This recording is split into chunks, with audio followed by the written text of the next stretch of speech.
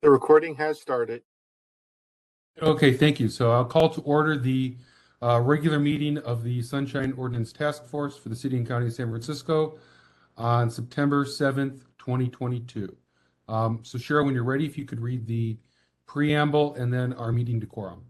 All right, I have the meeting starting at 4:07. Okay. This is the Sunshine Ordinance Task Force remote regular meeting on September 7, 2022. The time is about 4:07. Remote access to information and participation. In accordance with Governor Newsom's Executive Order N3320, declaring a state of emergency regarding the COVID-19 outbreak, and Mayor London Embreed's proclamation declaring a local emergency issued on February 25, 2020, including the guidance for gatherings issued by the San Francisco Department of Public Health officer, aggressive directives were issued to reduce the spread of COVID-19. On March 17, 2020, the Board of Supervisors authorized their board and committee meetings to convene remotely, via Microsoft Teams, and will allow remote public comment via teleconference. Members of the public may participate by phone or may submit their comments by email to cheryl.leger@sfgov.org. That's CHERYL.LEGER@sfgov.org. All comments received will be made a part of the official record. Sunshine Ordinance Task Force agendas and their associated documents are available at sfbos.org/sunshine. As the COVID-19 disease progresses, please visit the Sunshine Ordinance Task Force website regularly to be updated on the current situation as it affects the legislative process. Chair Yankee, did you want to read meeting decorum? You can go ahead, Cheryl. Meeting decorum. Any member of the Sunshine Ordinance Task Force may call for decorum due to disorderly conduct of meeting participants. Persons who engage in threatening and or menacing behavior may be asked to leave. Shall we call item 1? Yep, go ahead with item 1. Item number 1, call to order, roll call, and agenda changes. Let's do roll call. Member Wolf. Present. Member Wolf present. Member Hill, absent. Member Neighbors. Present. Member Neighbors present. Member Highland. Present. Member Highland present. Member Stein. Present. Member Stein present. Member Padmanabhan. Member Padmanabhan absent. Member LaHood. Present. Member LaHood present. Member Schmidt. Yeah. Member Schmidt present. Vice Chair Wong. Vice Chair Wong. Vice Chair Wong not present. Chair Yankee. Present. Chair Yankee present. 1, 2, 3, 4, 5, 6. We have 7 present. And Cheryl, before we continue, I see Member Padmanabhan on the attendee list, so maybe we can unmute her and make sure that she's there, and we could count her that way then. I just want to hear her voice that she's here. Right. Yep. Once we unmute her.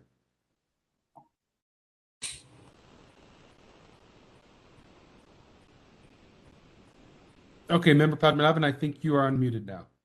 This is Member Padmanabhan. I'm having trouble logging in. Can you hear me? Yes. Yes. Yeah, we can hear you. Okay. So you are present. Yes. Okay, so that's 8 members present.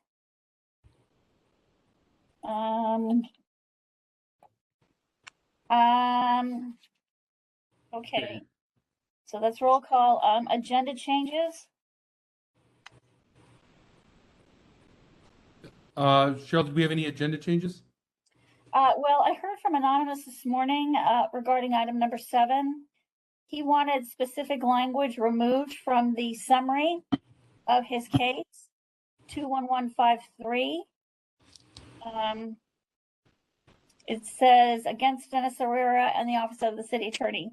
He wants the language and the Office of the City Attorney removed.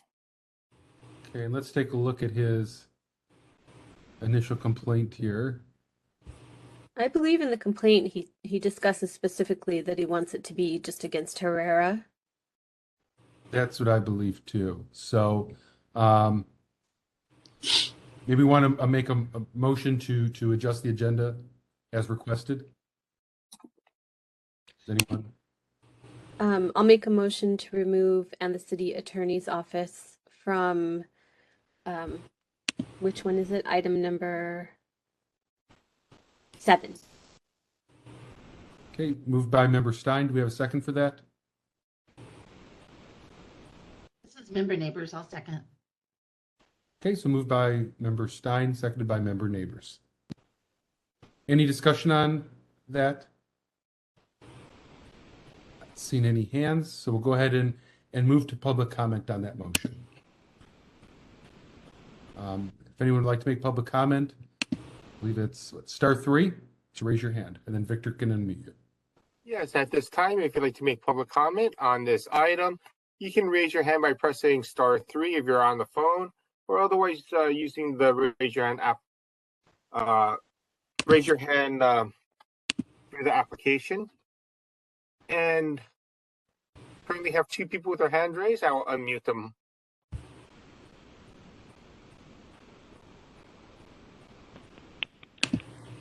Yes, good afternoon.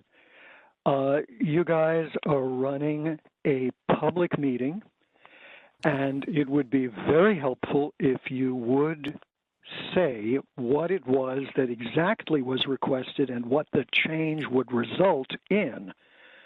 What is the wording? It's against Dennis Herrera only and not against the city attorney. What is going to be the wording that has been requested and that you are approving the change to? I think it would be helpful for those of us who don't have access to whatever. Public comment. Beg your pardon? Are you making public comment? Yes. All right. I'm asking you to explain the motion that you're making with respect to exactly what it is going to change the existing complaint to.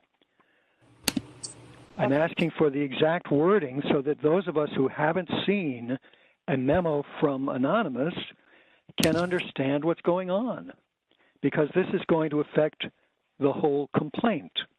So it needs to be stated not only what was requested in general, but very specifically, and in particular, how that changes the item and the actual content of the complaint.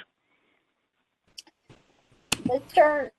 Anonymous requested that part of the first sentence of the summary in file number 21153, which reads, complaint filed by Anonymous against Dennis Herrera and the Office of the City Attorney for allegedly violating Administrative Code Section 67.29-5A by failing to keep or cause to be kept a calendar with certain minimum information about his business meetings and to disclose them as public records, and willful failure to discharge any duties imposed by the Sunshine Ordinance, the Brown Act, or the Public Records Act, and 6734, willful violation constituting official misconduct.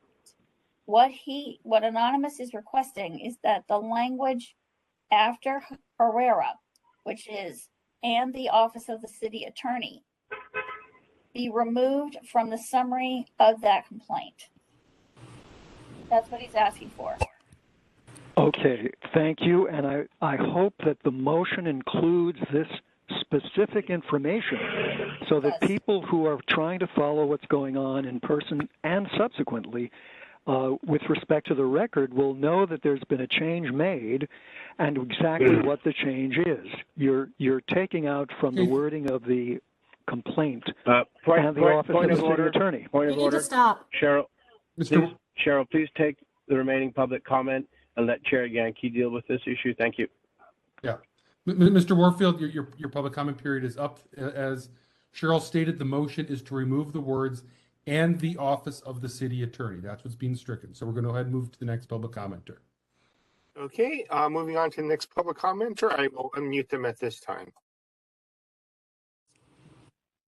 Good evening. This is Anonymous number 3. Please let me know when I may begin.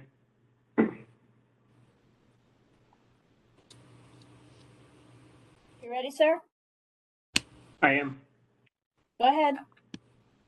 Thank you very much. I just want to clarify what I'm requesting. The motion is exactly right. This is a simple administrative error. I'm not asking you to change any part of my complaint. This isn't how the complaint was originally heard at committee. You can see my original complaint and the summary of the original complaint on page 250, footer page. It is just against Dennis Herrera, and Office of the City Attorney would not be appropriate since he was not the city attorney at the time of the complaint or the alleged violation. That is all. Thank you.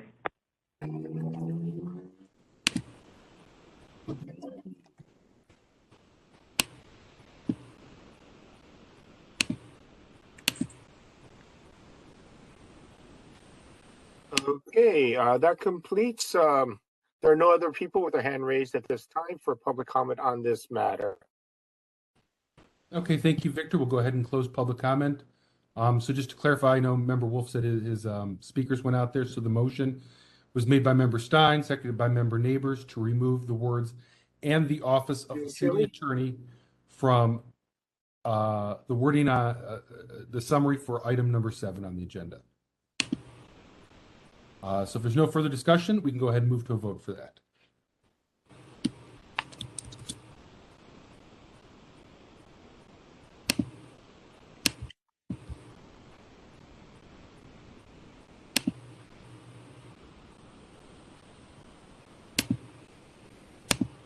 Cheryl, whenever you're ready. Yeah, I know. I'm just getting my paperwork here. Okay.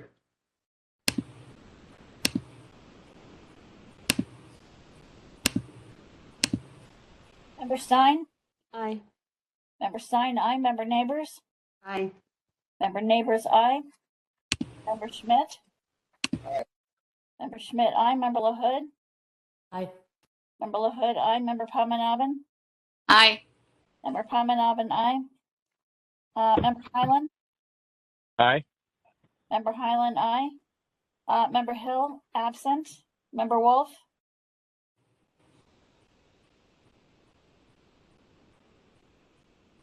Member Wolf? He's muted. Muted, Bruce.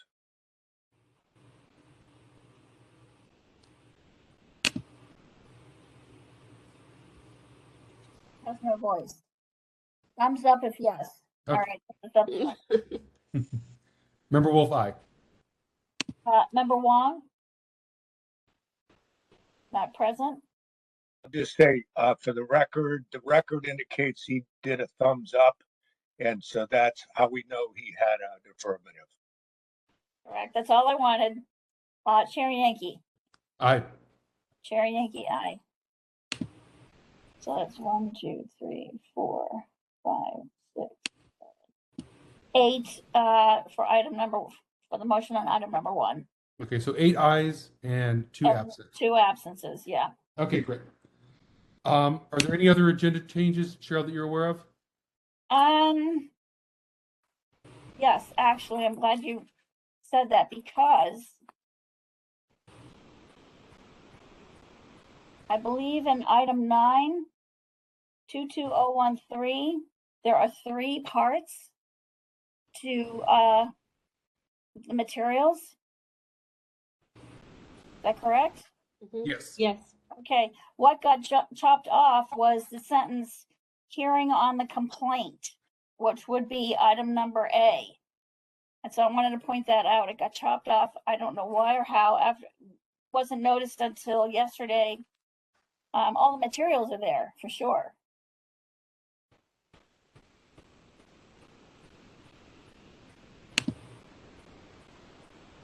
Members, are there any concerns with proceeding given that? If not, I think let's go ahead and not seeing any concerns. Okay, thank you, Cheryl, but we'll go ahead and just continue with that item when we get to it. Okay. Okay, but we appreciate that. Yeah. Anything else?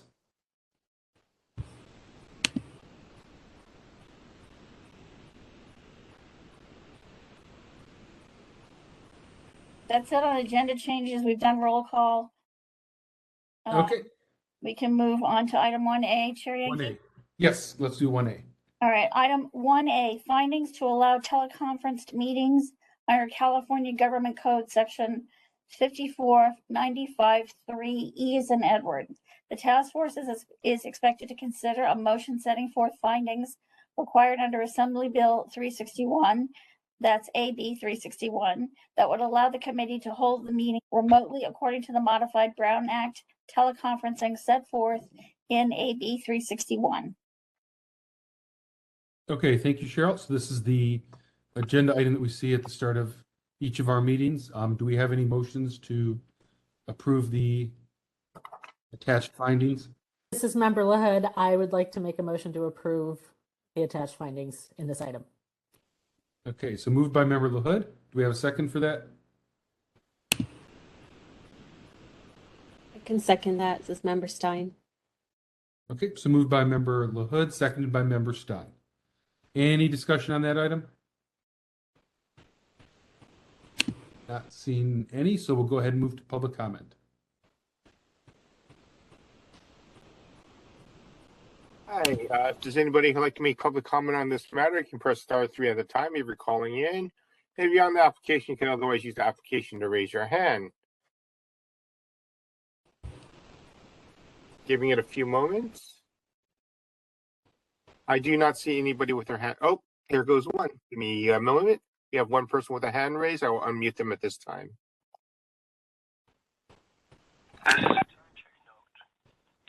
Yes, let me know when to begin, please. Go ahead, Peter.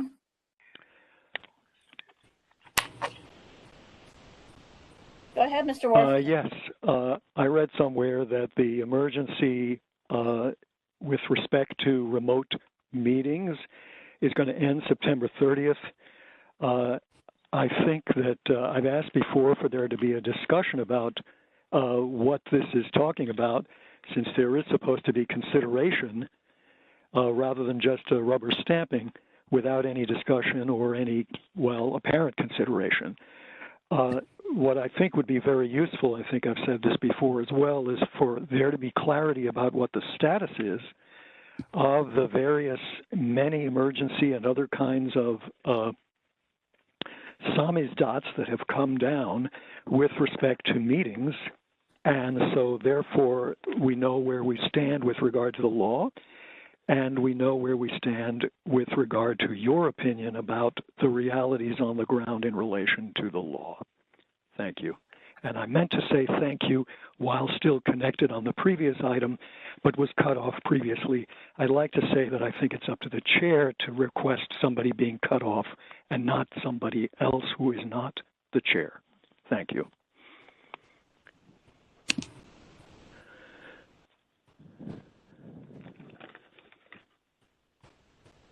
Do we have other public commenters? Okay, I do not see anybody else with their hand raised at this time. Okay, great. We'll go ahead and close public comment. Any other discussion on this item, members? Seeing none, Cheryl, when you're ready, let's go ahead and take our vote on that. Member LaHood. Aye. Member LaHood, aye. Member Stein.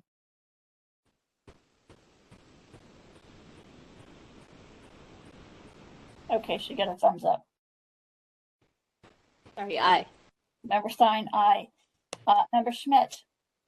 Aye. Member Schmidt, aye. Member Padmanabhan. Aye. Member Padmanabhan, aye.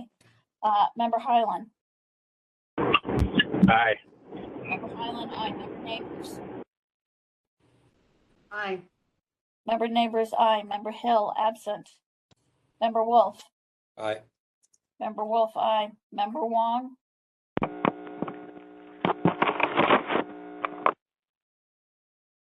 Member Wong, absent.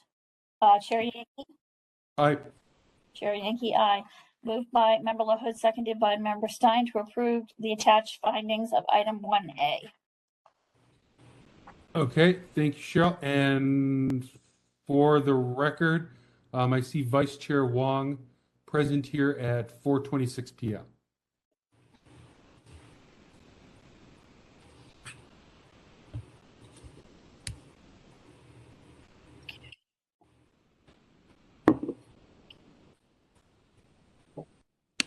Chair Yankee, shall I go on and read the next item? Yes, we're ready for item number 2.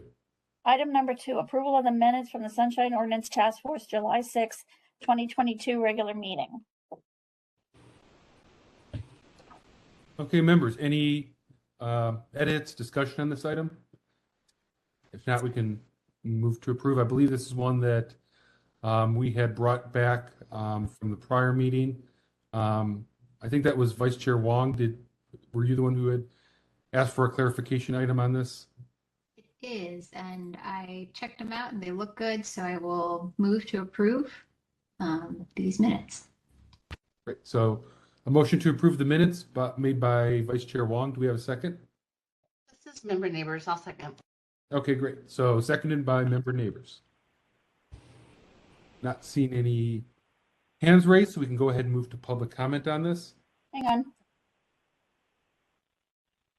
Second by Member Neighbors. Correct. Okay.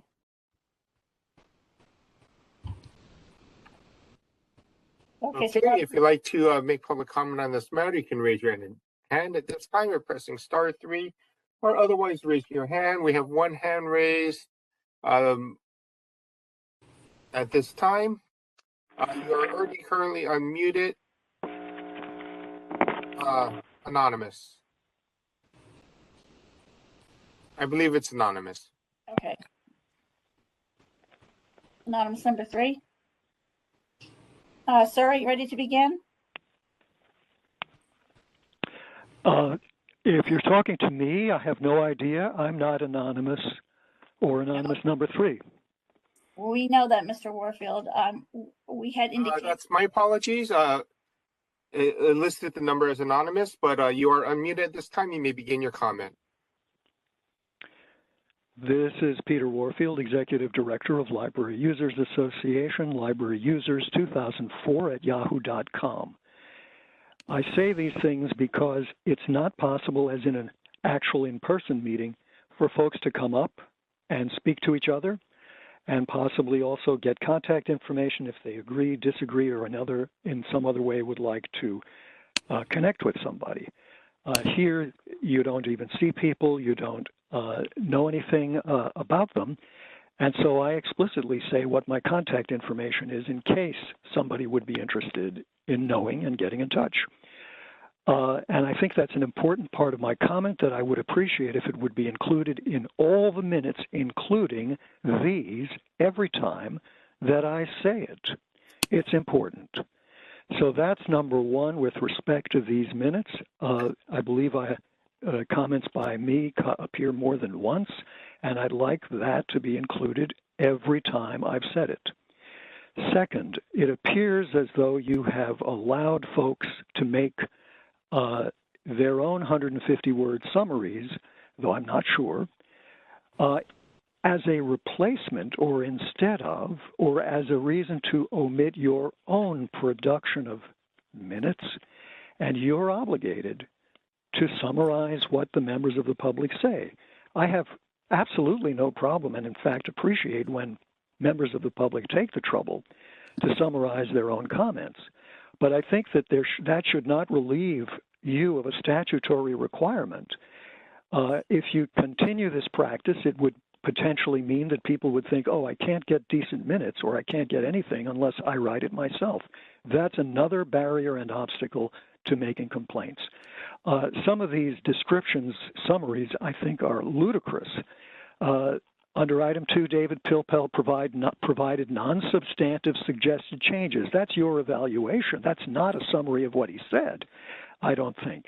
And on item 3, it says David Pilpel noted there was no public comment on item 2 regarding the motion to adjourn. What does that mean? Do the minutes show that there is public comment? Did he say that no public comment was offered? Is that what he was saying? It's not at all clear. And I think that the 30 seconds. Public comments, absolutely. Thank you for the advance notice. I think that these public comments need to be clear. They're your record.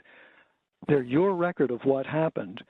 And as such, they should be the best and the most explicit and clear of any of the minutes that other people do, and they're not even adequate for your own purpose. Thank you. Other public commenters?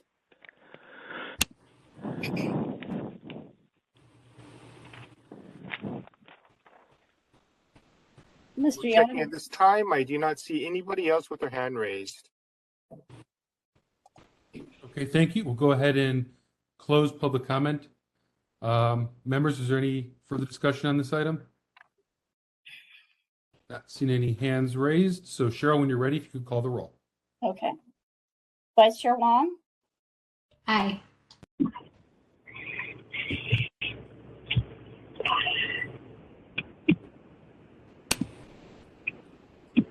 Vice Chair Wong, I can't hear you. Aye. One moment. Someone's leaving a comment in a Q&A saying that they have their hand up. They're not afforded the opportunity to make public comment.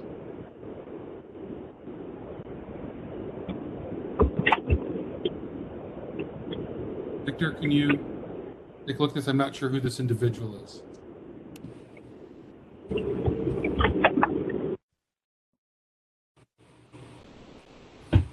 My apologies. I was just looking to see where that feedback was coming from. Everyone else is muted except for members at this time.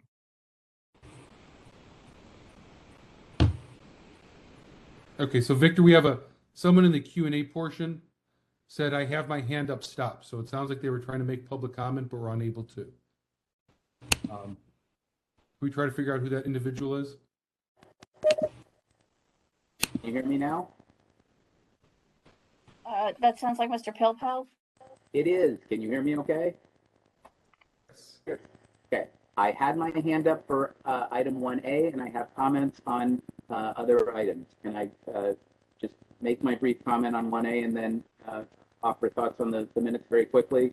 And I'm supposed to be somewhere. I've got a family thing I've got to do. So on 1A, following Mr. Warfield's comment, I'm interested in any order ending or changing requirements after September 30th. I am not aware of any. There is no new order posted on the mayor's website. The last order related from the mayor's office related to COVID is dated June 30th. I'm not aware of any new guidance from the mayor's office or the state or elsewhere. If there is, I'd be interested in hearing about it.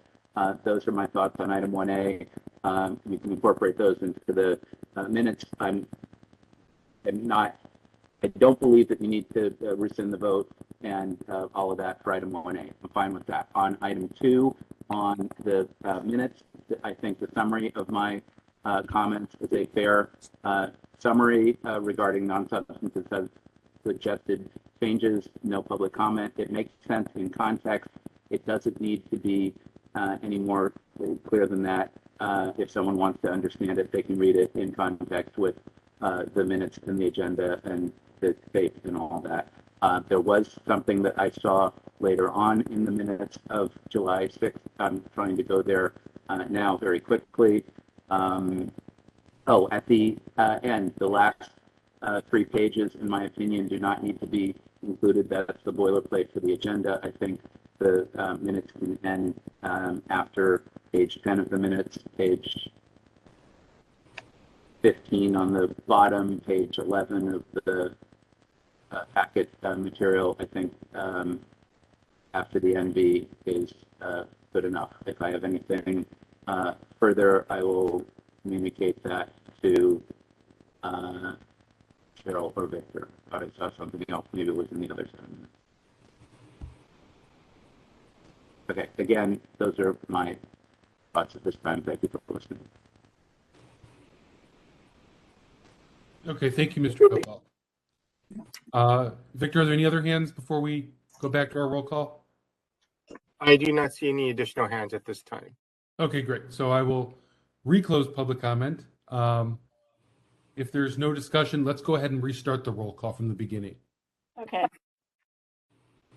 Member Wong, Vice Chair Wong. Aye. Vice Chair Wong, aye. Member Neighbors. Aye. Member Neighbors, aye. Member Schmidt. Aye. Member Schmidt, was that an aye, sir?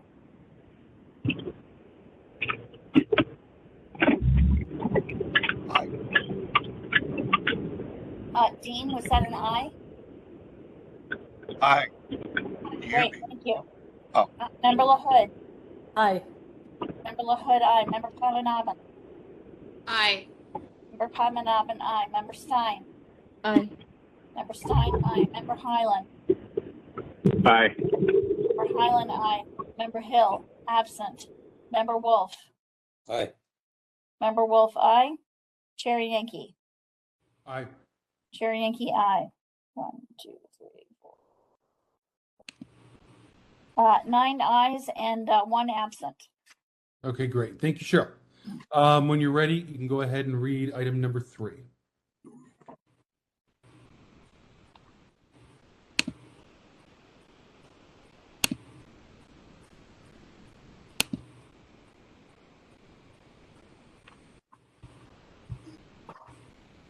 Item number 3, approval of the minutes from the Sunshine Ordinance Task Force, August 3, 2022 regular meeting.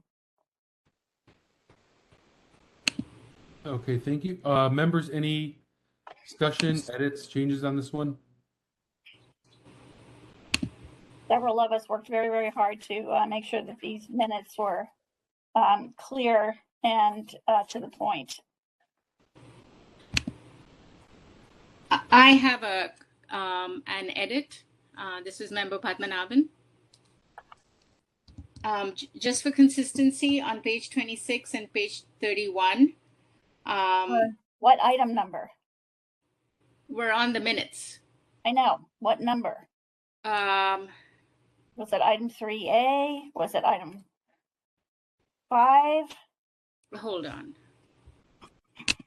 Let me check.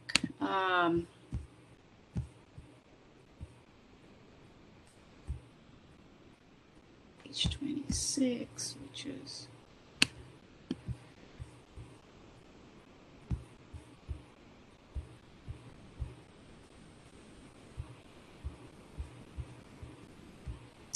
it's number 6. Number 6. Okay. File number 22037. File number 22037. Okay. In the action, we have 67.25 by failing to acknowledge a receipt of an immediate disclosure request. For consistency's sake, please could you add 67.25A? Could you edit that? Make this 25A as an apple? Yes.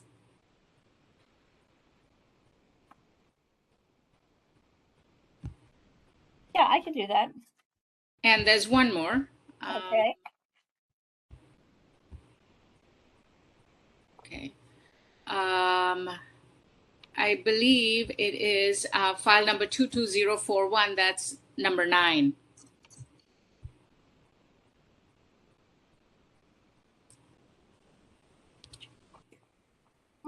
Okay. And it's the same thing, 67.25A.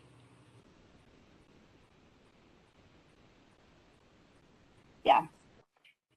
In the action that you brought. That's right.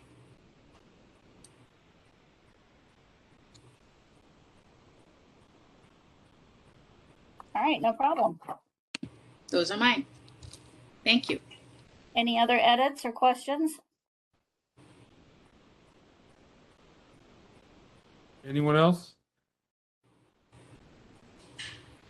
Okay, do we have a motion to approve with maybe with Member Padmanabhan's edits?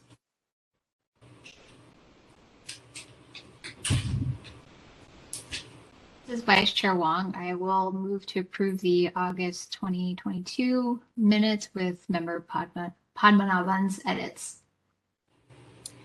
And this is Member Padmanabhan. I second that. Okay, great. So we have moved by Vice Chair Wong, seconded by Member Padmanabhan. Not seeing any other hands on this, so we can go ahead and move to public comment for it.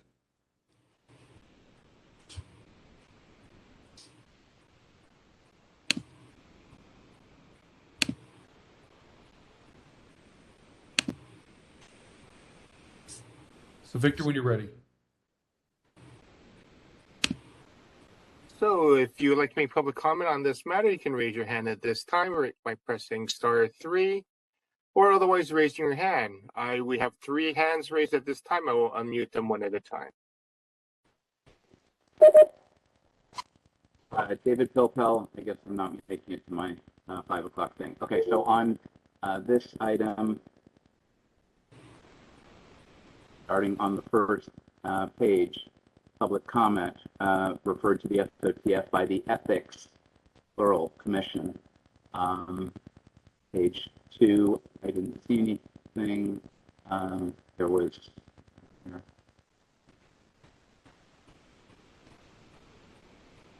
Item 3, you said, David?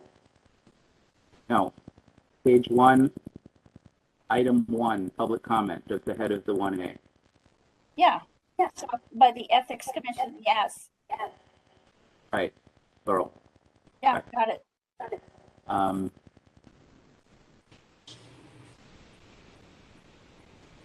There was some other stuff. I didn't make notes. One moment, please. On page 3, I don't recall with the member Schmidt recusal if that required a motion and vote, or if member Schmidt just announced it. Normally, a recusal requires a motion and vote. Again, I don't recall how that transpired. Page 3.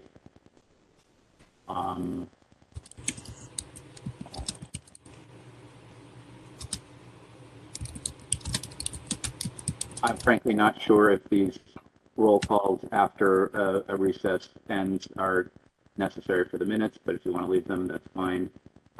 There were other things in here. Page 6 of the minutes on the bottom, my public comment. Department, I think, should be spelled out for Department of Elections, and thinks it reasonable for a representative of the Elections Commission to attend these meetings. I don't think it's reasonable for the entire Elections Commission to attend a Sunshine Ordinance. It's reasonable for the members of it? For a representative of the Elections Commission.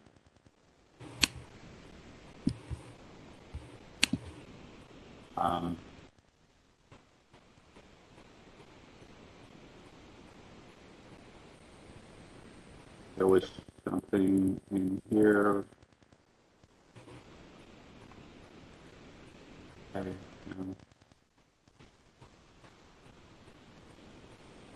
Sorry, this is taking a moment.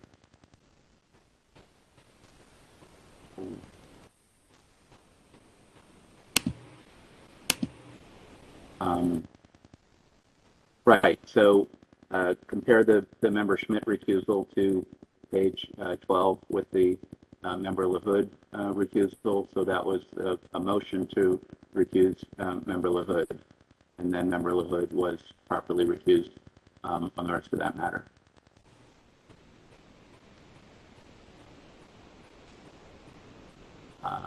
And then there was a thing, sorry. No, confused. No, not that. All right, back on page 3 at the top, the reference to Elisa Somera, I believe, should be legislative deputy or legislative deputy director.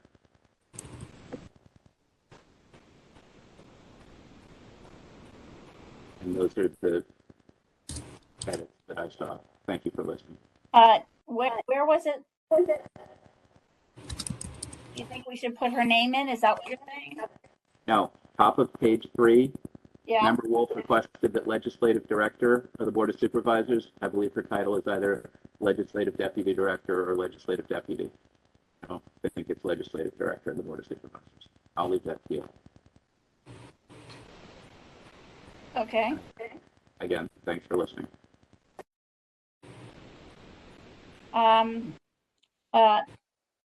Member Yankee, what do we want to do about this Schmidt recusal? Let's just continue with the public comments, and then we'll discuss. Okay, moving on to the next public comment. I will unmute them at this time.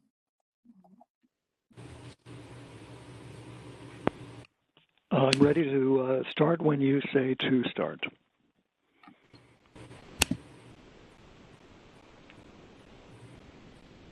You ready, Mr. Warfield? Okay. Go ahead. This is Peter Warfield, Executive Director of Library Users Association. Library Users 2004 at yahoo.com and P.O. Box 9170544, San Francisco, California, 94117-0544. Again, I say this for reasons that I consider important, and I hope and expect that you will include this in your summary of my comments whenever I have said those things, the contact information in full. In this one, it seems as though my favorable comments about my appreciation for quite a number of things that occurred and quite a number of the motions is pretty coherent. And so I'm charmed that those sorts of comments seem to come across fairly clearly, while others are unfortunately not at all what I would consider a fair summary of what I've said. And I think that, once again, I think it's important for you to be very explicit with the minutes, including, for example, where you agree to make changes. It's important that the specific change be known, because you're ruling on the law and violations of the law that presumably will be a lesson or a precedent for other people. And if you're adding a subsection specifically that was violated, as you did by a suggestion previously by one of your members, that should be very clearly and simply stated. It's the two occurrences need to have added the subsection that was specifically cited. With respect to some other specifics, I guess I don't know that there's much point, given my previous experience with specifics of requests for changes to comments. For example, on your page 24, minutes page 5, just above item 5, it says, Peter Warfield stated that agendas need to be clearer because the format of the agenda does not explain the document. I can't tell you from reading that what it was that I said. Maybe I said that you don't have explanatory documents specifically identified and listed and named within the agenda, which within your agendas generally, which I think is a very serious problem, especially for people who are looking at a print version of the agenda. But I have no idea if that's what was said at that time, and I think that needs to be clarified. I'll leave it at that. Can you tell me if I have 30 seconds or more? Nope, you have 2 seconds. 2 seconds? That's it. Well, thank you very much. Do we have other public commenters? He says, no, you have 2 seconds.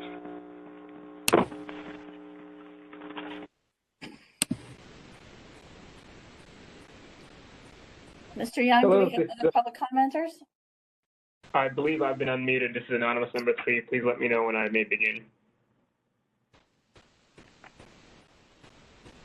We can hear you, just one moment.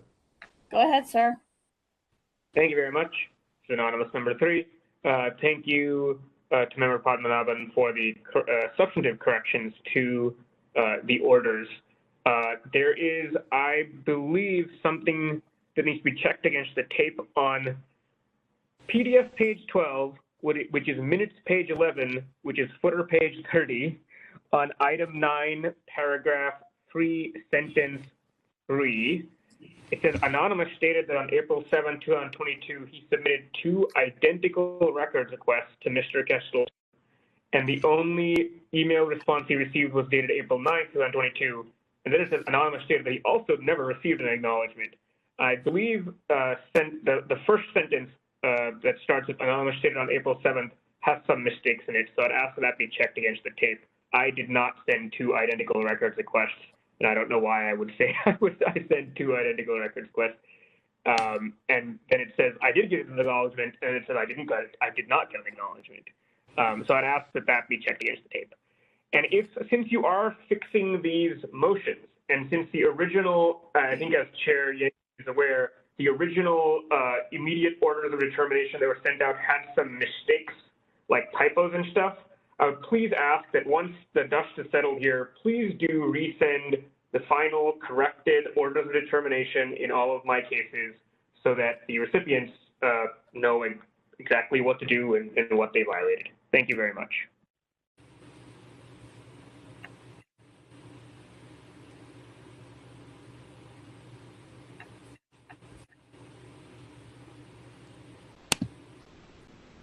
Victor, do we have any other public commenters? I believe that was our last public commenter at this time. All right, great. We'll go ahead and close public comment.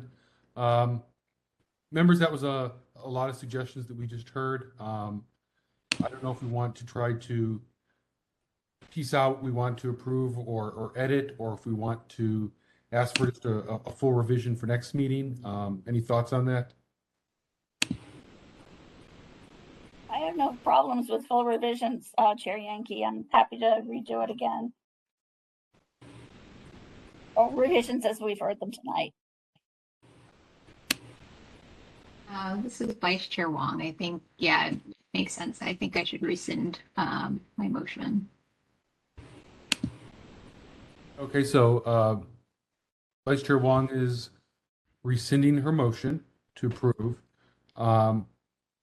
Do we have a substitute motion from anyone? Perhaps to continue to the next meeting with the suggested revisions? I'll move to continue the item to the next meeting. Okay, so moved by Member Wolf to continue this item to the next meeting. Do we have a second on that? This is Vice Chair Wong. I will second that motion. Okay, so seconded by Vice Chair Wong. I have a comment on that. Okay, go ahead, Member Wolf. We really have to avoid continuing minutes, because really you can't have your next meeting until the previous meeting has been approved. It's kind of a general rule. So I want to try not to have too many sets of minutes be delayed, or else there's no acknowledgement that a meeting has existed before, except that there's a recording and what have you, but it's general practice. So I'd just like to, maybe if we could find some other process to assure, that these corrections or adjustments are made as close to the meeting as possible so that they can be introduced. Be happy to brainstorm with anyone on how to do that. That's a good suggestion. So, so members of the public, I mean, Cheryl typically, I believe, posts these on our website. What would you say, Cheryl? A week or two of the meeting? Draft. If the meeting is on, let's say, September 1st, for example, it would be posted by the following Friday, not the Friday 2 days after the hearing, but the following week. So Okay. that's like 8 business days. They're posted on the website? Yes. So it'd be Wednesday, Thursday, Friday, that's 3. And then the following week would be 5 business days. So the deadline is the 5th, the Friday, the second Friday. Would be 8 business days. Okay, so members of the public or any members of the task force, once those minutes are posted, the draft is, you can certainly feel free to email your suggested edits to Cheryl.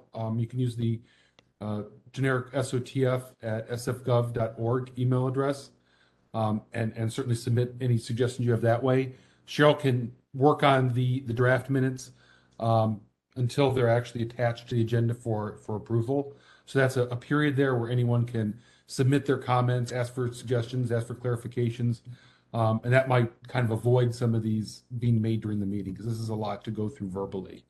That's good. Does that sound good? So that's kind of a general practice we can use. Certainly, people are still welcome to give public comment during the meeting, but that's another way of doing it that may expedite things to a certain extent. All right. Any other discussion on this motion to continue?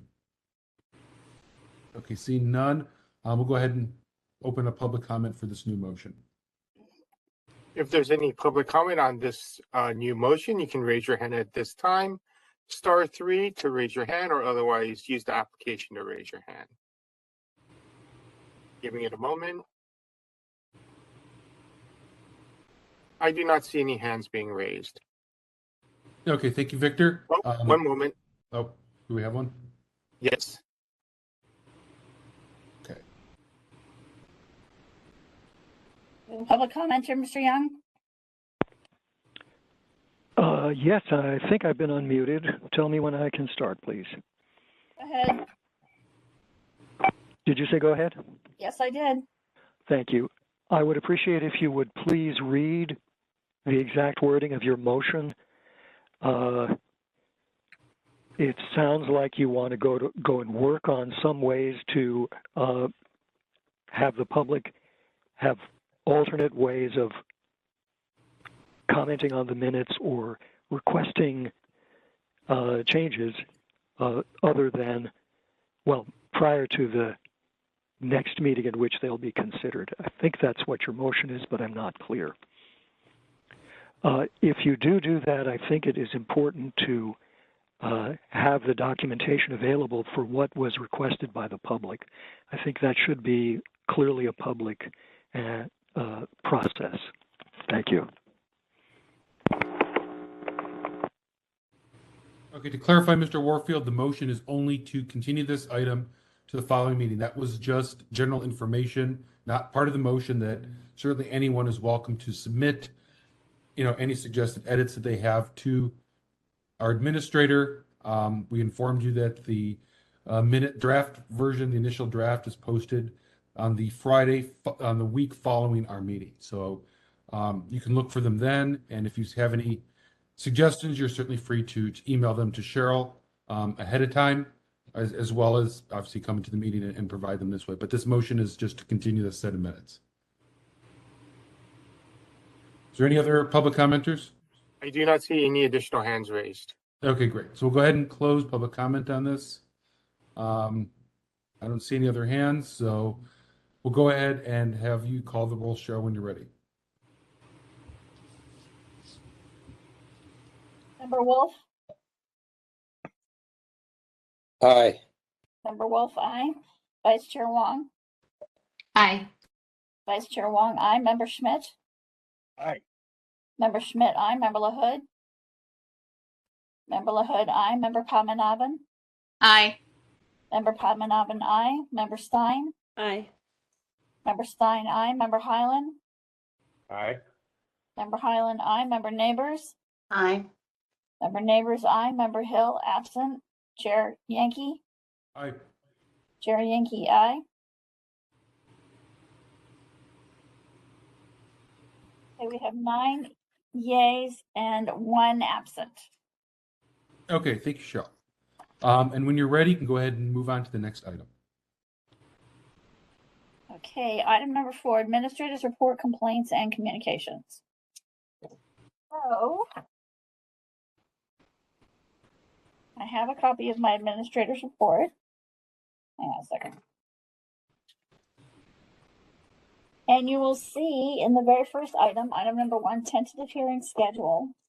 We are now starting to get dates for January. So we have September, October, November, December, and January. So we have all the dates for this month. We know the complaint committee's meeting, when the EOT committee's meeting. And same as you are all aware, EOT and CAC alternate months. So that's been consistent throughout this schedule. In item number 2, 1, 2, 3, 4, 5, 6. 6 new cases, but that's for the August calendar. And as you all know, there really isn't much activity due to the Board of Supervisors not being convened. So I'm not surprised that we didn't get a lot of different complaints. So I have calculated the pending petitions and complaints before the task force, item 3. Updates from committees. I included the complaint committee minutes. Those will be finalized at the complaint committee meeting, I believe this month. I think it's on September 20th. I had public communications from Mr. Pilpel and Anonymous. And I had a record of 181 emails, which is somewhat low for what I usually receive per month. I'm usually receiving something into the 230 to 250 range in typical months. But like we all know, like I just said, August is the break month. So the complaint committee minutes are included, as well as the public comments. and my emails. The only thing that's not included in the email list is anything administrative that might have taken place, like if I had to hear from human resources or something. But having to do with task force information, it's all included.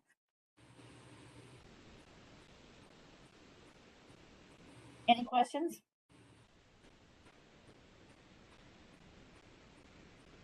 All right, this is Chair Yankee. I'll just jump in here and say that it didn't make the administrator's report, but I spoke with Clerk Calvillo, and we can go ahead and schedule a Rules Committee hearing.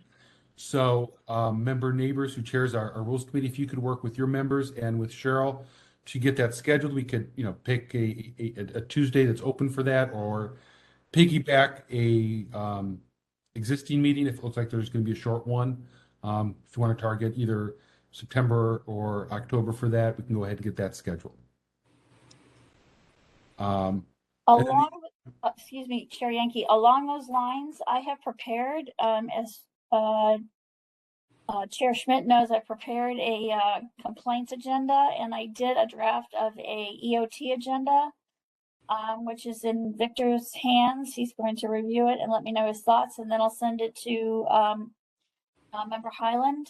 So right now it looks like the meetings wouldn't end till probably 8:30, 9 o'clock at night. So piggybacking probably this month is not a good idea. Okay. So October would be better. We could have like a shorter complaint committee meeting of like 3 cases, and then the rules committee can jump on right after that. We want to target September 13th or October 11th, which are separate Tuesdays. We don't have to decide right now, but those would be alternates as well. Member Neighbors, do you want to comment on that? Yeah, why don't we get together outside the meeting? We'll look at the calendar together and figure it out. All right. We can have a quick Zoom meeting or something. Yeah. Teams meeting. Do you have Teams? Sure. Yeah. Okay. I got them all. All right. So, why don't I call you? We can discuss that offline. We don't need to talk about that during. Yeah, and the other thing I'd note is that I believe our bylaws also allows the Rules Committee to hear complaints. So if we ever need the Rules Committee to substitute in for one of the other ones, we could always explore that as well. That's true. I was just hoping that we could get this thing squared away. Yeah. Then the other item, it's a communication. It didn't make its way into the packet, but I think it's timely, and so I kind of wanted to read it into the record. Is we did receive a response back from John Arntz, the director of the Department of Elections, to one of the orders that was sent in response to our motions that we made at the August meeting and approved. And I'll just read it here. It says, "Hi, Cheryl. Martha forwarded several emails to me, similar to the one below regarding the SOTF deciding that redistricting task force members did not comply with records requests. At this point, does the Department of Elections just need to obtain the records and provide them to requesters? However, to do so, please send me the requests complaints so that I know what records to obtain and for which requester." So that might mean that the Department of Elections is able to assist in obtaining these records, at least the ones that are on SFGov email accounts. And so I just wanted to make sure all the members were aware of that response that we received.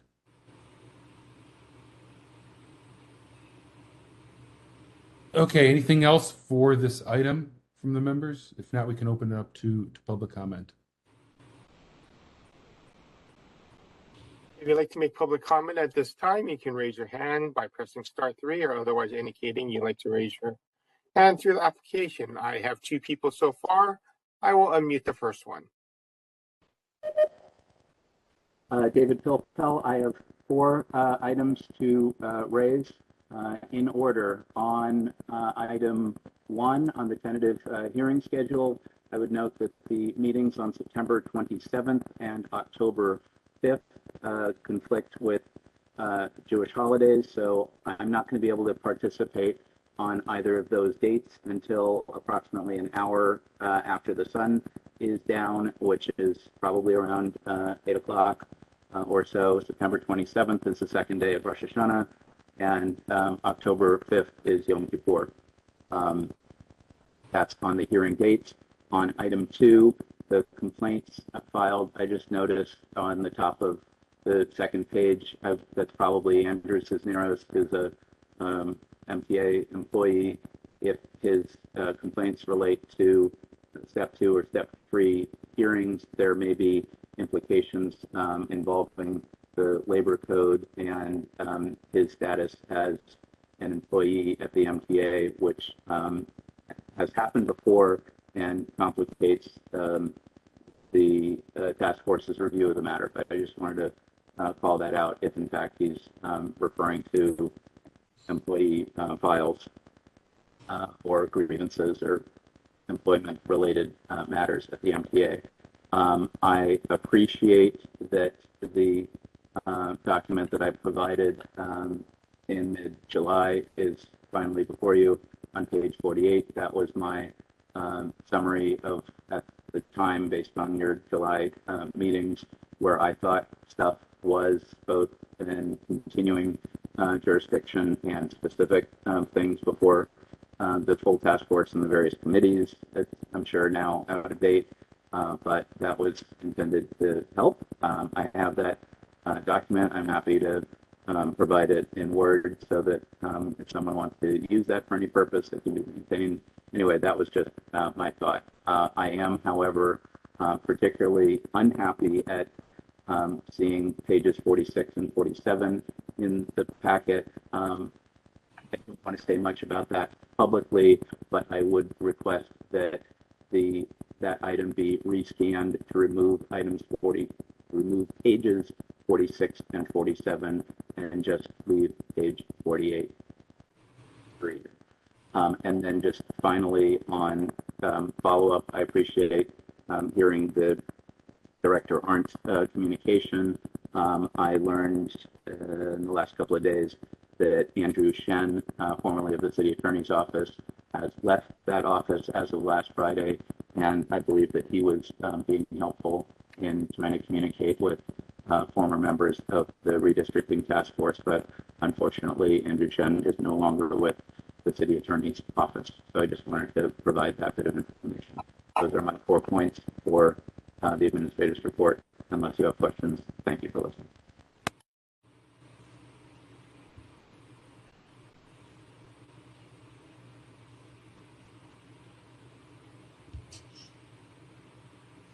Do we have any other public commenters? Yes, give me a moment. I'm muting the next one. Okay.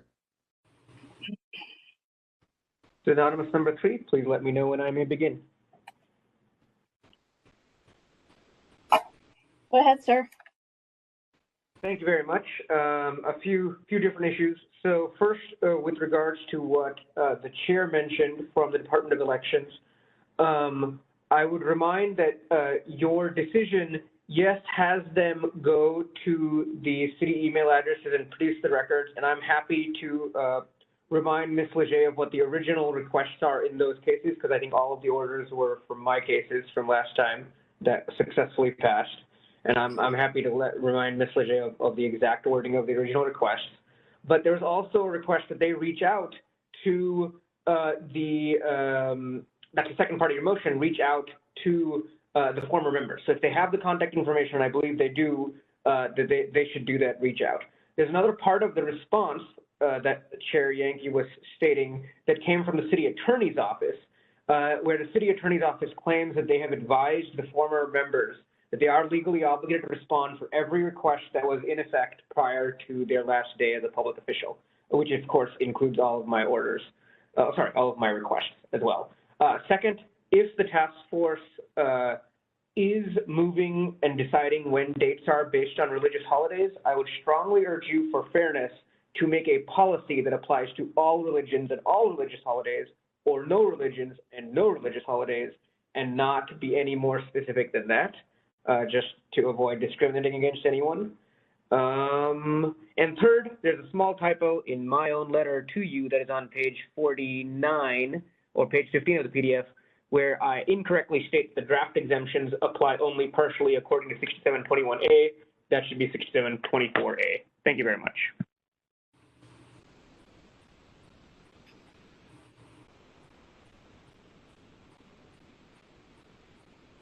Okay, thank you. Do we have any other public commenters?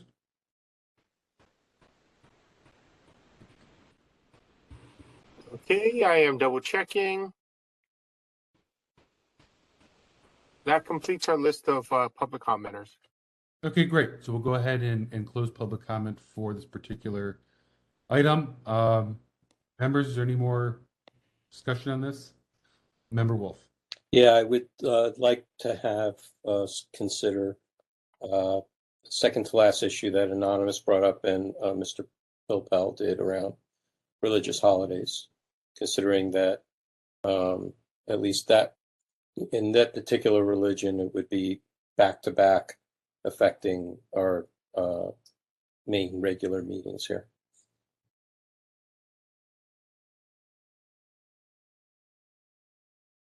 Are you making a particular proposal, Member Wolf? I don't know. I don't necessarily know what proposal to make because what it would mean, really the only proposal, to be fair, would be to move the meetings to a different day that month, those months.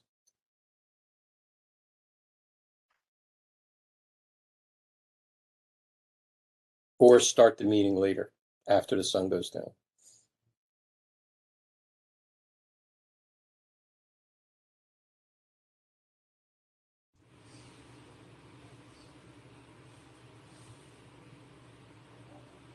I don't see any formal action on this. So, well, I'll just, announce now that I will be, I will also be arriving late to the meeting and until the sun goes down. And if I'm unable to make it because of that, it's not a very good precedent to set.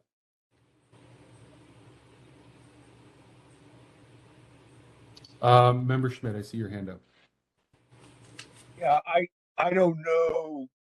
I have no opinion on this. I don't have any kind of answers, but it does seem like it's maybe a question of religious accommodation, and I wonder if there is a citywide policy, et cetera, et cetera. I know that when somebody makes a request for accommodation based on via the ADA, there are guidelines, there are standards, et cetera. I don't know if there's any like city provision, or it even could be, something where it's a state law that's followed. But I wonder if we may not be bound by something like that. And it may be that legal counsel could give us a citation. Ms. DCA Reese, could you, I don't know if you heard that from Member Schmidt, respond? Yeah, I certainly did. I don't have a citation to give you. Generally, those do apply as like an individual, exemption or accommodation.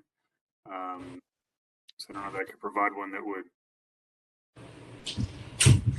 would be grounds to reschedule a meeting, other than Member Wolf mentioned, like if the individual members have a conflict and would have to be late. So that's usually how that applies. Is like you can't be compelled. I mean, this actually came up with like the city's vaccination requirement was a religious exemption, so that someone can be compelled to do something that was a violation of their religious practice. But I don't know that I can offer it as something that would compel rescheduling the meeting. It will conflict with your legal representation for either of your deputy city attorneys.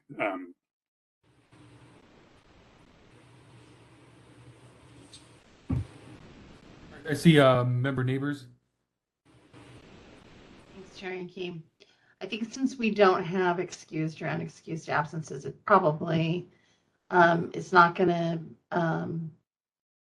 be an issue in terms of any individual member needing to excuse themselves for religious reasons, and any member can be free to do that for any religious reason without there being ramifications, I believe, since we don't have unexcused absences. So I'm not sure why we would need a special policy for religious exemptions, rather than just staying aligned with the city and county calendar for religious holidays, and then ensuring that we don't discriminate against anyone for missing time to their religious practices. Thank you, member Neighbors. I see member Schmidt and member Wolf still have their hand up. I don't know if those are. I would just say what member Neighbors just stated, I pretty much would go with. It's in terms of a sort of an ad hoc, policy for today if we needed one. Member Wolf, did you have additional comments? I would just say that considering that both these holidays would be back to back, month after month, that could cause somebody to miss 2 meetings, which does have an effect on our attendance policy. That's one thing. The second thing is I would say, just out of respect, I think the providing an accommodation for religious holidays that fall on that time, that have specific time frame of the way they operate. I mean, I would feel pretty not good if there were items that were heard before 8 o'clock that I was unable to comment on, and decisions were made without my ability to vote on them. So I would object to that.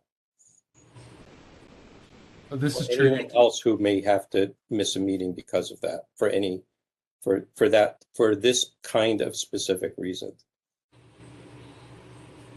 Okay, this is Chair Yankee. I don't believe our attendance policy covers absences from committee meetings. I believe it's just regular. It says regular meetings of the task force, which I would interpret to be, our full task force, obviously. So I don't think anyone would be penalized, to member Neighbors' point, for missing a fuller portion of any committee meeting, at least as far as our bylaws go.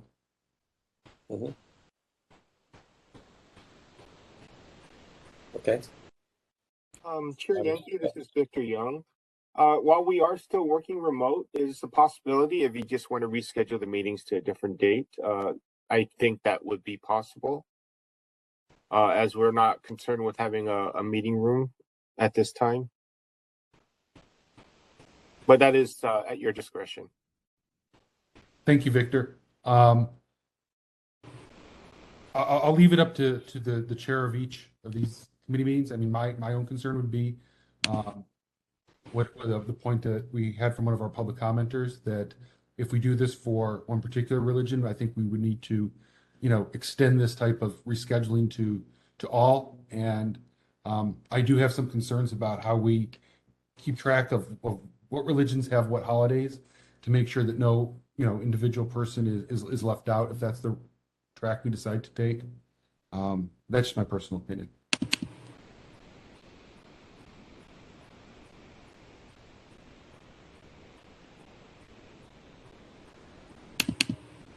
I still see some hands up. Are those additional comments, or?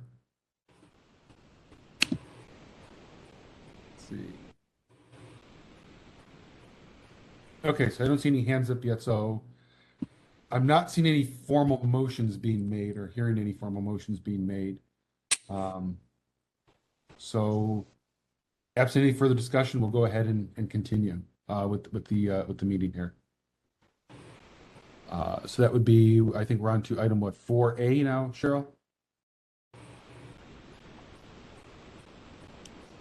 We are, excuse me, we are on to item 4A. Item 4A, communication from legal counsel regarding a parental leave policy. Consider scheduling a future hearing to amend the Sunshine Ordinance Task Force bylaws pursuant to Administrative Code Chapter 67B as in boy. Thanks, Cheryl. And I see DCA Reese is here, so maybe he can give a quick introduction to this. I know I attached his communication to this item as well, so members of the public and members of the task force can read that as well. But Mr. Reese, maybe you could elaborate just a bit.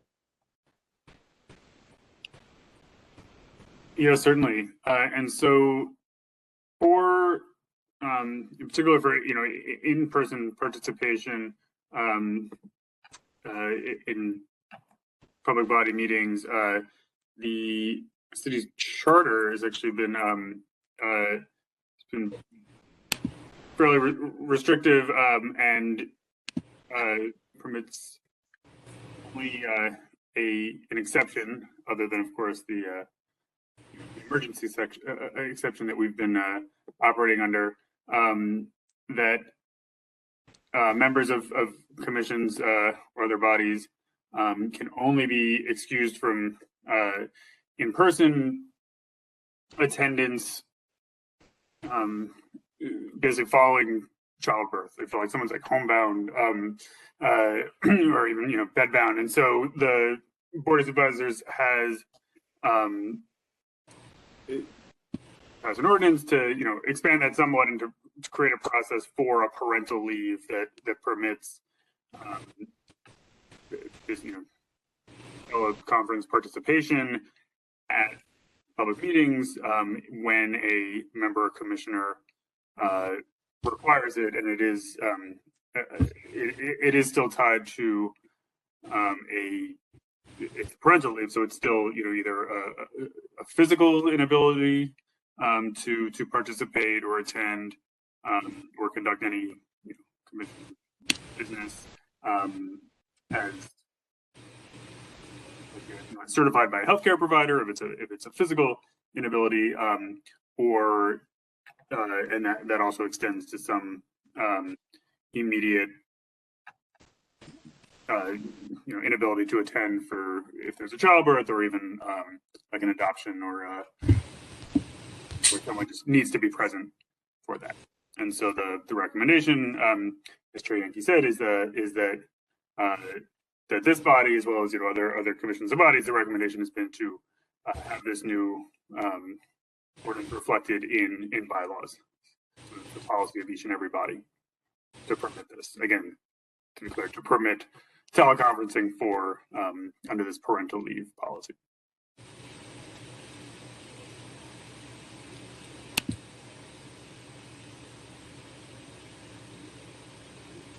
All right, thank you. And I think there is some like boilerplate language, a sample language for a bylaw amendment that's on page 66 of the attachment. My suggestion would be to maybe we approve the motion to allow me to work with Cheryl to fill in the blanks here, which are mainly just putting in the name of our body and we are and all that, and then go ahead and get this posted and scheduled for the official adoption at our next meeting. Member Schmidt? A question for Attorney Reese. Is it your understanding that this is being put out there to be dealt with by individual commissions through their bylaws? It seems to me to be more of a personnel kind of issue where it would be uniform throughout the city. It seems odd to me, and I'm not sure if we have a full set of employment policies in our bylaws at this time. This would seem to be like a one-off. What do you think of that? Yeah, so it was passed as an ordinance by the Board of Supervisors. So the ordinance does say that this is now the policy of the city, and it applies to commissions. And the final paragraph of the ordinance reads, each commission shall amend its rules of order or similar document to include the parental leave policy. So, and to provide that to new commissioners as they join the body. And so essentially that's what the advice or the ask to amend the bylaws would be, is to demonstrate that this commission adopted this as a policy, and we'll provide it to commissioners going forward. Okay, got it. Okay, well, then it sounds like it could be just sort of all the commissions just do a pro forma vote, and then we all have a policy. Okay, thank you. Move to approve. Okay, so Member Wolf is moving my suggested motion to authorize the chair to work with the administrator to finalize the language based on the sample language provided for our bylaw amendment and bring it back to our next meeting for final approval. Okay, Chair Yankee, I didn't get all that. Can you repeat it? Yes, so it's to authorize the chair to work with the administrator and finalize the sample language for our bylaw amendment and bring it to our next meeting for final approval.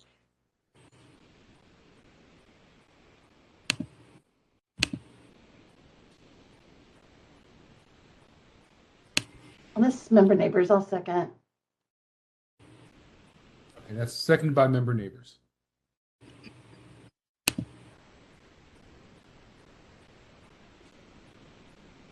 Okay, members, any further discussion on this item? Member Wolf, I'm assuming your hand was from the prior comment you made? Okay, yep.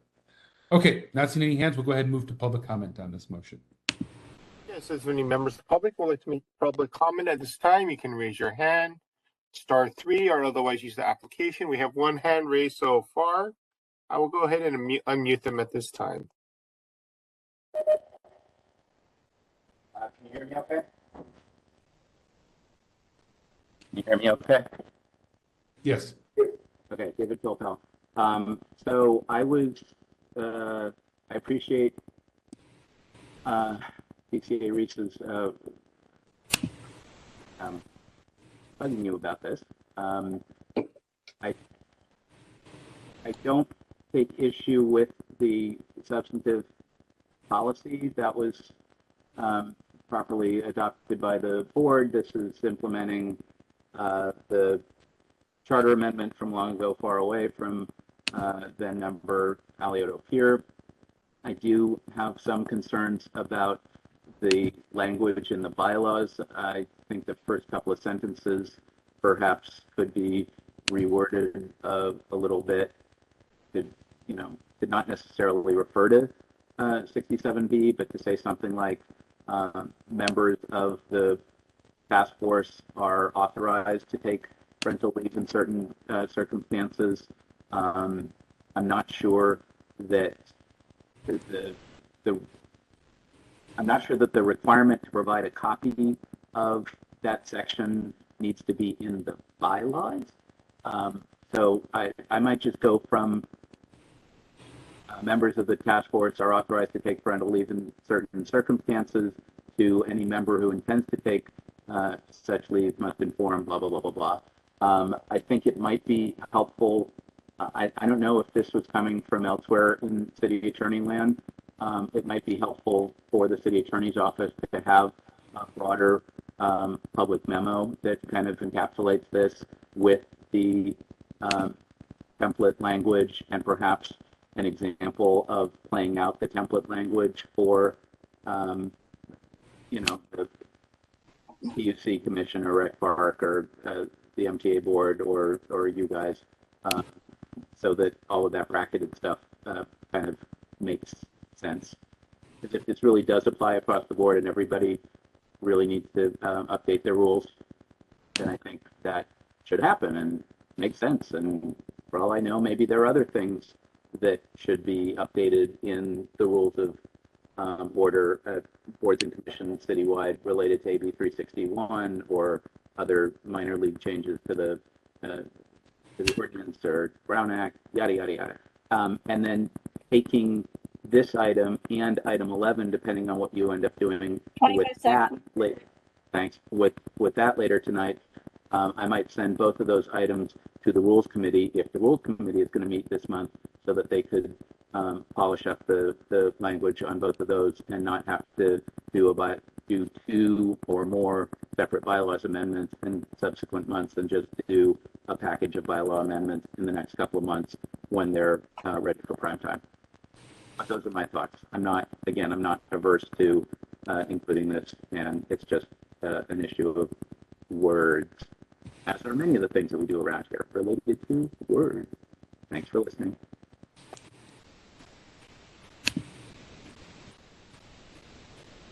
Okay, thank you. Do we have any other public commenters? Yes, we have one additional commenter at this time. I will unmute them. Okay. Yes, just let me know when to start, please. Can you hear me? Go ahead, Peter. This is Peter Warfield, Executive Director of Library Users Association, Library Users 2004 at yahoo.com, and P.O. Box 170544, San Francisco, California, 94117-0544.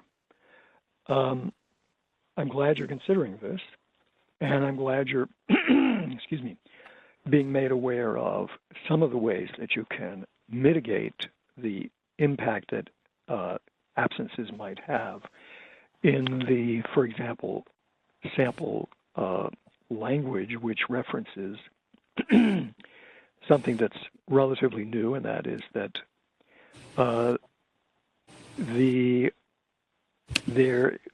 basically that you can apparently still participate in a meeting remotely, even if you're on parental leave.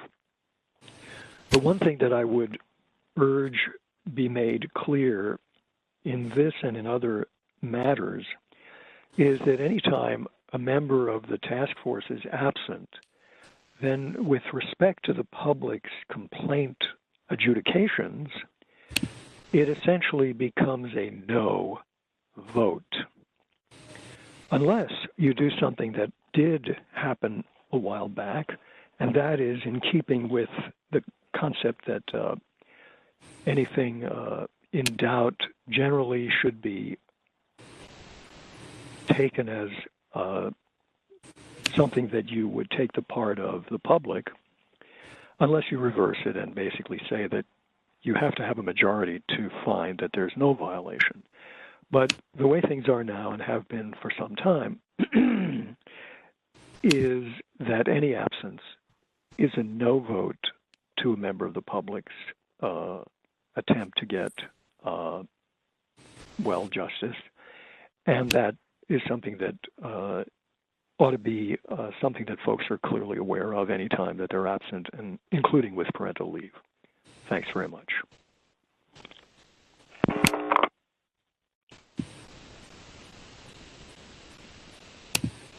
At this time, I do not see any additional parties with their hand raised. Okay, thank you. We'll go ahead and close public comment on this item. Members, do we have any other points to discuss on this before we move to a vote? I've not seen any hands, so Cheryl, when you're ready, we'll go ahead and take a vote on this item. Mayor Yankee? I didn't make the motion. Move to authorize the chair to work with the administrator and Cheryl, I did not make the motion. So the vote shouldn't start with me. I believe Member Wolf made the motion. All right. So it was moved by Member Wolf, I believe seconded by, was it? Member Neighbors. Member Neighbors, yeah. So let's start with the vote with All right. Member Wolf. Member Wolf? Aye. Member Wolf, aye. Member Neighbors? Aye. Member Neighbors, aye. Member Schmidt? Aye. Member Schmidt, aye. Member LaHood? Aye. Member LaHood, aye. Member Padmanabhan? Aye. Member Padmanabhan, aye. Member Stein? Aye. Member Stein, aye. Member Highland? Aye. Member Highland, aye. Member Hill, absent. Vice Chair Wong? Aye. Vice Chair Wong, aye. Chair Yankee? Chair Yankee, aye. Okay, so this is made by Member Wolf. Hang on a second.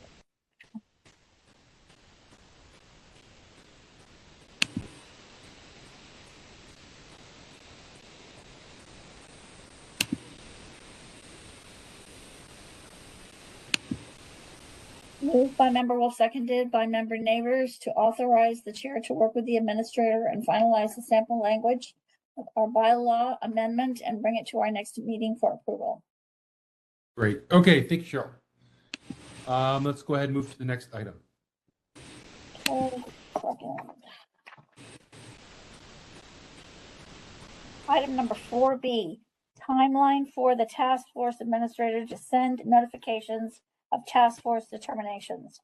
Review implementation of the motion passed for item 9 at the March 2nd, 2022 meeting of the Sunshine Ordinance Task Force.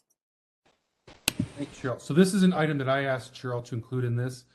This was a motion that we passed back, I believe it was in our, let me look here, our March meeting, asking the administrator to send a copy of the determination that we made at a meeting the following business day from our meeting to the parties involved so they can begin to implement it. As we went through this process during our last meeting, it was a very long meeting, and some of what was sent out was incorrect. Upon further discussions with Cheryl, I learned that the audio is not available to her or the public when she sends this out. So she's going by the notes that she made the night before, oftentimes 7-8 hours into a meeting, which may explain some of the errors that were made. Obviously, we don't want improper, versions of our motions going out. So I asked her to include this so that we can discuss it. Maybe we need to make some tweaks to this. Obviously, we don't want to wait too long to get these out. I know we discussed at our last meeting that, delaying these getting out delays the records from being turned over. But at the same time, we certainly don't want improper versions of our motions going out, particularly when there's no way to verify what actually occurred on the audio or any meeting minutes. So that's kind of the issue and why I asked this to be brought back. So I don't know if any members have thoughts on this. I'll kind of open it up.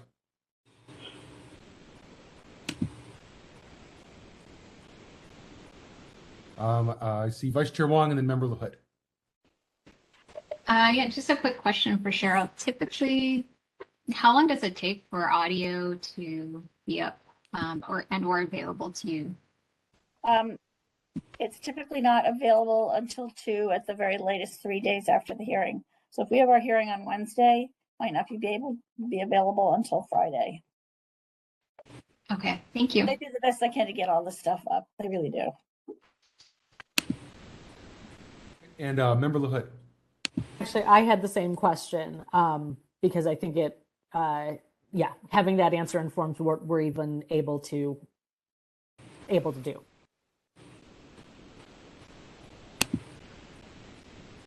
Yeah. So based on that, I mean, my thought was maybe we could, kind of change our direction a little bit and ask that the administrator send these out either, the day of or 24 hours after audio becomes available. I don't think it would lead to a significant delay, but it allows, Cheryl that opportunity to double check, particularly some of our lengthy or complicated motions or ones that get amended multiple times to make sure that what goes out is correct, and also obviously allows any of the recipients of these orders to check back with the audio if they need further clarification and, that sort of thing. Member LaHood? We add something that says we recommend that when an order of determination has been issued at a meeting, that it be taken, seriously, and that respondents begin acting in good faith, knowing that the official order of determination is forthcoming.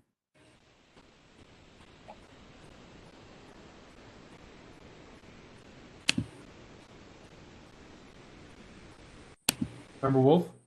Yeah, I'm not quite understanding here. We went through considerable amount of discussion on this. Are we now saying that the order is not active at the time that it's being made and at the close of the meeting?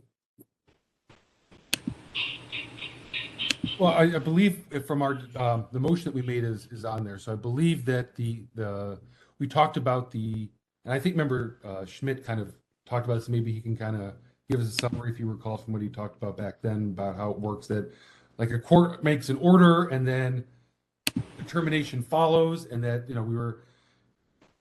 I'll turn over to Member Schmidt. But if you read that, it also has a comment from DCA Price Wolf that states that if the order is made verbally at the bench, that's when it's active. If it's detailed enough. And that's definitely, that's a court practice often and there can be all kinds of rules about, when is it effective, what do you have to do to react to it, etc. And I think that's sort of what we're dealing with here is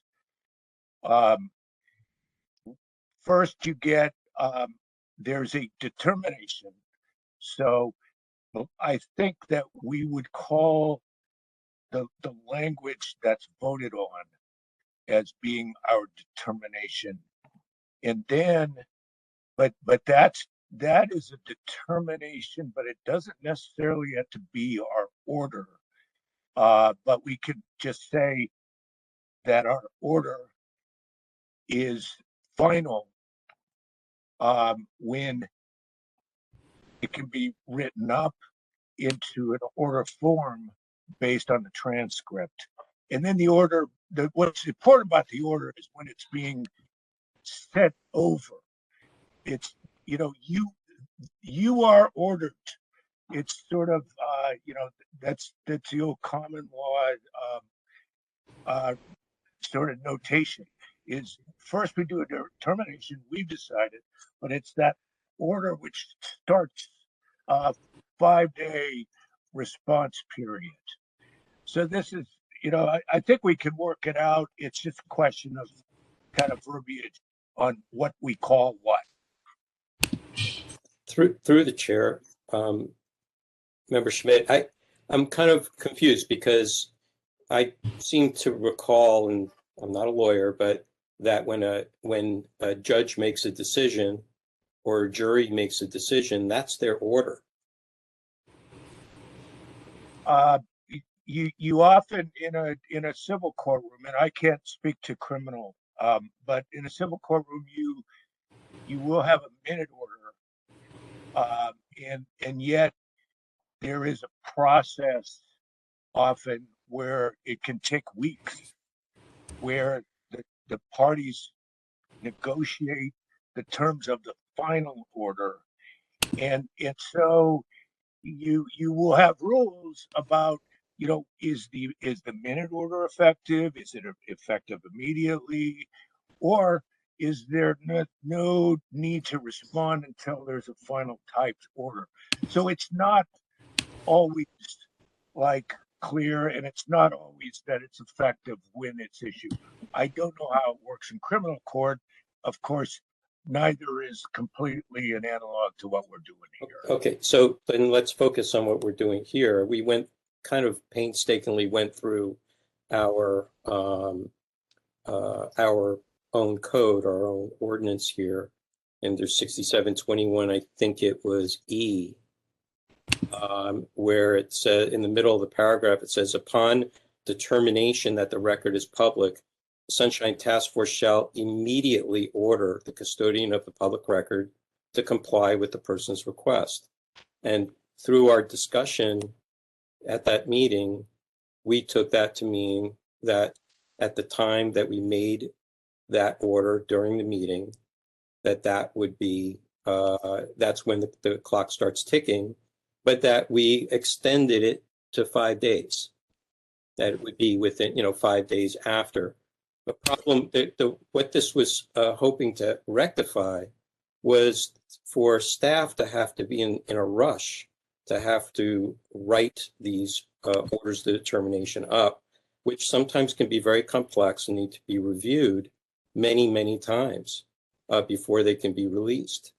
And that can take a lot of time, especially from the chair or the vice chair that are working on this with staff, who don't do this full time.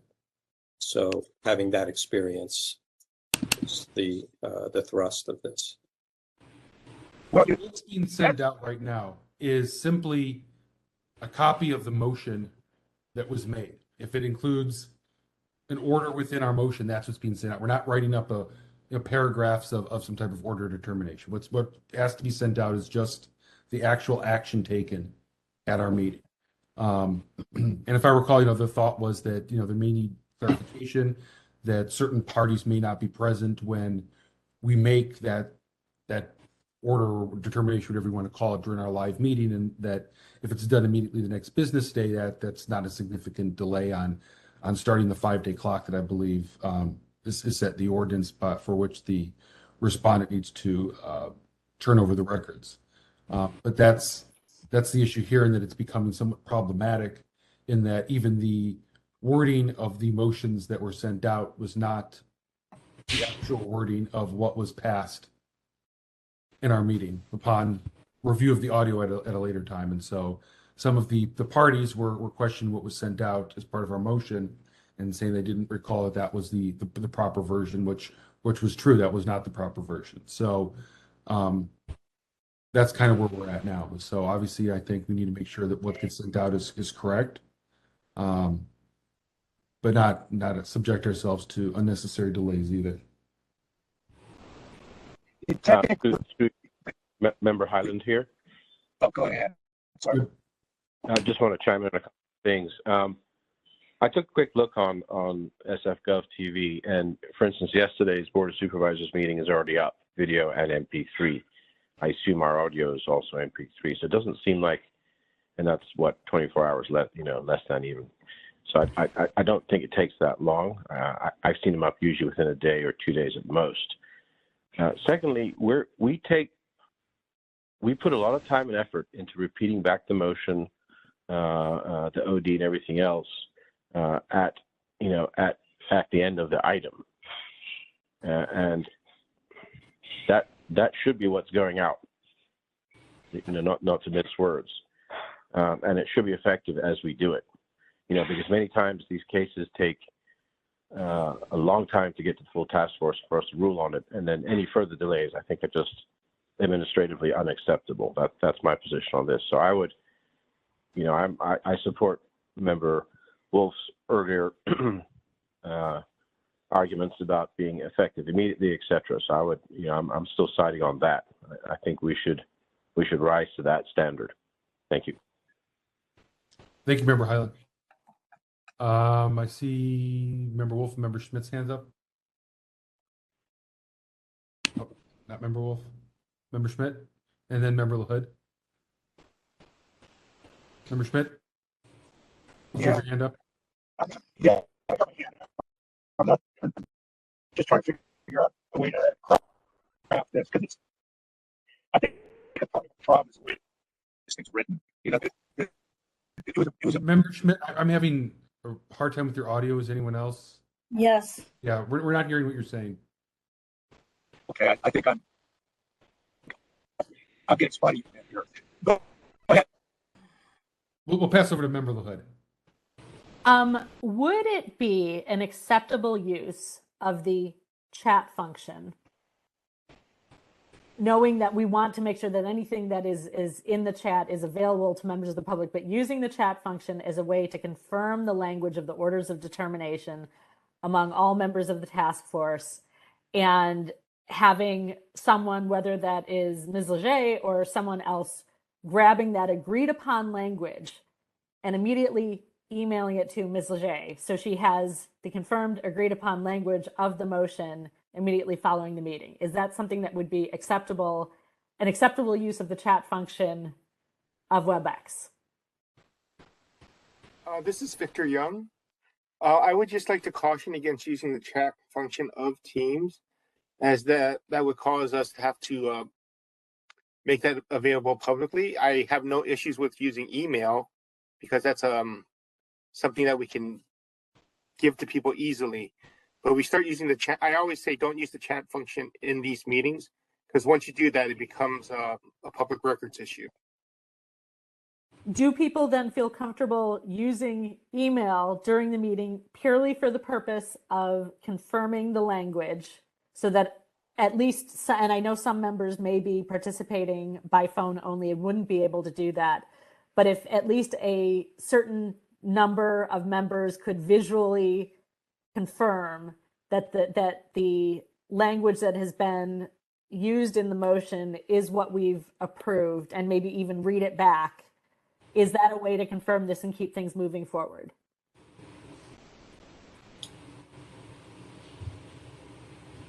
All right, this is Chair Yankee. Two concerns I would have. I think that's a great idea. Number one, at some point I would envision that we would be back in person, and so whatever solution we come up with here, where it might work in our online platform, we're all on our laptops, may or may not work when we're back in the meeting room.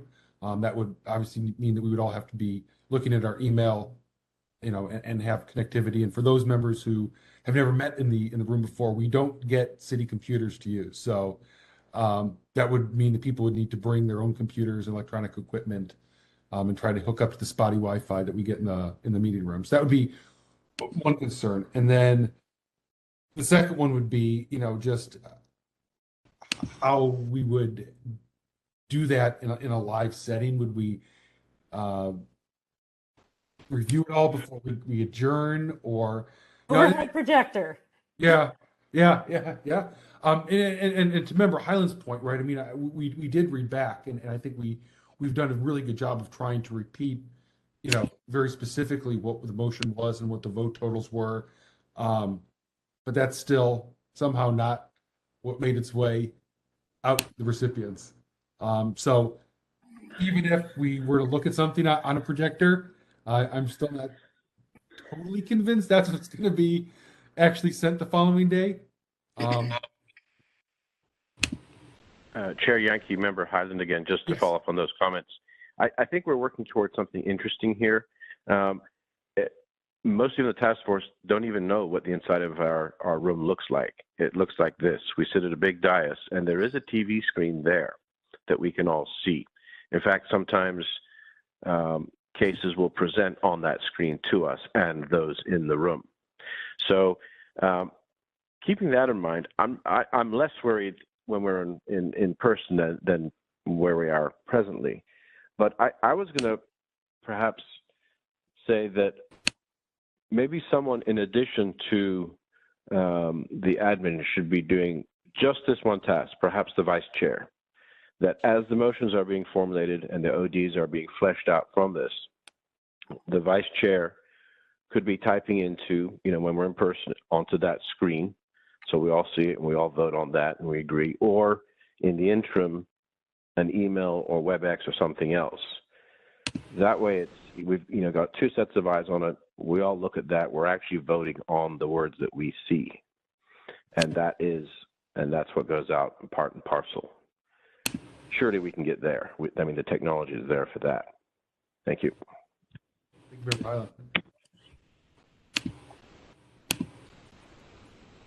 much. Member Schmidt, is your hand back up? Did your audio? I'm back. I hope you hear me. Yeah. Okay. So the way I'm looking at the wording. I can't hear. Well, but I think we're having audio issues again, Member Schmidt. Okay. I think you got to speak into your microphone. I think it's more my internet. I'm seeing spottiness. Okay. The day of, we have a determination and it's effective immediately. Then the determination we can consider it may be. Member Schmidt, we're still not hearing you. Okay. Sorry. I'm going to try to switch computers. Let me try. I'm going to try to log in. Sorry. Member Schmidt, maybe you could try calling in for your audio. I may do that. Oh, I see. Yeah, that's a good idea. Okay.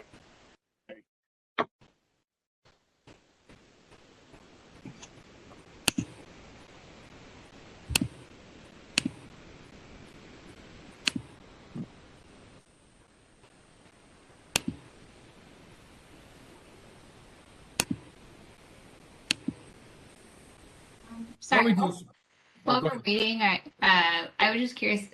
I hear a loud clicking. Does anyone else hear that, or is that just me? I'm hearing it as well. You know, why don't we do this while Member Schmidt gets this? I see a couple of hands up now for public commenters. Why don't we take some public comment on this item? Perhaps member of the public, you know, being part of this process as well from their end, may have some suggestions. So why don't we do that, and then we can get back to Member Schmidt when he gets connected. So Victor, if you have a second. Yes, if you'd like to make public comment at this time, you can raise your hand, *3. I'll go ahead and unmute our first caller. David Pilfelt, thank you. So two quick things. I too have heard a big clicking. If you could just have a policy of muting everyone who's not speaking and then unmute before you speak and then mute after you speak. And if Cheryl could just give everybody a 30-second warning before the end of public comment, that would be fantastic. So on this issue, I think the intent here is to try to make the 5-day clock more workable.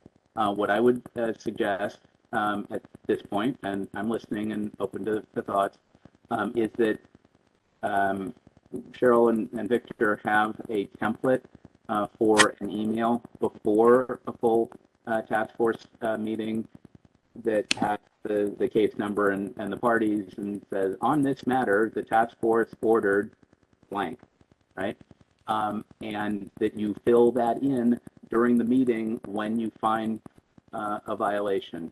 Just what the order is, whether you do it in the chat, however you do it, but that you read it out and that you're very clear leaving the meeting with an action to find a violation. It's the task force found a violation of blah and ordered respondent to, or whoever, to do whatever. So whatever the action is, kind of like a minute order, but whatever, that's the action, that you're clear on that in the meeting, period.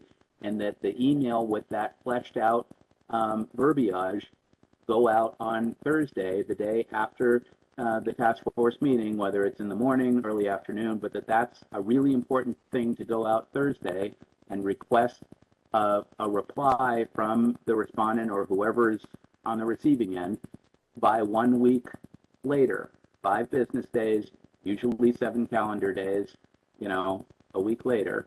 And you can say in the template for the email that a written order or order of determination, whatever you want to call it, may follow to flesh out more of the background and the what and the why and the yada, yada, yada, but that doesn't detract from the order of the task force, which you want to get in the works the next day. And that written order with more fleshed out stuff might happen before or after the minutes or legal review or the chair and the vice chair or, you know, the 26 seconds. Thanks. Or changing the seasons, whatever. But in any event, that short email with the text of what you did goes out the next day. That's my thinking. I don't know how well that comports with where you're going with this. Thanks for listening.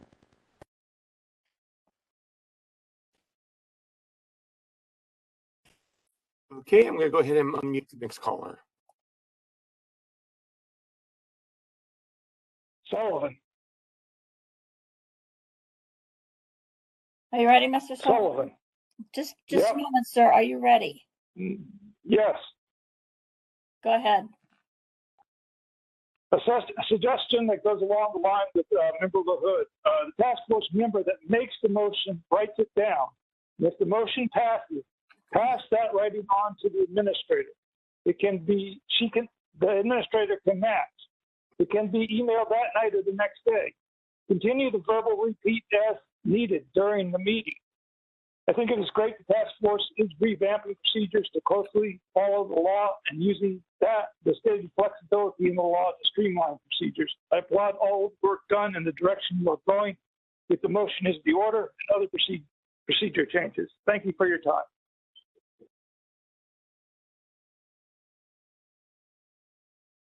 Okay, I'll go ahead and move on to the next caller.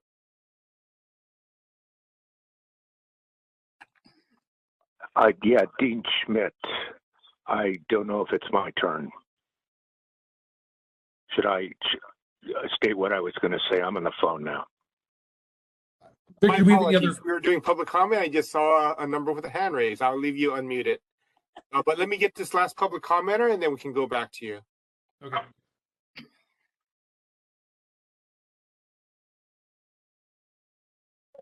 Anonymous number 3, please.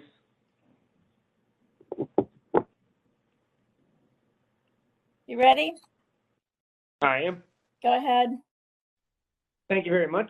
This is anonymous number 3. I don't think you should change the formal rule of how this works that you already made. I agree with members Highland and Wolf. The immediacy of the order is extremely important when members of the public have been waiting so long. Out of 5 days, if you add like 3 days, that's 60% longer you're giving the city than what the law says.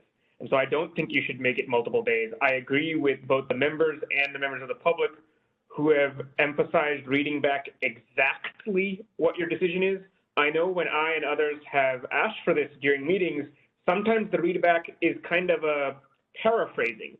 And I think if you avoided paraphrasing and you take the extra like 30 seconds it'll take to do a word for word exact read back by the clerk before the vote, a lot of these issues would be avoided. Because if she's reading it back word for word, that means she has typed it up, and it means that everyone knows exactly what's being voted on. And it does matter. Some of the orders from the last meeting were quite complex, and so having the word for word repetition on the audio right before you vote means that there's no disagreement. It means the clerk definitely knows what you're voting on, and you all know what you're voting on. And so I don't think there's any need for a change in the policy or rules. It's just that you all should insist for an exact word for word read back by the clerk or by the person, actually by the clerk, because then you know she has it written down before you vote. Thank you.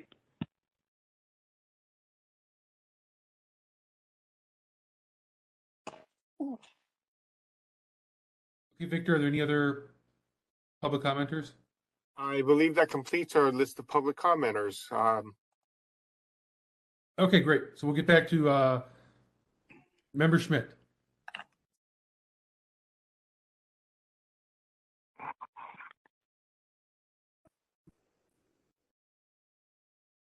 Member Schmidt?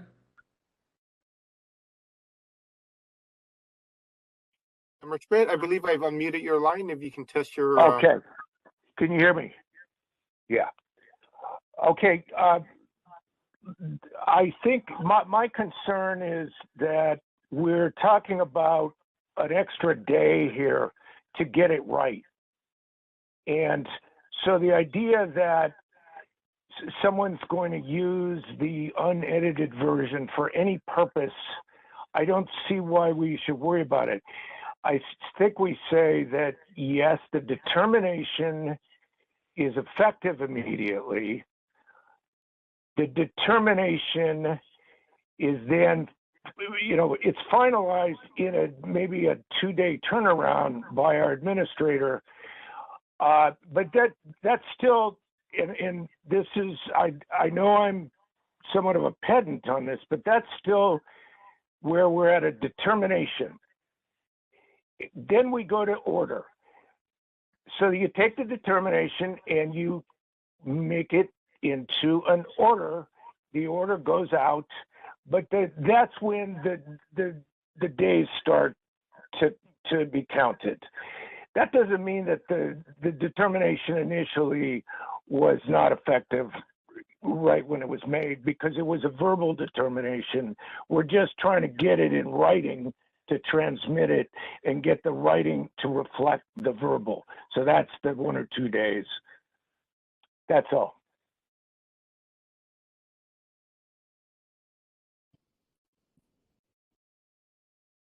Okay. Member Wolf? Yeah, I'm just reflecting back on the ordinance. Again, 6721E says, if the custodian refuses or fails to comply with any such order within 5 days, then the Sunshine Task Force shall notify the district attorney, attorney general, so on and so forth. That's where that 5 days comes from after the order. Yeah, and so we say that the order is something that contains the final written determination, and then they have their 5 days. That goes against the motion that we made months ago.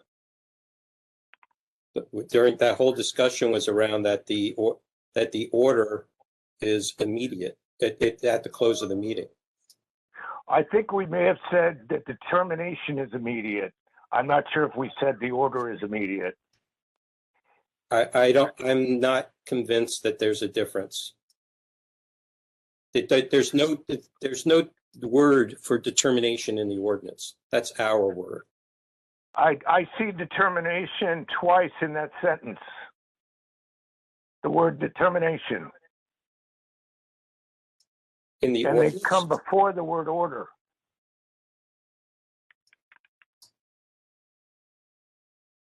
Right. So upon determination that the record is public, we take action. That action Yes. is the order. Well, you see where I said there is the word determination, right? Yes, it says upon Okay. determination, but that's before the determination happens before the action is taken. Yes. And then there's the order based upon the determination. Yes, exactly. So the order is must be immediately acted upon, and that must be acted upon within 5 days after the order is made, and the order is made when the vote is tallied. I don't know how I don't understand how another way to understand that. I can't help you understand it. I think I've explained it as well as I can. Okay.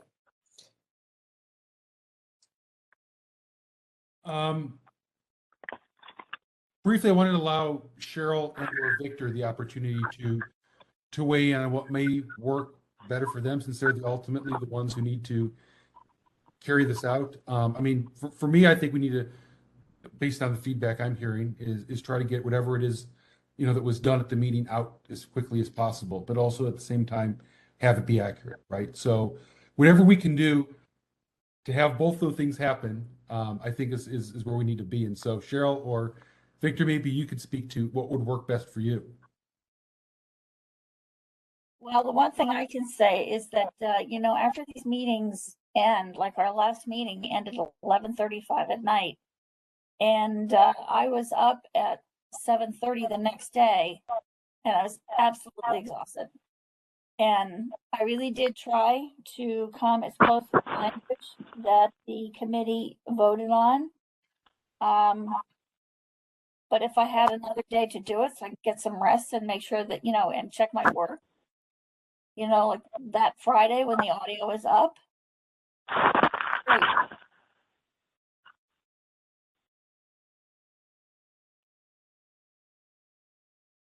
Thank you, Cheryl. I got an email from Mr. Warfield saying that he was trying to raise his hand for public comment and was unable to do so. So if we could go back and allow Mr. Warfield to make his public comment on this item. If he can raise his hand at this time, it would be appreciated. I believe I know which one.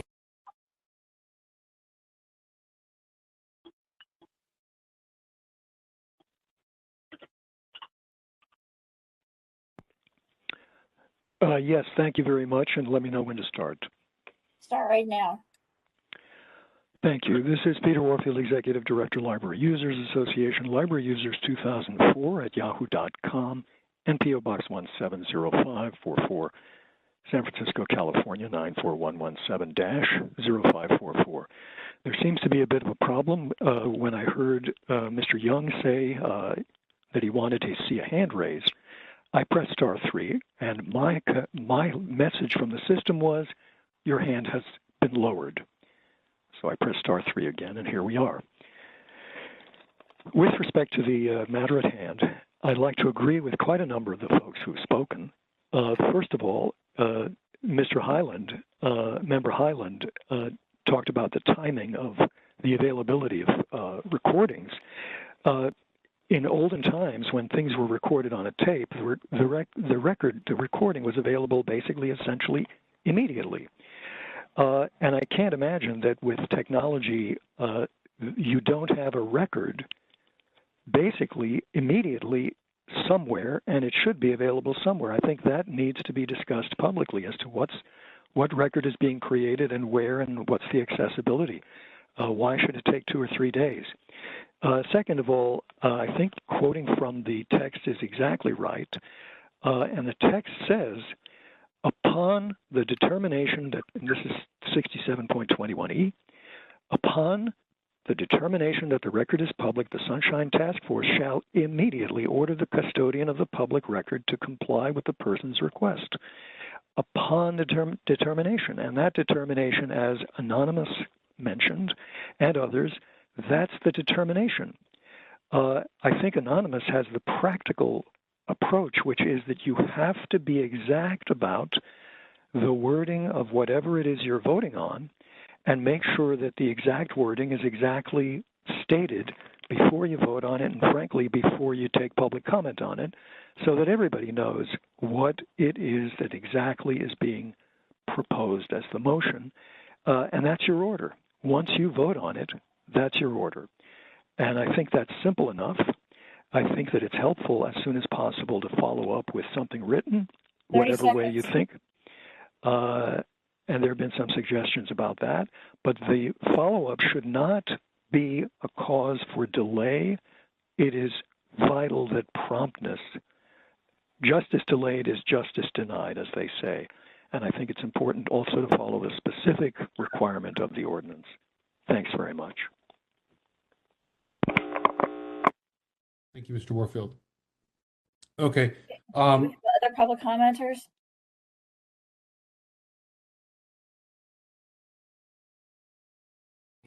Public comment was already closed. We just opened it up for Mr. Warfield. Yeah, Mr. Warfield just dismissed it, but we're not reopening it. Okay. You know, the one thing I want to note, you know, one of the errors that occurred, just so you know everyone has an idea of what went out, is that there was a motion that failed, but the vote total was recorded improperly, and a motion was sent out that said it was actually had passed and sent as an order when in fact we did not make such an order because the vote failed.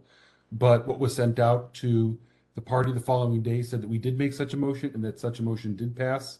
So these are fairly significant things, since obviously that's the opposite of what really happened in our meeting. That's my concern here. I want to make sure that, you know, I understand, you know, about reading things back and everything, and I think we've done a very good job of, you know, confirming vote totals. But I do have concerns when there are emails going out that are saying that we took actions that in fact we did not take.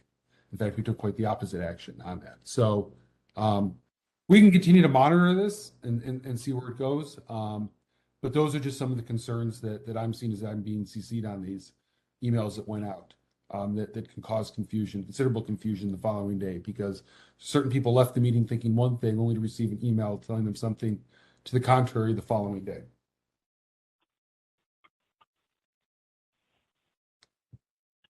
Member Wolf?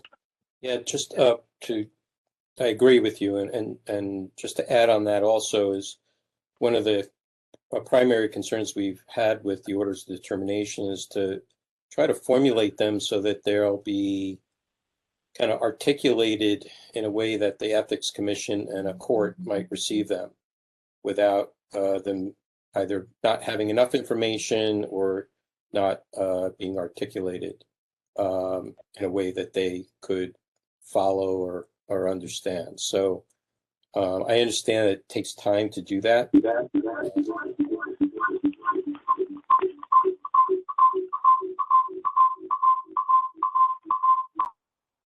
Okay. It takes time to do that, and I think one idea was to just send out whatever the motion was and the vote total was,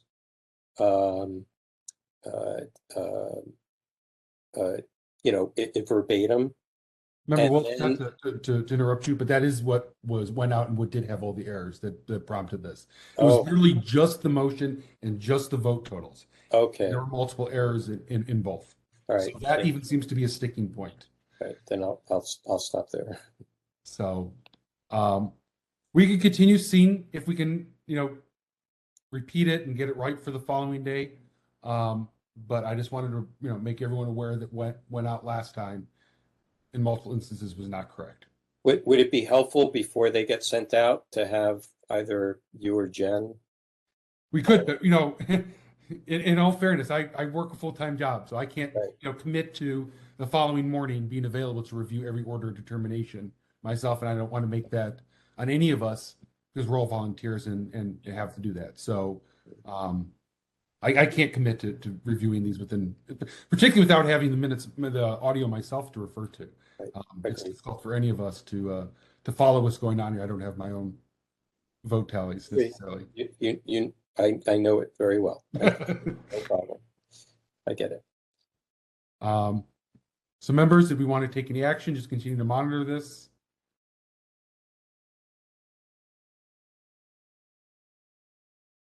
Okay, I'm not seeing any motions, so we'll continue as per our last direction, which was from March. If this is a recurrent issue, I will report back and we can discuss it again if need be and make any further revisions. But Cheryl, so it's clear we're going to continue the process of asking you to send these out the following business day.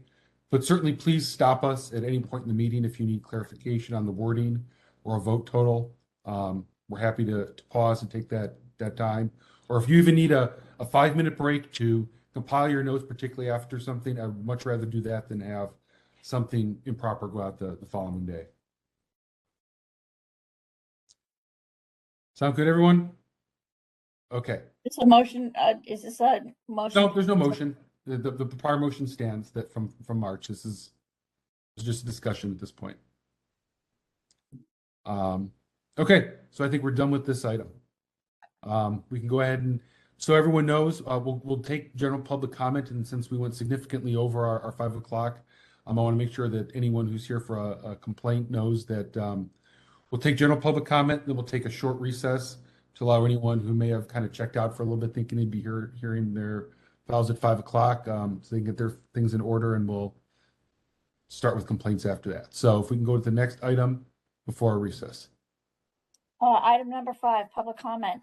Members of the public may address the Sunshine Ordinance Task Force on matters that are within the task force jurisdiction, but not on today's agenda. Hi, this is Victor Young. If you'd like to make public comment at this time, you can press *3 to raise your hand. If you're using the application, you can use the application to raise your hand.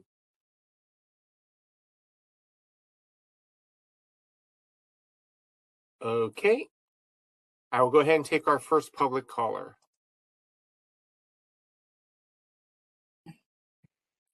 Sullivan.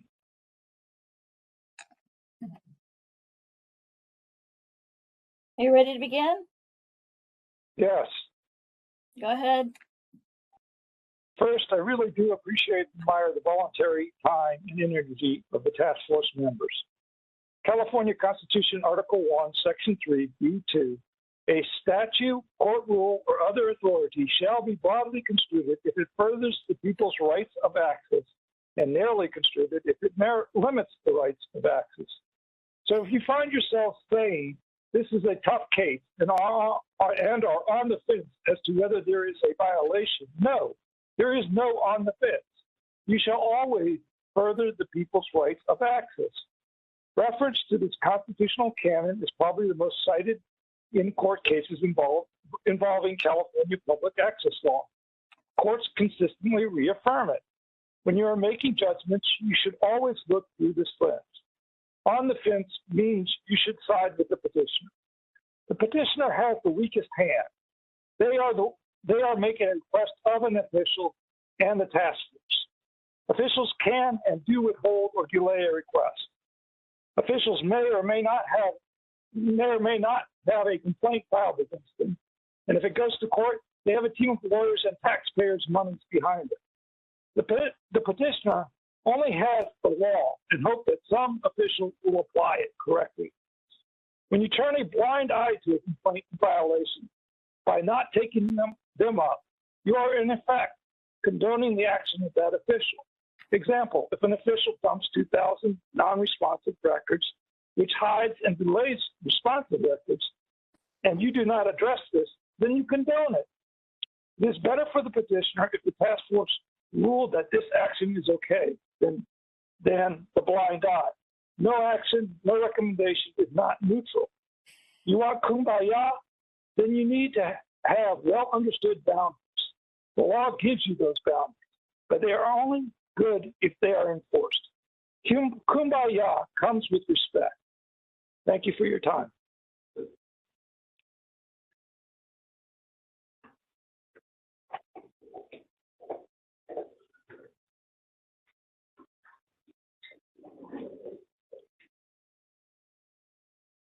Okay, I assume that I will now move on to our next caller.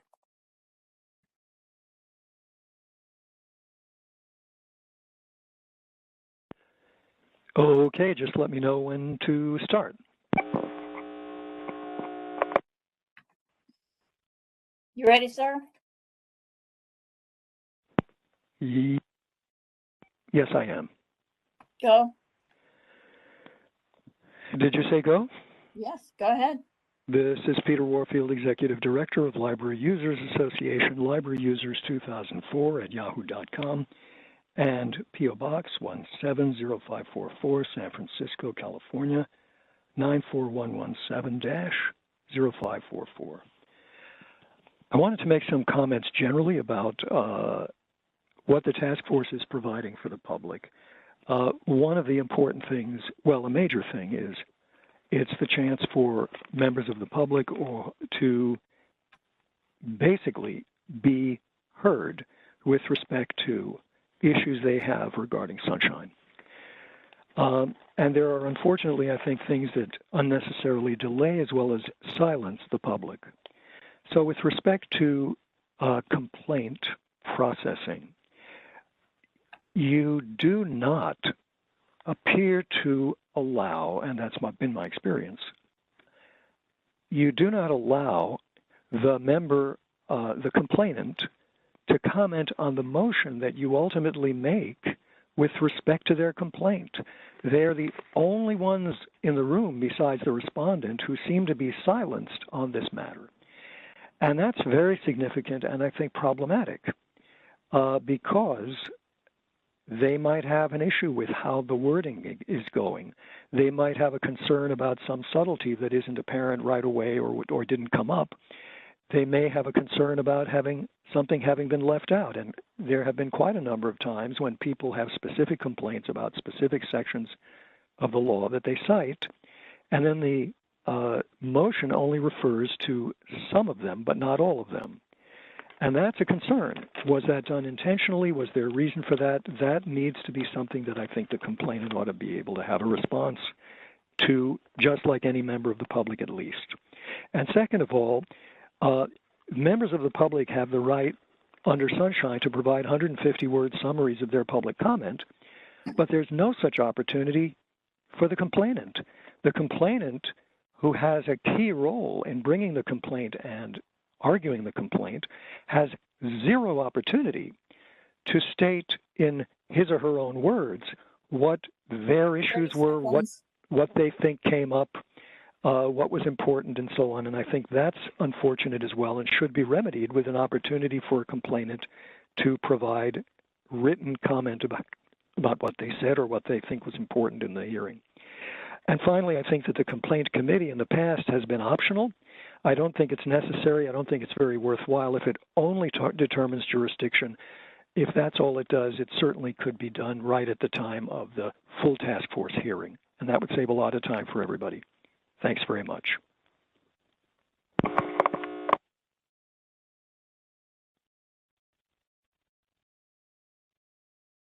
Okay, I'm going to go ahead and move on to our next caller. This is anonymous number 3. Please let me know when I may begin.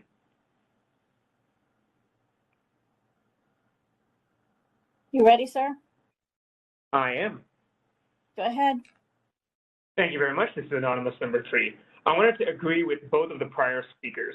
Mr. Warfield, because it is the case. Hello?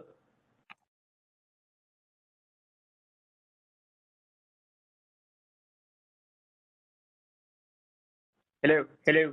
We Hello? can hear you. We can hear you. Sorry. You're on Can I start there over? for a moment, so if you want to restart, let's have them restart. Yeah, could I? Anonymous, are you Please let ready? me know. I am, yes. Go ahead, sir. You wanted to agree with both our speakers. Yeah, I wanted to agree with both of the parties, and I wanted to talk about the principle behind what Mr. Sullivan was talking about, and it's in your own rules. And the fact that you don't have to make any presumption that public officials act in the public interest or in good faith is actually discussed in Smith versus San Jose, which is probably one of the most important CPRA cases of recent times. There is no such presumption, and you should not be making those when deciding cases. And I wanted to give you an example of that. And your committees have recently heard this case. It's not before you today, so I can speak about it. And that was a case where, using the Sunshine Ordinance, I was able to find text messages of the then general manager of the PUC, Harlan Kelly, that would later go on to be used as evidence of a alleged federal crime by the Department of Justice. And these were text messages between Kelly and a city contractor who has now pled guilty. And these were originally given to me, presumably through incompetence. And then they were taken back from me, and I complained about this. And, of course, Harlan Kelly was charged and resigned. His successor continued to hide those records. And the supervisor of records, who was the then city attorney, Dennis Herrera, continued to hide these records for over 6 months. And there was absolutely no reason to do so, except to not let the public see them.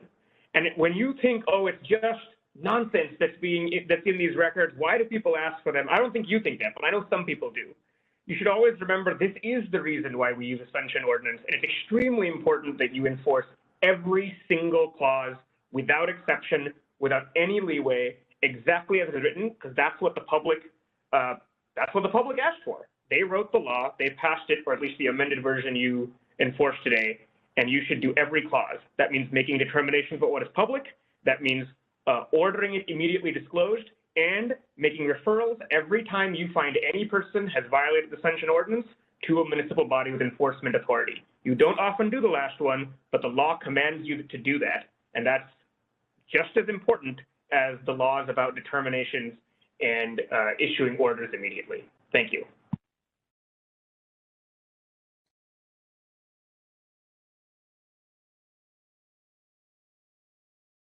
Okay, it appears that commenter is finished with their public comment. I'm just checking to see if there are any additional commenters. I do not see any at this time. Okay, thank you, Victor. We'll go ahead and close public comment on this item. Let's take a approximately 10-minute recess. We'll come back at 6:40 and start hearing complaints at that time. So if you're a party to a case, we'll start with the first one at 6:40. Thank you. 6:30 to 6:40, Chair Yankee. Correct. We're going to recess now. We'll be back at 6:40. So 6:30 to 6:40.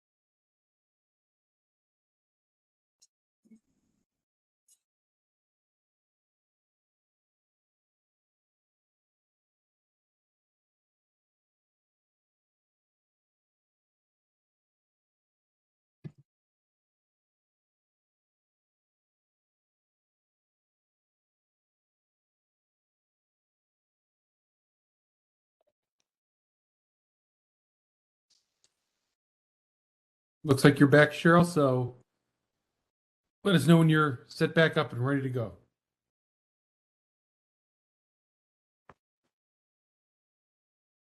Is everyone present? We'll have you do a quick roll call as soon as you're ready for that. I would note that Member Wolf needed to step away between 6:30 and 7:15, so he will probably be absent when you do the roll call here, but we should still have quorum. All right, I'll just go down the list. Dean, Member Schmidt,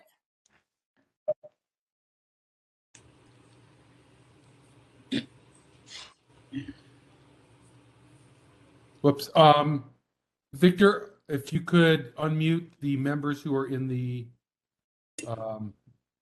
attendee list, I believe that's. I have unmuted Member Schmidt's line. He's still showing muted on my side here. Muting his telephone. Let me check the other one.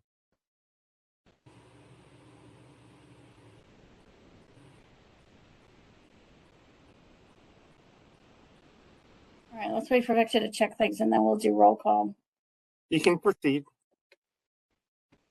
All right, Member Schmidt. Not present. Member LaHood.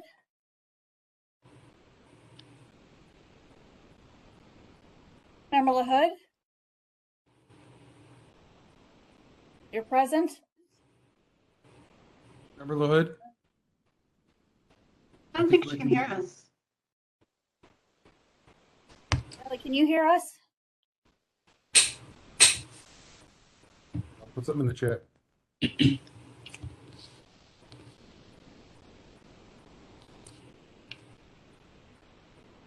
I see her. Yeah, we see her. We, Oh, okay. okay. I'm sitting here. I'm like, I wonder when things are going to start. Sorry about that. Forgot I was using headphones. Thank you. So you're present. Present. Member Padmanabhan. Present.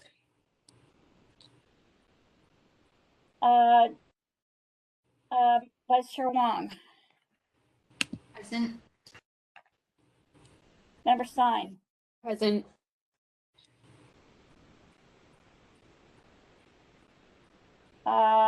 Member Highland. Present. Member Neighbors. Present. Hill. Member Hill is absent. And Member Wolf is absent until you said 7:15. Chair Yankee. Yeah, we'll call him when he comes back in, but it should be around 7:15. Okay. And then Chair Yankee. And I'm here, and then it looks like Member Schmidt's here. Member Schmidt is present. Yes. Okay. So absent, it looks like we have Member Wolf and Member Hill. Everyone else should be here, I believe, right? Hill absent. Let's see. So we have 1, 2, 3, 4, 5, 6, 7, 8. Okay, perfect. Okay, so we're going to get on with the complaint portion of our meeting. Just a quick summary here for anyone who might be new to this.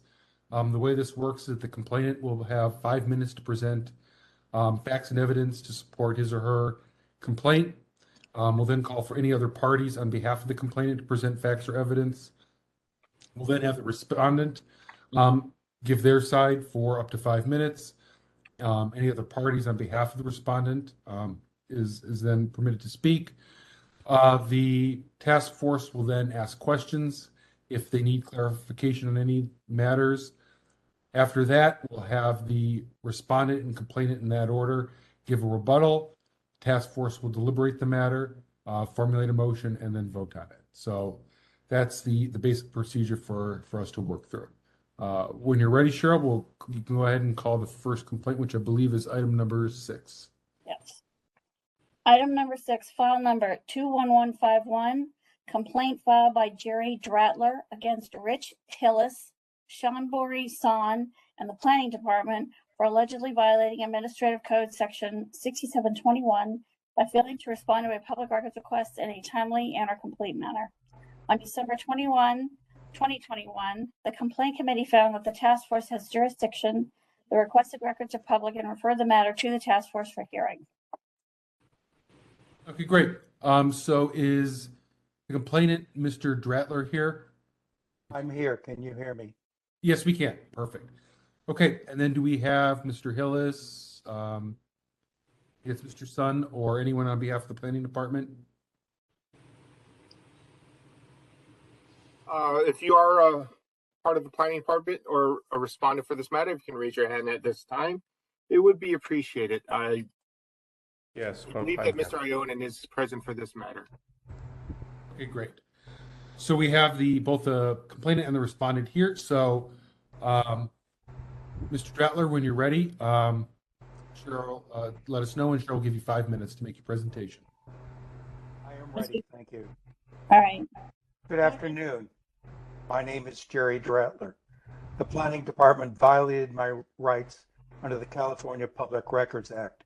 They failed to properly respond to my October 11, 2021 records request for access to the entire new construction file for 365 Pachenko Street, the $5 million home of Angus McCarthy, the former president of the Building Inspection Commission. The Planning Department did not grant me access to the new construction file and did not disclose they were withholding documents within the legally required 10 days. One day after I filed the document request, the department falsely claimed the only file they had for 365 Pachenko Street was the subdivision file. In their email response, the Planning Department said there were no other files and they deemed my document request closed. This was the first of many Planning Department false statements and deceptive acts. One day later, I informed the Planning Department they approved a building permit for a new house at 365 Pachenko Street, and on August 5, 2005, they mailed a 311 notice with plans to the neighbors. I did receive a copy of the 311 plans for 365 Pachenko Street that were missing pages A2, A3, and A4. If the Planning Department redacted these pages, they were legally required to justify their redaction in writing within 10 days. I asked the Planning Department why the 3 pages were missing, and Mr. Ionin, the Director of Planning Commission Affairs, replied there was no explanation for the missing pages. I don't believe the Planning Department retained a copy of the 2005 311 plans for 365 Pachenko Street that was missing 3 pages. It is highly likely a Planning Department employee deleted the 3 pages before they sent me a copy of the plans. The Planning Department also hid the planning application for 365 Pachenko Street. The planning application for the new home is missing from the planning application tab of the Planning Department online property information map. The planning application should be on page 100 in the meeting materials. Mr. McCarthy constructed his new home on 2 lots without merging the lots. This means the lot line between the 2 lots runs right through his house. I want to understand if the site plans approved by the Planning Department show 1 or 2 lots. 11 days after I sent my public document request, I sent an email to Rich Hillis and Shambori-san asking them to comply with the California Public Records Act so I would not have to file a complaint. They did not comply, and that is why I am before you tonight. On the 25th day, November 5, 2021, I received an email from Laura Lynch, which included the sentence, quote, "We are not producing documents protected by attorney-client privilege," close quote. Which city attorney selected the documents to be withheld, and how many documents are being withheld? The documents I did receive from the Planning Department did not include a single email exchange between the 365 Pachenko Street project sponsor, Mr. McCarthy, his architect, or structural engineer, and a single Planning Department employee. This is highly unusual. is the planning department claiming all the email correspondence in the file is protected and exempt from disclosure. That can't be true. The planning department claim they are withholding attorney-client privilege documents is highly suspicious. The planning department got caught violating the California Public Records Act, and the department claim the withheld documents are attorney-client privilege is nonsense. Most of the documents I did receive from the planning department, which have been included in the agenda packet, do not pertain to my document request. The documents are for the lot line 30 adjustment. seconds. Another act of deception by the planning department. Thank you very much. Thank you. Are there any other parties to provide facts or evidence on behalf of the complainant? And I don't see any hands for that. So we'll go ahead and move to the respondent. Mr. Ionin, Yes, ma'am. are you ready to begin, sir? Sure. Go ahead. Thank you. Jonas Ionin for the Planning Department. This is sort of an old case from 2021, and the requested documents are even older, from 2005. Listening to Mr. Dratler, I believe he's alleging simply that we are withholding documents as part of his complaint. And that simply is not true. And I'm not sure how I can prove that we are withholding documents that don't exist in our possession. So it's a little difficult for me to defend that allegation. We have suggested that Mr. Dratler go to the Department of Building Inspection records that will have the complete set of plans. If he feels any of our plan sets are missing pages, those pages may be found in those records.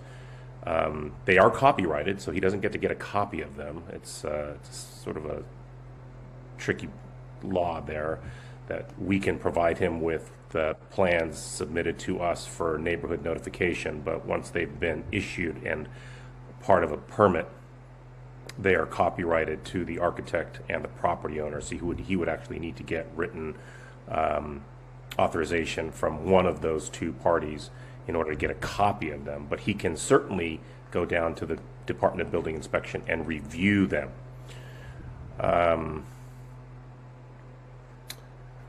Our brief is fairly complete from November 30th of 2021, so I don't want to state what is already in the record. I will only state that the planning department, my staff, and myself have not withheld any documents. We've provided him with all of the documents in our possessions related to 365 Pacheco. There may be additional documents as far as the lot line adjustment is concerned with the Department of Public Works. We are a reviewing agency for subdivisions and mapping, but the issuing agency is the Department of Public Works, so there may be more information there. And again, the missing sheets associated with the site plan may be part of the building permit application and on file with the Department of Building Inspection, but we just don't have anything else. We've done an extensive search, both for emails that have been requested, for plans that have been requested, for permits that have been requested, and we have provided everything in our possession to Mr. Dratler. I will reiterate, I get the distrust of government and government employees these days, especially, but I can, without hesitation, tell you that myself or my staff are not withholding any documents related to any property in San Francisco. And I'll stop there. Thank you. Are there any parties to provide facts or evidence on behalf of the respondent? Seeing none. I did want to go to Complaint Chair Schmidt. My apologies for not letting you present a summary first. So before we get to questions, I wanted to let you weigh in if there's anything you feel that we should know about this.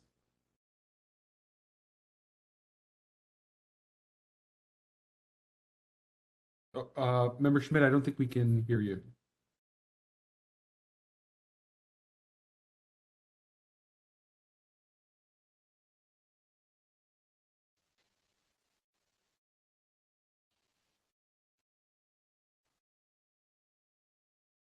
Looks like Member Schmidt's going to call in. Maybe now? Yes. Okay, let's try this. Yep. There may be a little reverberation. I apologize. Maybe you can mute Member Schmidt, maybe you can mute your computer audio as you're talking, because we're hearing a lot of feedback.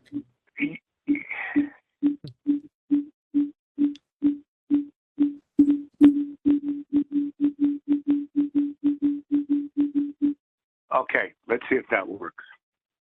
Okay, it's pretty straightforward. I think that we didn't make a recommendation because we didn't feel like there was anything that was sort of clear about this.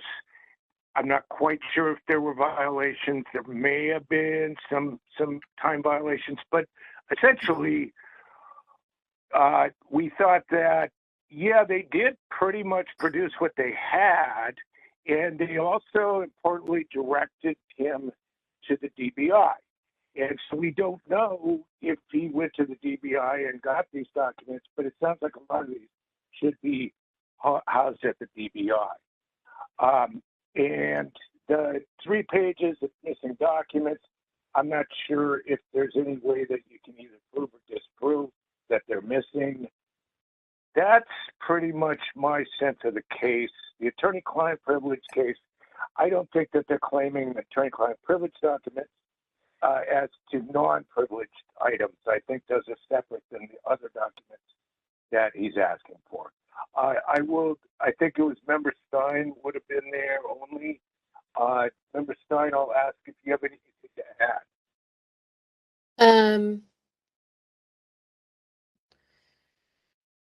I guess when we were looking at this case, there was a question about whether the planning department has or should have these plans, or whether they're available elsewhere. Yeah, and I think the only thing we thought there might be is some 67.21 questions, whether there was, whether they should have sent a list of the records that they were redacting, or those are my notes. Okay, thank you, Member Stein.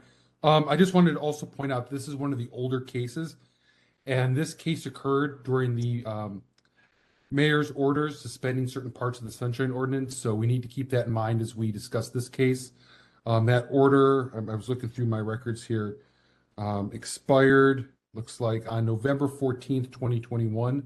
So this is during those pandemic era orders that this occurred. So members, did we have any questions on this one?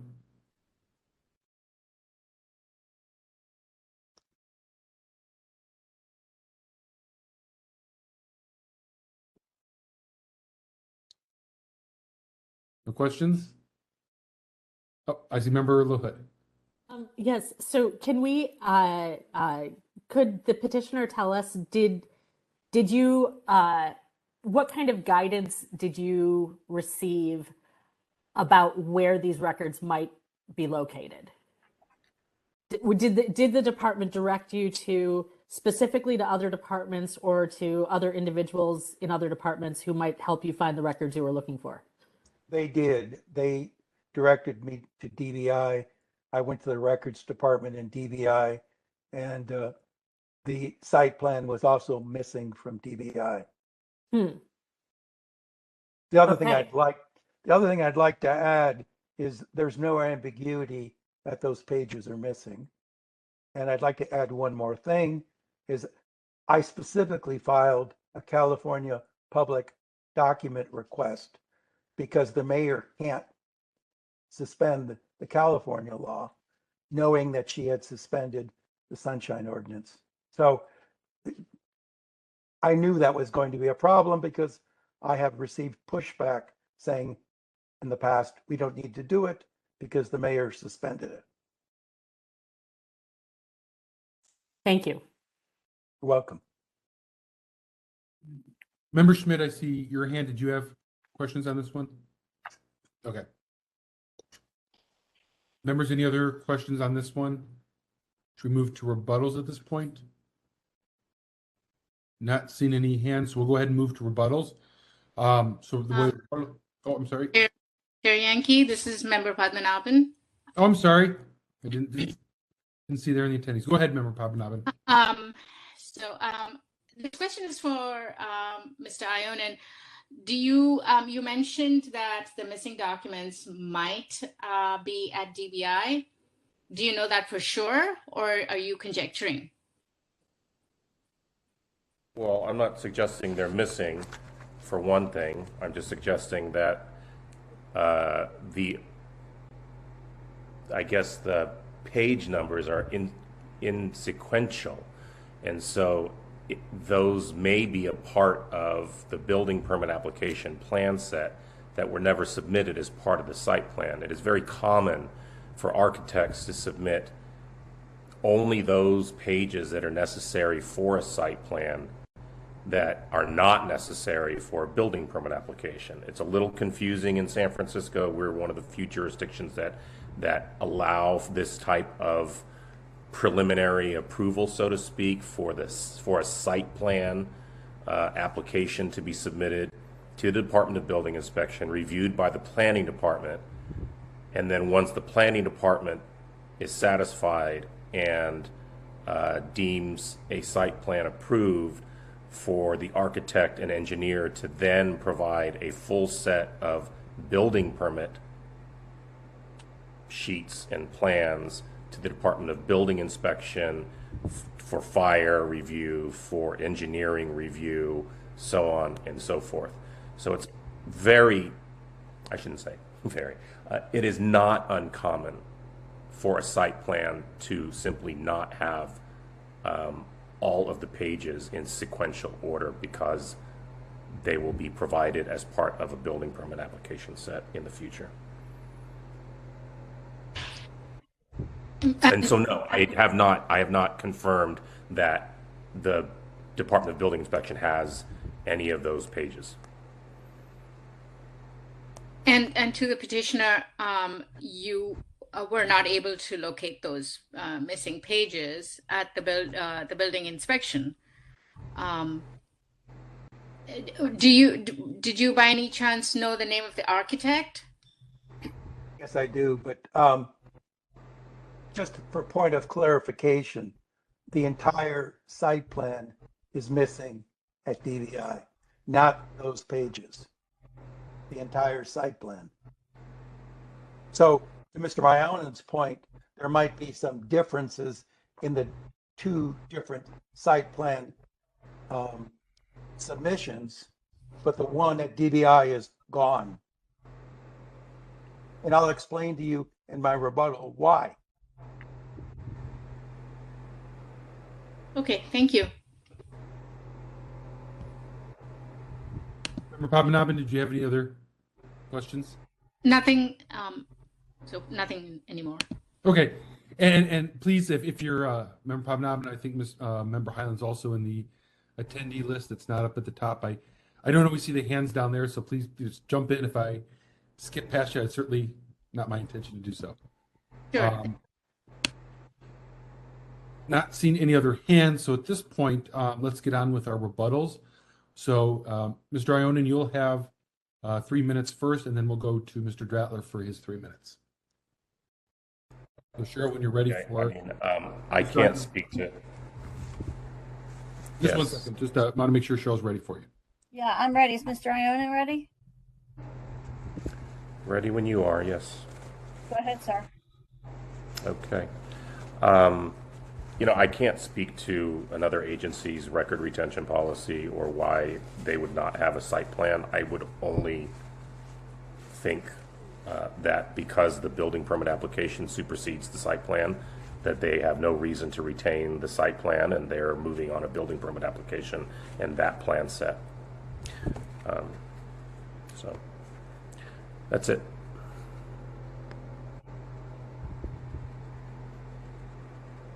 Okay, thank you. And Mr. Detler, wait for Cheryl to be ready for you, and then you can do your rebuttal for 3 minutes. Mr. Dratler, you ready?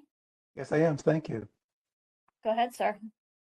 First, I'd like to point out the planning application is missing from the online site the planning department has. So why is that planning application not available on the PIM? I specifically requested access to the entire file or files for 365 Pachenko Street, fearing the planning department would not be willing to share all of the documents in their files. The planning department behavior justified my fears. It's clear the planning department committed multiple violations of the California Public Records Act. One, they failed to give me access to the new construction file within 10 days of my document request. Two, they appear to have redacted 3 pages from the 365 Pachenko Street plans. Three, they failed to provide written notice of any documents that are exempt from disclosure within the legally required 10 days. And the planning department may have improperly withheld documents that are non-exempt from disclosure. I doubt the withheld documents were reviewed by a deputy city attorney. I believe the withheld documents can legally be reviewed by the Sunshine Task Force, and I'm requesting a member of the task force review the withheld documents. If this is not true, then the task force should request a written inventory of the documents that were withheld from the specific city attorney who reviewed the 365 Pachenko Street new construction file. There are numerous dark clouds over this project. One of the 2 lots, Lot 7 of Block 2837, is designated a historic resource in the Historic Preservation tab of the Property Information Map. I want to see how a 4,588 square foot house was approved on a historic lot. Also, former DBI inspector Bernie Kern expired the $750,000 building permit for 365 Pachenko Street twice in 2009. Mr. Kern is awaiting a federal trial for perjury and wire fraud. I did try to review a complete copy of the site plan for 365 Pachenko Street at DBI and was told the site plan is also missing. Is this a strange coincidence or further confirmation of the city family working together to cover up illegal acts? Thank you for hearing my complaint.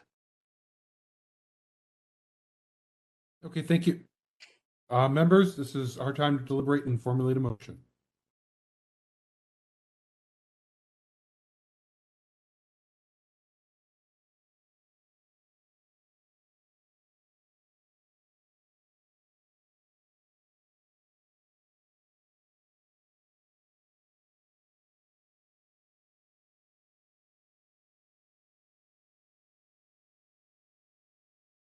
Member Schmidt?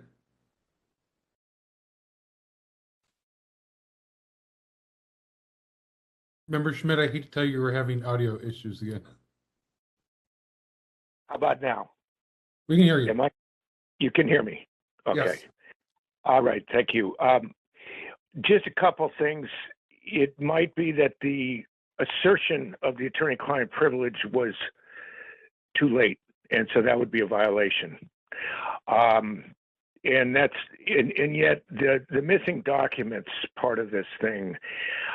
I mean, just with sort of layperson experience with those kind of files, I had to believe that there may be a lot of reasons why those documents would not have been in the possession of the planning department.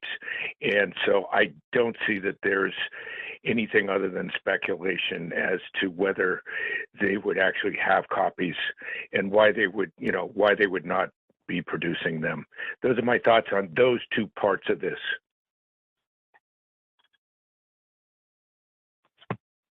Thank you, Member Schmidt.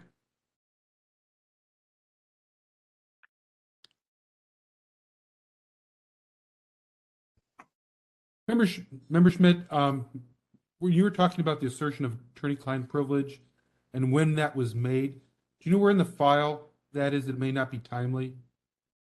I'm trying to follow along with that. Yeah, that's one that I had trouble with. I believe it may have been belated, they didn't do it for about 25 days. But on the other hand, as Chair Yankee, you had stated, this was under COVID rules, so we do have state law, but maybe not the tighter time schedule of local law. Mm-hmm. If someone else had a site on when they first asserted privilege, then we could. I just don't know. I don't know where in the file that was. Maybe Mr. Noonan, maybe you could speak to that. Could you let us know when you asserted the attorney-client privilege for certain documents?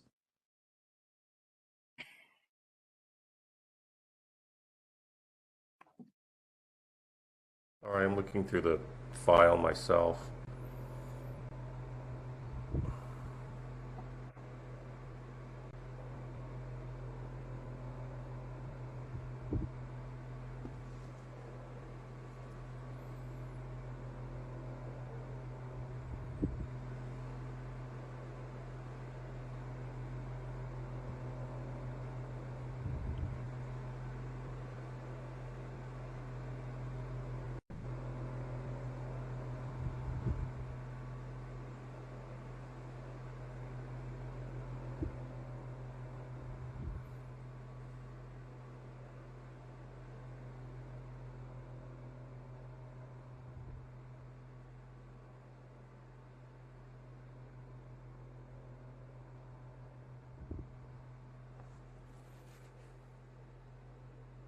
I could give you the answer.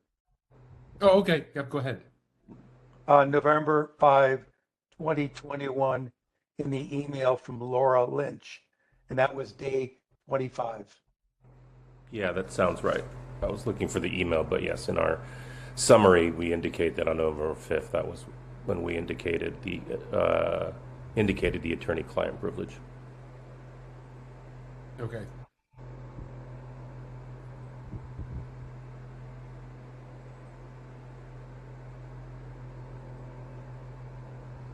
Had you asked for an extension to make that determination under 62 Government Code 6253C?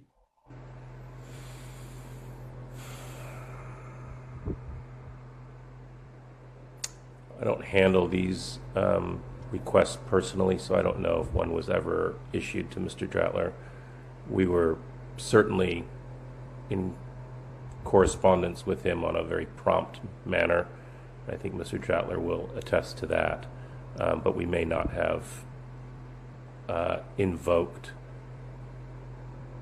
any extension just because we felt that we had already responded. I believe that's correct. There were 14 email exchanges, and they were all prompt.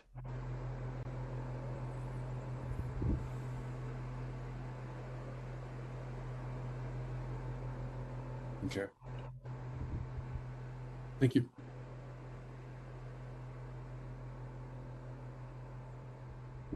Okay, and Cheryl, for the record, Member Wolf is present at 7:16 p.m.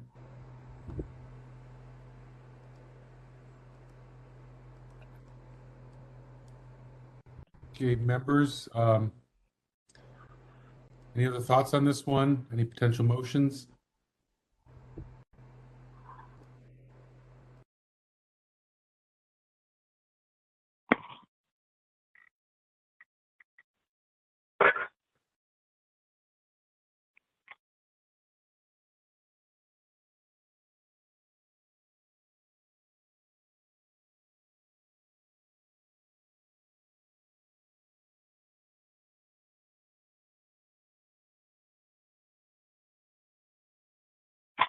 We need any more clarifications?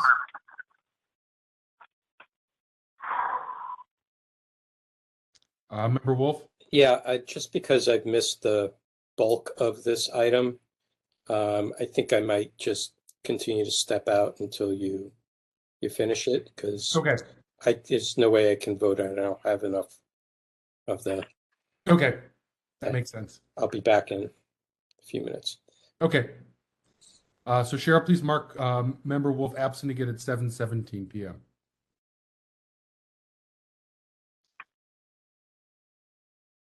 Okay. So everyone, how do we want to handle this case here?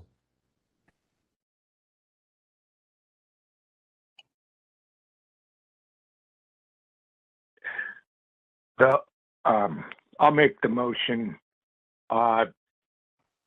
Should be basic. 67.21B violation for failure to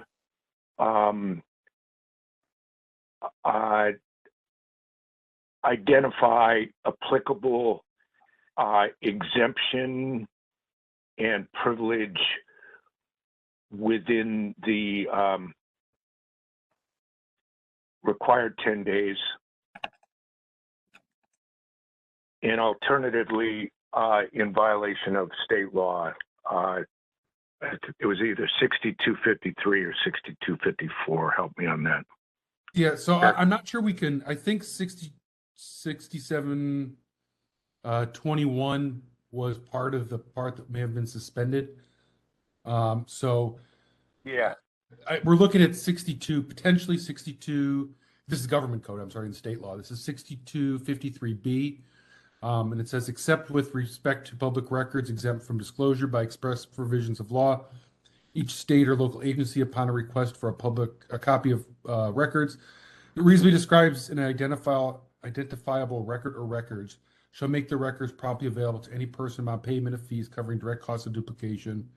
So it doesn't look like that one is the one. So 6253C says, each agency, upon a request for a copy of records, shall, within 10 days from receipt of the request, determine whether the request, in whole or in part, seeks copies of disclosable public records in the possession of the agency, and shall promptly notify the person making the request the determination and the reasons therefor. And it talks about unusual circumstances. The time limit prescribed in the section may be extended to written notice, and it goes on to talk about that. So I'll amend my motion accordingly to cite 6253C section of the government code as authority. What are you still including 6721B? No, let's just knock that out of there. And Member Schmidt, is this for the attorney-client privilege? Delay in inserting that? Yeah, just that segment. Someone else wants to do something else, have at it.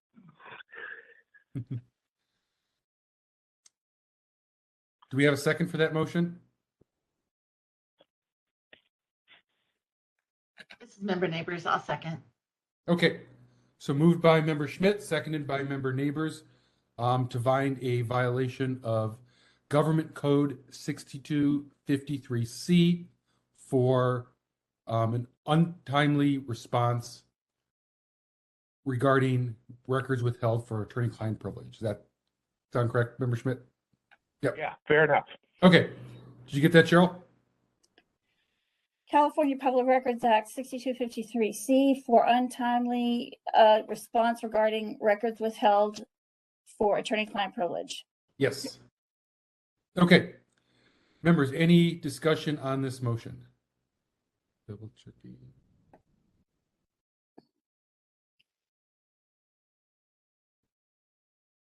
Don't think any hands are here, so let's go ahead and move this to public comment. Yes, if you'd like to make public comment on this matter, you can raise your hand at this time by pressing *3 if you're on the telephone, and if you're on the application, you can use the application to raise your hand. It looks like we have one person with their hand raised at this time. I will unmute them. Anonymous number 3. You ready, sir? I am. Go ahead. Thank you very much. I think the motion makes sense because the law does require the quote reasons therefore to be produced in that time, state law. However, I think you should amend the motion to add 6727 and or 6726 because those are the local ordinances that were not suspended that actually require more on the justification than the state law does. So 6727 requires the specific citation whenever any public information is withheld. In 6726, I'm not sure about 6726 because I'm not sure if there was portions of a record withheld or a whole record withheld.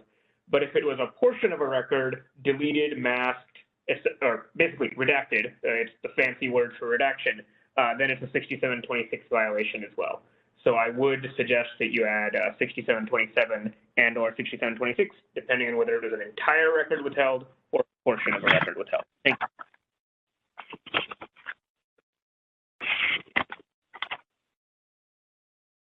Okay, I'm just continuing to review. I do not see any additional hands raised at this time. Okay, thank you, Victor. We'll go ahead and close public comment on this. Members, is there any further discussion before we vote on this item? Not seen any hands raised. So checking the attendees list. Okay, so Cheryl, when you're ready, please take a roll call for this motion. Member Schmidt? Aye. Member Schmidt, aye. Member Neighbors? Aye. Member Neighbors, aye. Member LaHood? Aye. Member LaHood, aye. Member Padmanabhan? Aye. Member Padmanabhan, aye. Member Stein? Aye. Member Stein, aye. Member Highland? Aye. Member Highland, aye. Member Hill, absent, and Member Wolf has stepped aside. Vice Chair Wong? Aye. Vice Chair Wong, aye. And Chair Yankee? Aye. Chair Yankee, aye. 1, 2, 3, 4, 8 ayes. Okay, 8 ayes, 2 absent. Correct. Okay, members, any other motions before we move on to the next file? Okay, not. Chair Yankee, I'm wondering whether we should consider 6727, and because I don't know. I mean, it's unless we think that attorney-client privilege is the only is if that's not overly broad in this, do we need any more specific details on this, or do we feel as though that we're not going to be able to get that in this case?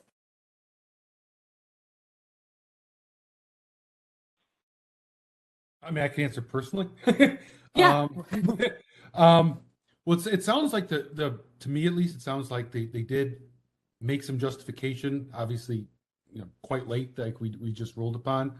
The problem, and I think this was something that the petitioner spoke to, is that we're kind of stuck because it's not like we have the authority to review any Right. of these withheld documents to determine if it was a proper withholding or if there was a different one that should have been used or if it was used in a way that it shouldn't have. So I'm struggling to see what more we could do, unfortunately, on this because of that. It would be terrific if the Sunshine Ordinance gave us broader authority to view some of these things, but absent that, I'm not sure what more we could do. Okay, I was thinking the same thing, but I thought I should Yeah. bring it up so that we addressed it and didn't just let it go. Yeah, I mean, right. I mean, it's a great point, and I think it's not that for the petitioner here, it's not that we don't care, but I think we are. Like I said, our authority is limited in this case to do much more. So, okay, one last call for any other discussion, motions on this. See none. Okay. Thank you to both the petitioner and the respondent. We're going to go ahead and move on to the next case. Okay, Yankee, you ready? We are all set. Yep, for item number 7. Item number 7, file number 21153. complaint filed by Anonymous against Dennis Herrera for allegedly violating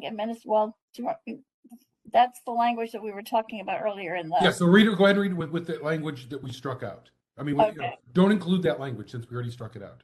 Yeah, that's what I thought. All right. Yep, Complaint filed by Anonymous against Dennis Herrera for allegedly violating Administrative Code Section 67.29-5, A as in Apple, by failing to keep or cause to be kept a calendar with certain minimum information about his business meetings and to disclose them as public records, and willful failure to discharge any duties imposed by the Sunshine Ordinance, Brown Act, or the Public Records Act, and a 6734 willful violation constituting official misconduct. On December 11, 2021, the Education Outreach and Training Committee found that the task force has jurisdiction, that the requested records are public, and referred the matter to the task force for hearing, with the recommendation that the task force find violations of Administrative Code Section 67.29-5, A as in Apple, for failing to provide complete information kept on the daily calendar, and 6734 to find violation for willful misconduct. Okay, thank you, Cheryl. And let's just make sure the parties are here. So is the Anonymous, who's the party to this, here? If you can use the system to raise your hand at this time, if you're a participant in this matter, it would be appreciated. I have unmuted two parties. Okay, and then, so Anonymous, are you here? And then is Mr. Herrera or a representative for him available as well? So if you could both speak and let us know if you're here. The anonymous complainant here. And Mayara Sa from PUC, representing PUC and General Manager Dennis Herrera. Okay, excellent. So we have both the petitioner and respondent. Cheryl, for the record, please note that Member Wolf has returned at 7:29 p.m. And this looks like it went through the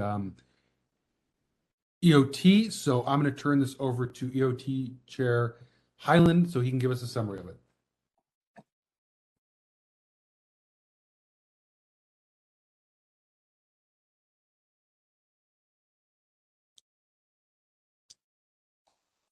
Member Highland, are you? Oops, it looks like Member Highland might be muted. Victor, can you double check on that? He has logged in. All right, there we go. Okay, we can hear you. Okay. All right. Yeah, I was trying to get in. So it's pretty black and white, this case. The petitioner has a previous case from a few years ago for this exact same violation. He's obviously taking some care to build this case. Here we are 2 years later, same person, different department, same violation.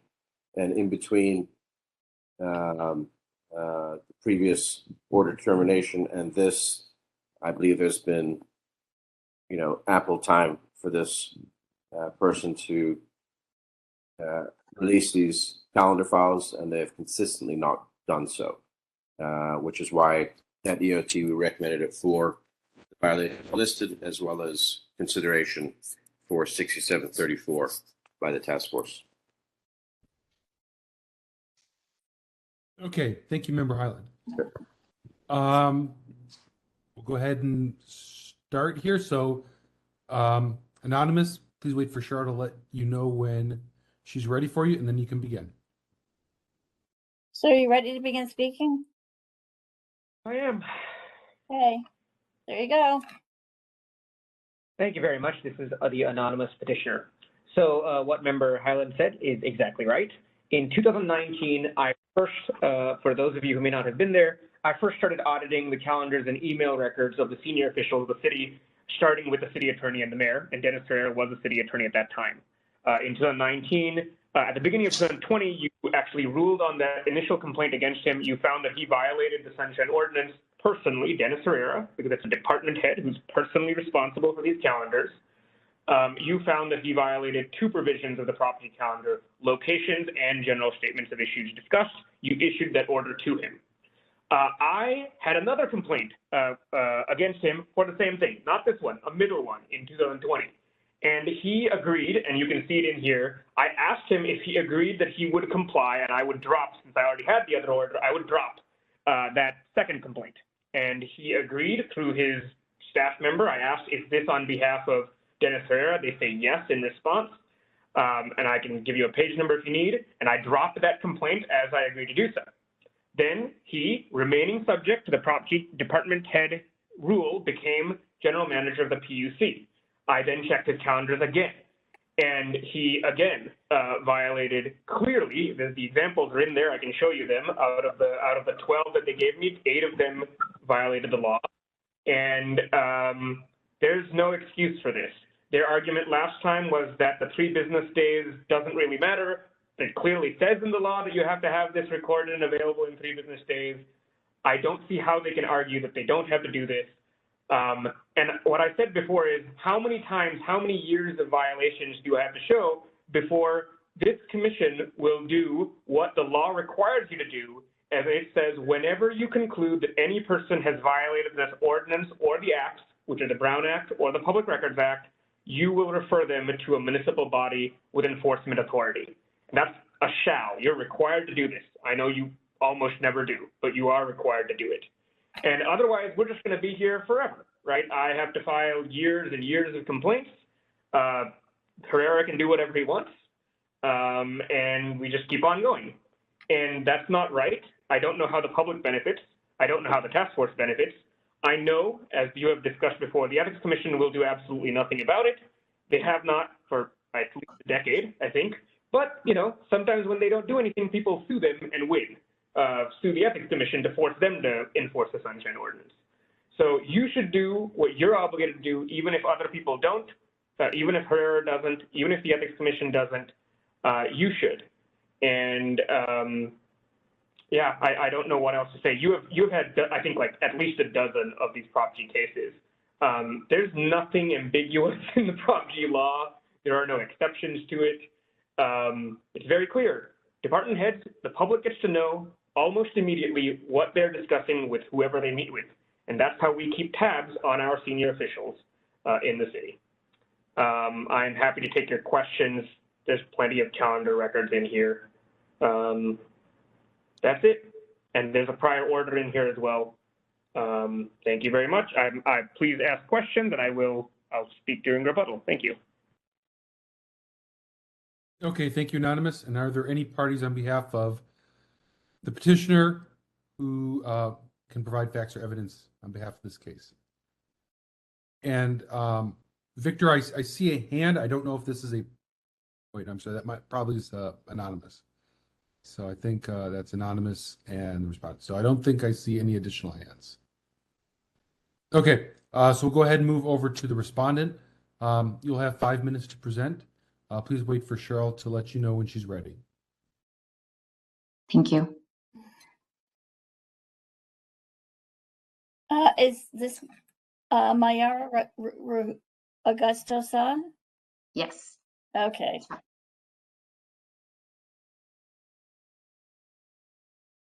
Let me know when I can start. Yeah, just a second. Are you ready?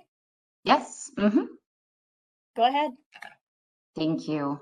Good evening. Sorry. Good evening, everyone. So I'd like to provide a little bit of factual background to this complaint. So Dennis Herrera became the general manager of the SFPUC on November 1st of 2021. Roughly 1 week later, the complainant filed a public records request seeking the general manager's Proposition G calendar entries for his first 3 days in this new position. So on November 17th, the PUC produced all responsive records in its possession. And then 2 days later, on November 19th, the task force sent this complaint to the PUC. And as you know, this complaint alleges that the entry for the first 2 days of November failed to contain an adequate description of the issues discussed in those meetings. In our response to the complaint, we did acknowledge that the November 1st and 2nd entries did not contain a sufficient description of the meetings held those 2 days. And then we corrected that error by producing amended versions of those meetings with the general statements of the issues that were discussed during each of those meetings, and as required by section 6729-5 of the administrative code. This error, the missing of the general statements, was not intentional. The request was for Dennis Herrera's first 3 calendar days in office, a time when he was just starting as the general manager. He was transitioning to a new office, a new computer system, new work environment. So he was really just getting up to speed with the new administration. Again, first 3 days taking this new position. So this lapse was a lapse, and it was not intentional. And we try to fix that by providing new compliant copies with the descriptions that were missing. And we also have taken additional steps to ensure that moving forward, all of our Prop G calendar entries comply with all the requirements in section 6729-5 of the Administrative Code. So we're striving to do better, and we fixed the error here. We respectfully request that this complaint be dismissed. Thank you. Okay, thank you. And are there any parties to provide facts or evidence on behalf of the respondent? And I do see an extra hand up now. I don't know if this is a party. Oh, I think it might be mine. I'll lower it. Sorry. And I see another one too. Victor, do we know who this individual is?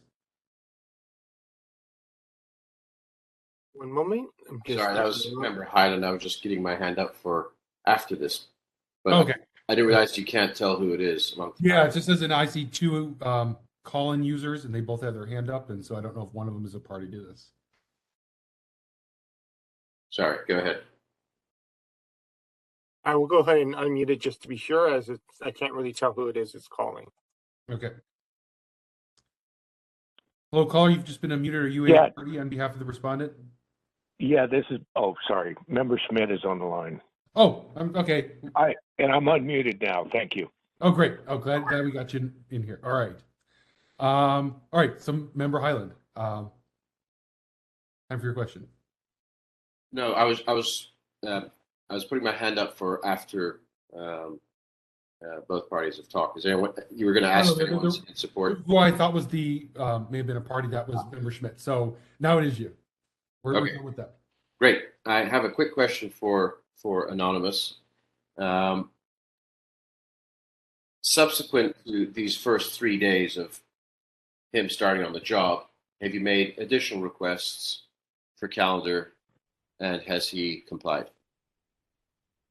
I don't believe I've made subsequent requests. They may know. It's probably the same person who responds to me, but I don't have anything in front of me, nor do I see anything in the record. So to my knowledge, I don't think I have, but I can't be certain. I make a lot of requests.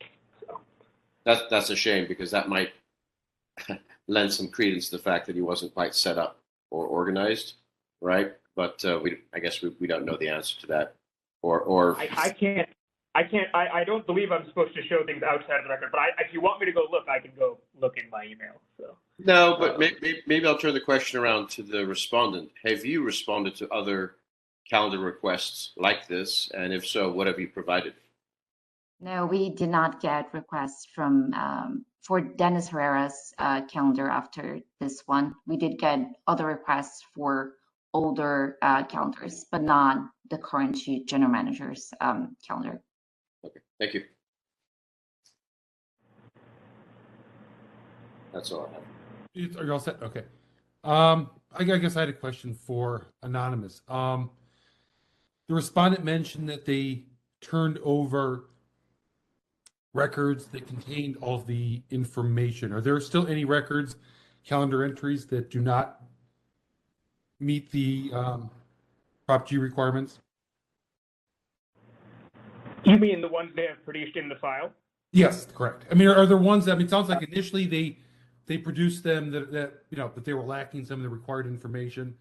They're claiming that they then provided that information subsequently. Are there ones that are still missing additional information that's required under Prop G? I am looking at them right now. 1 second, please. Okay.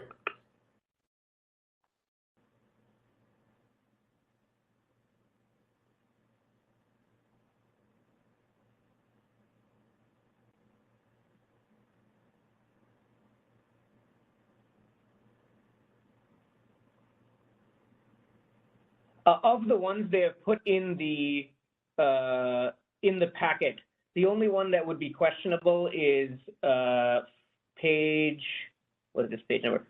Well, it's either page 41, page 1, or page 289, based on the page number. The other ones have some information about what they're discussing. This just says it's basically anything. If water, power, sewer, personnel issues. I know when similar very broad statements have been made in the past, you guys have asked for more. So that's the only one that I would still argue they should put something more useful than that. That's the entire PUC. Okay, so the crux of your complaint is essentially that the initial turnover of records was lacking the information, not necessarily that there's still ones that you're asking us to order them to turn over. I am not asking you to order them to turn over anything. I don't dispute that they gave me what they had. And it's not a 6721 complaint, so I don't think you can order them to do anything. It's that they failed to meet, or he failed to meet the clause that says he has to do this within 3 business days. Gotcha. Okay. Which is the same exact argument from the very first complaint, 19108. They made the same argument at the time that, well, we can just add it later. Right.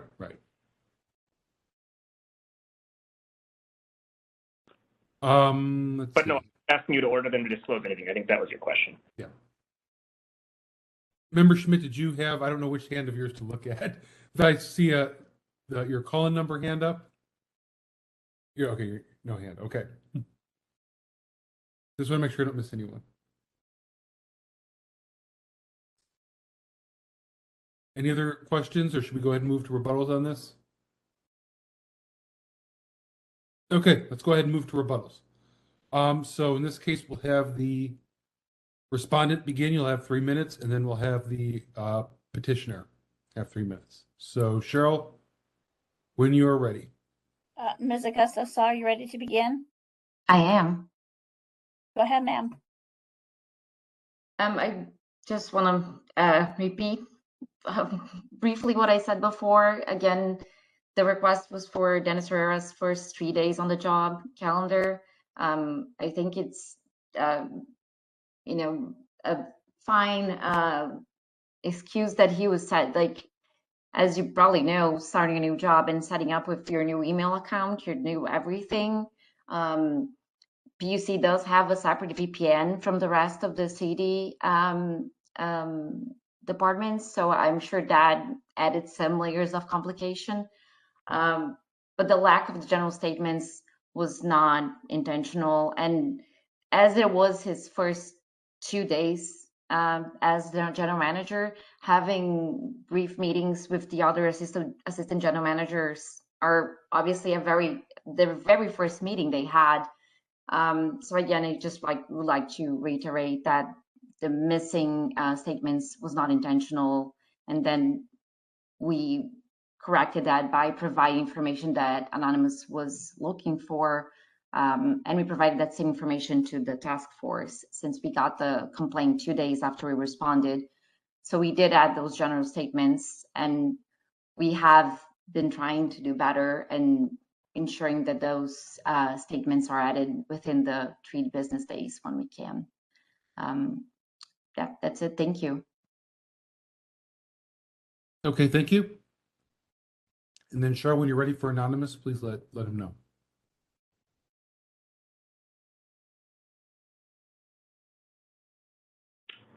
Hello. Second, you ready, sir? I am. Go ahead. I don't think there's even any dispute about the violation. They even admit it in their response. The question is, should you refer him to the Ethics Commission? And I think their argument that it's his first N days of the job, I don't think the laws don't apply on your first N days of the job. More importantly, Dennis Herrera has been a city attorney for, what, 10 years before that? It's not like he doesn't know the obligation. And you can read on page 281 and 280, I asked him when he was city attorney whether he would agree to comply, and I would in exchange drop the other complaint that I had against him for the same exact thing. And he did agree. And otherwise, you can just always use this argument. And I suspect you aren't going to send it to the Ethics Commission. I don't know why you guys are so queasy about it sometimes, but there's never going to be any consequences. We can just have these meetings. We can have these rulings. They claim that they do a better job. You have an option.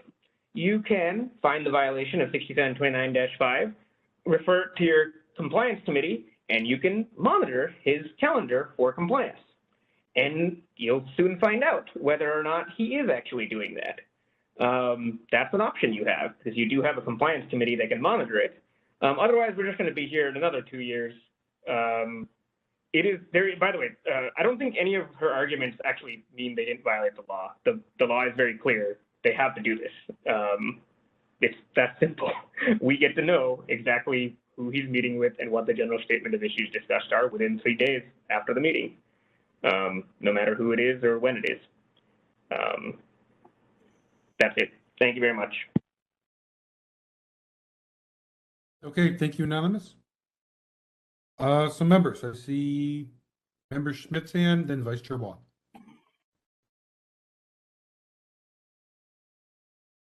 Member Schmidt, we can't hear you. There. How about now? We're good. Sorry. So many buttons and devices going here. Okay.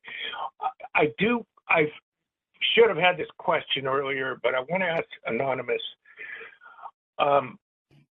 It seems to me that it can't be just coincidence that you choose the first 3 days he's on a new job. So I got to ask, why? Why did you pick those 3 days of all 3 days to send this request?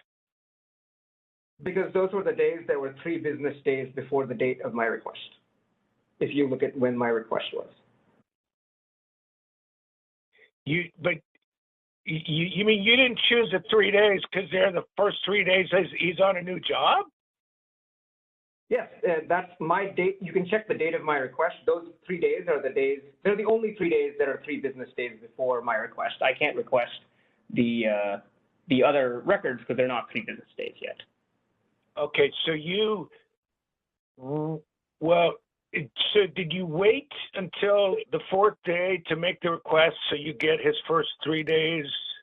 Or it just was coincidence that you were asking on that day that happened to be the 4th day after the first 3 days that he's on the job?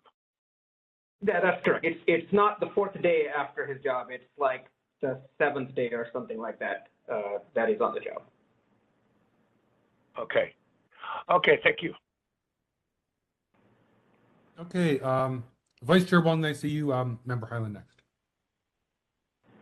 Yeah, I just wanted to say, like, I definitely agree with the recommendation that was made by EOTC. When I read through the file, I found, that there was a violation of a very clear violation of 6729.5A. Like, there's a sentence that says the calendar shall include a general statement of the issues discussed, and in some sense, I would argue that's not even given in the updated calendars for some of those calendars that we've received after the fact. And I do also, like, despite the timing of the request being a little suspect, I agree. I still do see a reason to find a violation for willful misconduct as well. I mean, there was an exact same request made 2 years ago. You don't forget how to do calendaring just because you got a new job. Like, I keep a calendar. I have an agenda in all of my calendars. That's just the way I am. I don't forget to do that. If I do, it's probably one or two here or there, not all of a dozen of the first calendars that I create. So that's how I'm feeling about it. I'll let Member Highland speak though before I go for a motion. Yeah, I kind of like the idea of having a compliance committee monitoring because, these 6734s, while important, for the record, may take a long time for the arrow to hit the mark and stay in the target, so to speak. But a compliance committee, checking up once a month and maybe submitting its own calendar requests as a course of compliance, not a bad idea, right? In the efforts of, training or educating. I do want to ask Anonymous one other question. I remember this I'll call it a campaign because it really was, a lot of work on his part to bring this piece of the ordinance to the front and remind, if you like, department heads that they were, responsible for this. I seem to remember, Anonymous, that you had another government official, similar circumstances.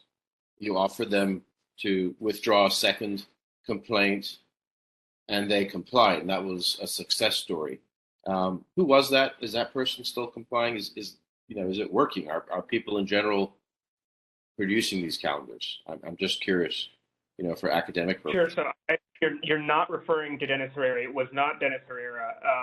There were 2 signed agreements by the Office of the Mayor for emails and calendars, and they complied for a while with what they stated that they're complying with. But as this task force knows, you eventually referred the mayor to both the ethics commission and the district attorney for a different calendar violation. So 50-50. I don't know how else to answer that. So okay, yeah, that's what I thought. I just thought you'd have those facts at your fingertips. Thank you, Anonymous. So basically, I'm squarely on the same side as Vice Chair Wong. There's so much precedent built up carefully here by this advocate of sunshine that we deal with on a regular basis that, for our processes, I think we owe this case a 6734. That's my my feeling. Thank you. Thank you, Member Highland. I see we'll go with Member Wolf and then Member Neighbors. Thank you. I have equal sentiments. I don't really care why a person asks for a request for information. That information belongs to the public, and it's meant to be disclosed. That's the way this works.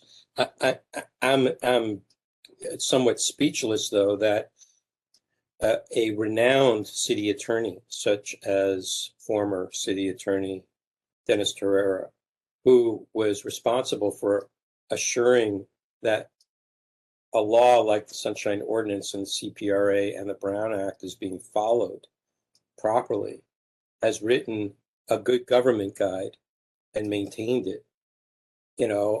I don't understand why there should be a lapse or not a compliance for something like this, especially since department heads are named several times as being responsible parties in the ordinance.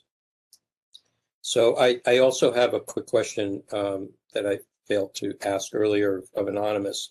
Did you eventually get the calendar with the information you requested? Correct me if I'm wrong, but I believe that was the same question Chair Yankee asked. If I didn't answer it, the answer is I dispute one of the statements in their new calendar, but they did produce the calendar and it's in the packet. So. Okay, great. That's all I have. Thank you. Okay, Member Neighbors. Thank you. So I agree also with what the folks are saying in terms of, there's not really an excuse for a seasoned city employee to to forget that they have to keep this calendar, someone at his rank and level. And so I don't think that we should consider, and nor is it in anywhere in our policy that we should consider that the number of days on his new job should have any bearing on that decision, on our decision at all. One place I'm maybe not quite sold on yet is moving it to compliance. And it sounds like that, I hear the respondents saying we're trying to do better, but in that moment, I think there was already the knowledge, and as Member Wolf has said, this is the author of the Good Government Guide, right? I think the knowledge is there, and there was every opportunity to comply in the moment. And it sounds like Anonymous has gotten what Mr. Herrera's office thinks is the right response. I would like for us to discuss, what would it be feasible, instead of sending it to compliance, to talk about escalating this to Ethics Commission for those reasons that you've shared, that this is somebody who has a good deal of power and authority in our governance structure, author the Good Governance Guide, which we hear quoted all the time, even when it's not quite synced up with the ordinance. I feel like we need to refer the case to the Ethics Commission and give them a chance to say that they're not going to hear it or they're not going to entertain it. I don't think that we should just convince ourselves that they won't. I think we should give it a shot. And if they say no, that's on them, right? But at least we did the thing that we knew was the right thing to do. I guess in this case, I know it's the right thing to do. I don't know how you feel. We'll see. Okay, thank you, member neighbors. I'll jump in with my thoughts. I agree also. I'd also note that, the city attorney is also the supervisor of records. So, to claim that as supervisor of records, you didn't know the rules of keeping records seems a bit odd. And actually, it's, I forget who just mentioned it. It really doesn't matter, the time frame or the reasons why. But all that being said, I don't even see this as a gotcha moment. I see this as a reason why very well someone may want to have done it within someone's first 3 days on the job. I mean, this was a very high profile appointment. A lot was going on. It was in the media. So I think it's entirely reasonable to have asked for those few days to see what the transition plan may have been and to be aware of that in as close to real time as Prop G allows. I also think that Anonymous has done a terrific job and put a ton of time and effort into documenting this and showing the pattern.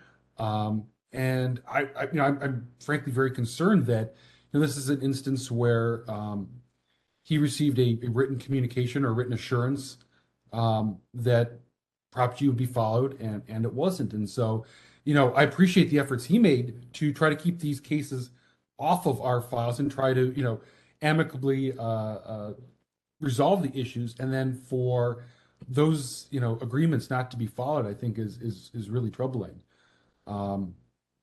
And then, as others have mentioned as well, this is, Prop G very clearly at 6729 5 here very clearly talks to this department head's responsibility. This isn't something that falls on the PUC staff.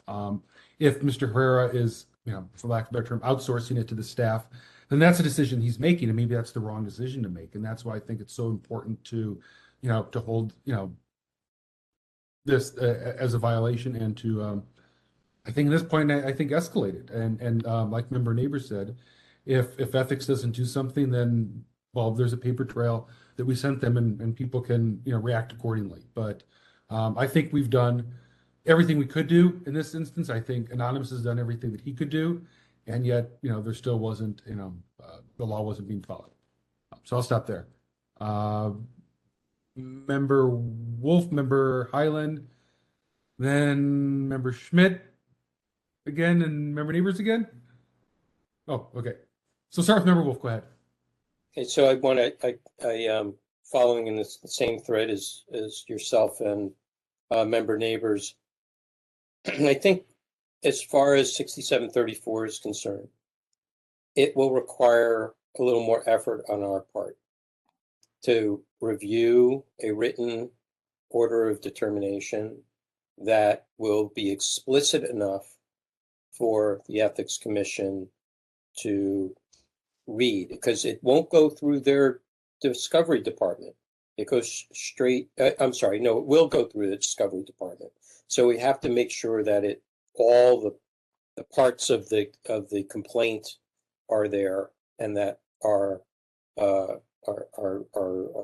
orders are in alignment with that. But it will also demand that one of us present it at their commission meeting, and that, I think, has been the part that has been lacking, because they just try to read it on face value, and even though their investigative department or their discovery department is very good, very, very meticulous, we usually don't end up with the outcome we originally seek it to be. So I think we have to do a little more due diligence, and I'm willing to to either work with others or take the lead on it, what have you. But I'd be very interested at this point to go down that road. Thank you, Member Wolf, and that's a great volunteering that you made there for yourself. Member Highland? So just going back to something that Member Neighbors said, maybe I didn't make myself clear. I'm thinking we refer 6734, but we also on the side do a compliance monitoring.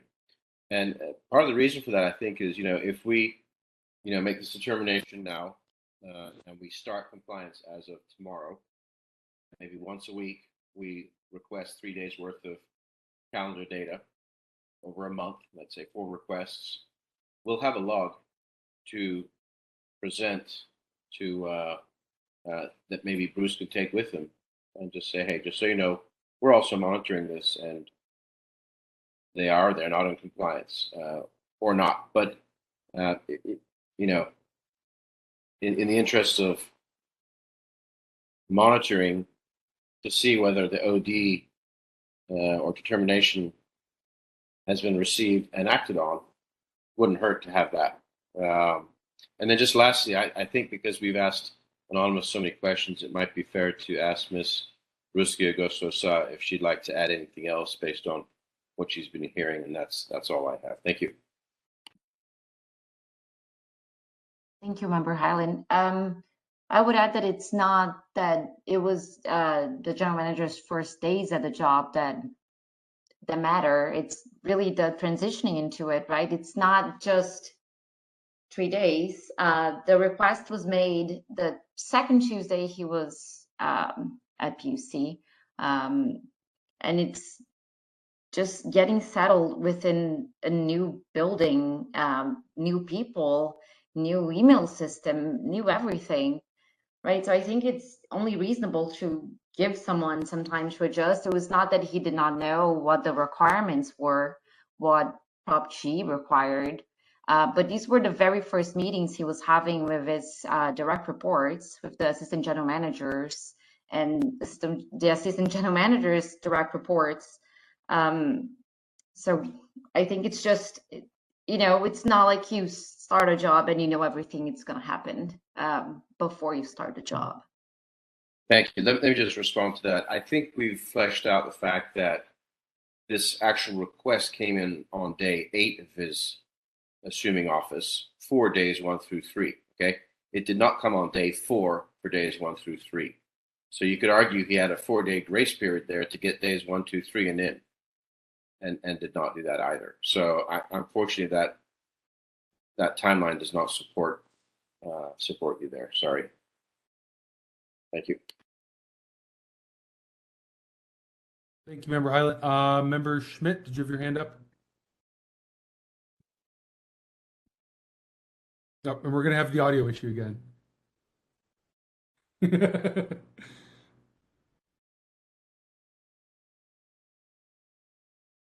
need to call in? Need it unmuted?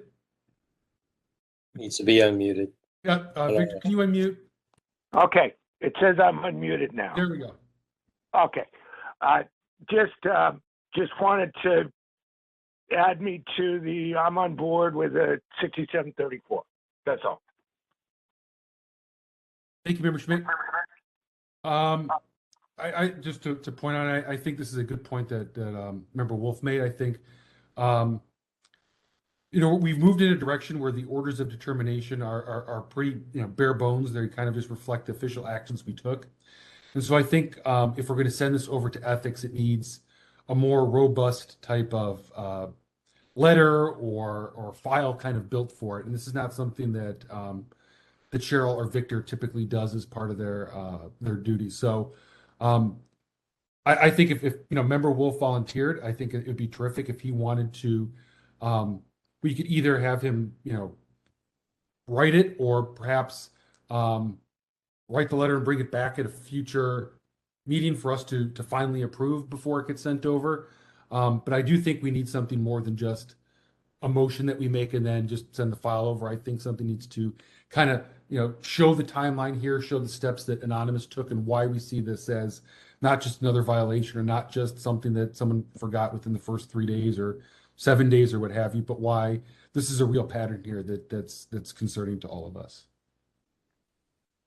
Member Wolf, did you have your hand up? Yeah, I was just going to say it'd be great if I can have a template or a boilerplate for like a legal brief, because that's the way those folks kind of think, the way they read things. So if we're going to do this, that would be helpful. Yeah, DCA Reese, is this something, I don't expect you to necessarily write the entire thing, but is this something from at least a presentation standpoint that you could assist us in preparing? Well, I'm glad to Member Roll's point, to try and find, some good examples. Sure. All good, I think Member Schmidt will agree with me, all good legal writing is plagiarism. So, find some, some good, exemplars that you could use as a starting point.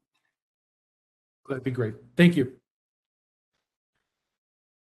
Okay, I'm not seeing any other hands. So at this point, do we want to make a motion?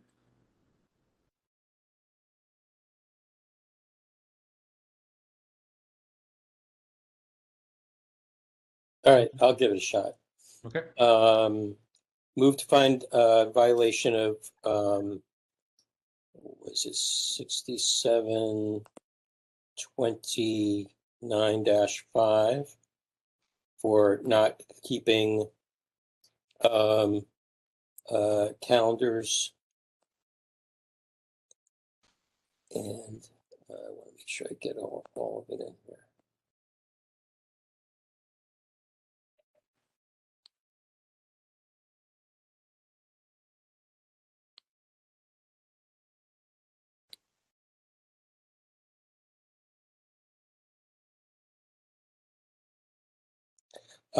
For not providing calendars in a timely fashion, and as per 6729-5A, such calendars shall be public records and shall be available to any requester 3 business days subsequent to the calendar entry. Such calendars, sorry, what?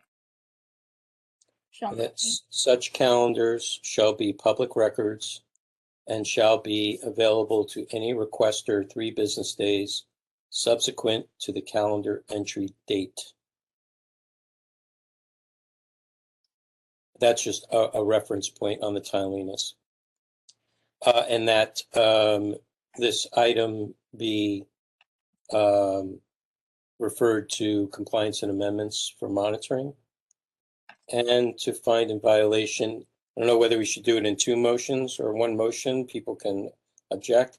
But also to find violation 6734 for continued willful failure to not provide.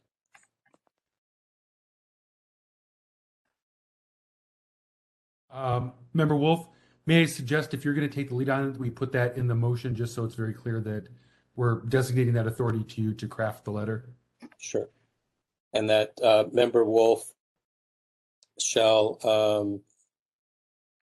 I guess for sake of a better word, take the lead on developing a presentation to the Ethics Commission and present in person. Sounds good. Okay, Cheryl, do you have that? Who was second? I didn't call for a second. I just want to make sure that you have the motion straight first. All right. Move to find a violation of 67.29-5 for not keeping calendars in a timely manner and as per 67.20.25. Is that correct? No, 6729-5, paragraph A. Yeah, all right. 29-5 paragraph. Such calendars shall be public records and shall be available to any requester 3 business days subsequent to the calendar date, and that this item be referred to the Compliance and Amendments Committee for monitoring, and to find a further violation of 6734 for continued willful failure to not provide, and that Member Wolf shall take the lead on developing a presentation to the Ethics Commission and present in person. Is that right? Yep. Okay, do we have a second for that motion? This is Vice Chair Wong. I'll second. Okay, so seconded by Vice Chair Wong. All right, any discussion on this motion, or should we move to public comment? Not seeing any. If there are any members of the public who would like to make public comment on this motion, you can raise your hand at this time by pressing *3, or otherwise using the application to raise your hand. I'll give you a few moments. Okay, we have one public commenter at this time. Who's providing public comment? Peter Warfield, let me know when you're ready. You ready, sir? Yes, I am. Go ahead. Peter Warfield, Executive Director, Library Users Association, Library Users 2004 at yahoo.com, and P.O. Box 170544, San Francisco, California 94117-0544. Thank you for setting out this motion. I do think that there needs to be clarity in some way with respect to why you consider it a willful violation. And in some of the discussion, I think you made very good points. But I do think that I didn't hear perhaps enough on a few things that I would have to say, and one that I know wasn't mentioned. Yes, the city attorney has had a great deal of experience. He is an attorney.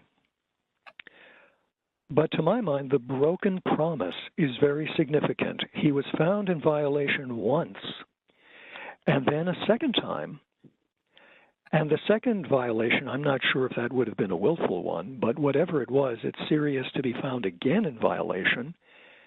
And then he made a promise. That promise was for a withdrawal. There was an exchange there, and he violated that promise. There's been talk about first days. Well, as far as I can tell, the first days of somebody's tenure would be the most important days for which details would need to be recorded to the highest possible level. That's when he's getting presumably familiarized with what's going on and who's who and who's doing what and so on. And when you don't know the people that well or the material that's going on within the department, those would be the very times early in the tenure that you would of all times, I think, need the most detail. And remember, as we heard, there was a delay in the requesting of the material, so that I believe I heard 4 days. That means the last day had 5 days 30 seconds. To fix the whatever problem might be. 6 days for the second day and 7 days or so for the first day. So there was time to do this. And I think it's important also to start off on the right foot.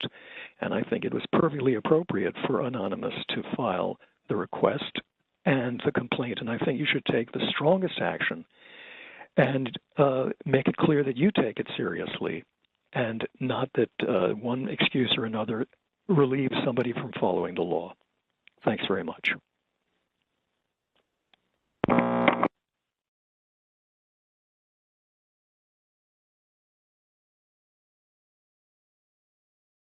Victor, do we have other public comments? Just double checking. I do not see any other hands raised at this time. Okay, thank you. We'll go ahead and close public comment on this. Members, are there any last items to discuss before we vote? Seeing none. Cheryl, when you're ready, let's call the roll on this. Member Wolf? Aye. Member Wolf, aye. Vice Chair Wong? Aye. Vice Chair Wong, aye. Member Schmidt? Aye. Member Schmidt, aye. Member LaHood? Aye. Aye. Member LaHood, aye. Member Padmanabhan? Aye. Member Padmanabhan, aye. Member Stein? Aye. Member Stein, aye. Member Highland? Aye. Member Highland, aye. Member Neighbors? Aye. Member Neighbors, aye. Member Hill, absent. Chair Yankee? Aye. Chair Yankee, aye. 1, 2. 9 yeas and 1 absence. Okay. Thank you, parties, for coming. And Cheryl, when you're ready, let's go ahead and move to the next item. Item number 8, file number 22012, complaint filed by Anonymous against Director Greg Colfax and the Department of Public Health for allegedly violating Administrative Code Section 6721 by failing to respond to a public records request in a timely and or complete manner. On March 8, 2022, the Education, Outreach, and Training Committee found that the task force has jurisdiction, the requested records are public, and referred the matter to the task force for hearing with a recommendation to find a violation of 6721B for failing to provide the requested records in a timely and complete manner. Okay, thank you, Cheryl.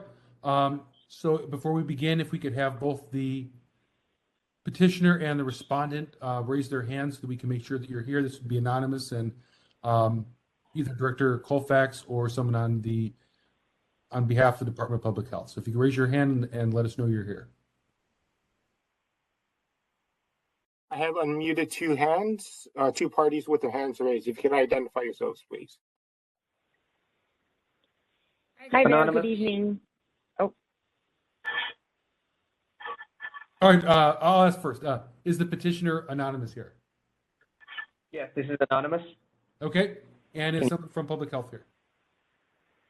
hey there, good evening. This is Natalie Pointman with the Department of Public Health.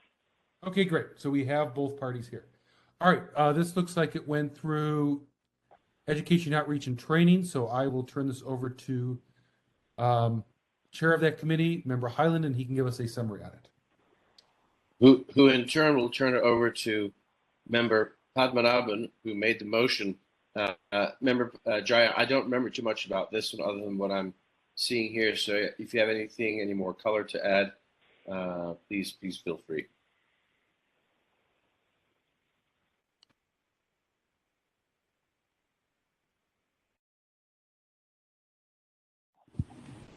I do remember making the motion.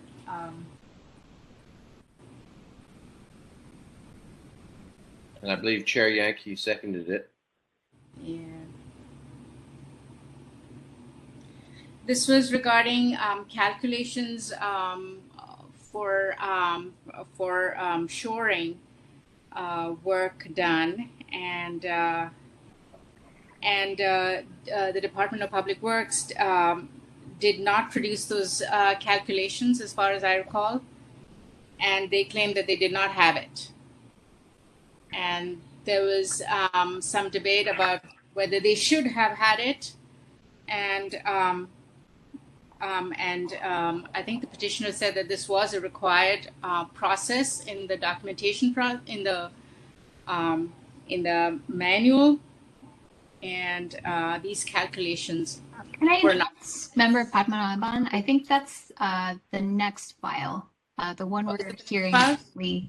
is 22012. Oh, this is the Colfax file. Yes. Yeah.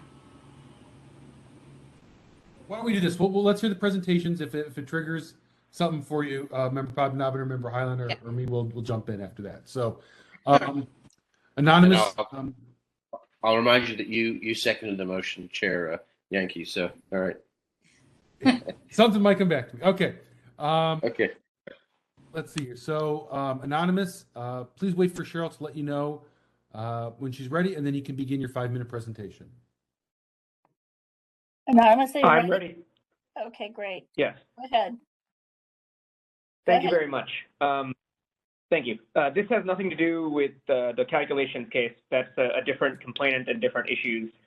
This is my very standard request for text messages with certain senior officials, mostly in the mayor's office, that I regularly make across the city. For some weird reason, DPH decided, for various reasons, to violate the law. It's not usually like this. I don't usually get this kind of response for this kind of request. They were not willing to search the full department for who communicated with the mayor and her chief of staff and a certain other named, I think I named 8 people for the specified time period. I don't think they're allowed to do this. I have no obligation, nor is it even possible for me to know which of the employees in the public health department communicated with the mayor's office, since the mayor's office deletes all of those records, as you know, so there's no way for me to know. Then I originally filed this with an extra request and within a public request, and then they split it off into a hidden request that I couldn't get access to unless I logged in. And I don't believe that is allowed because it imposes the fact that I have to create an account and sign in. But one of my problems is looking at this packet, I don't see my complaint in here. But there is a cover letter that was more recently sent on page 12. I don't know why the original complaint doesn't appear to be in here. I would ask you to just go off of what I have in the cover letter. And if not, if you can't do that, I guess you have to continue the case. But very interestingly, today, earlier, right before this meeting, Department of Public Health unredacted some of the information that they produced in an untimely manner anyway, where they illegally claimed attorney-client privilege to records that were not attorney-client privileged. And now this is one of those rare cases where I'm able to prove it. And yeah, so I guess I would ask for a 6721B, 6726 for non-minimum, and for 6721B for not completely complying with the request, and 6726 for non-minimum withholding of the attorney-client privileged information. I don't think there's anything further we have to do about the next request thing. That'll be part of 6721B. Unfortunately, I had asked for MS Teams and other chat records that are stored not only on the their potential personal devices, but also on the government devices. And the city apparently auto-deletes all of those Teams chats within 30 days unless they issue, like the custodian here, issues a preservation order. And since they refused to search for other individuals in DPH who may have communicated with the mayor's office, I suspect they did not issue the preservation order. And I guess any record that is in the government's possession likely no longer exists because it's more than 30 days. I have evidence of these things in there. I believe if they fail to preserve all responsive records at the time I made the request, even the good government guide agrees that is a violation. And I would ask you to find the 6729-7A violation unless they preserve the records at the time of my request. Yeah, and I don't know if we need to continue this because they did send new documents right before this meeting, and they're not in the packet. But I'm happy to read from those documents if you would like me to, and their explanation. Thank you. Okay, thank you, Anonymous. And are there any parties provide facts or evidence on behalf of the complainant? I don't see any additional hands. So we'll move to the respondent. So when you're ready, please, or Cheryl, when you're ready, please let the respondent know and she can begin.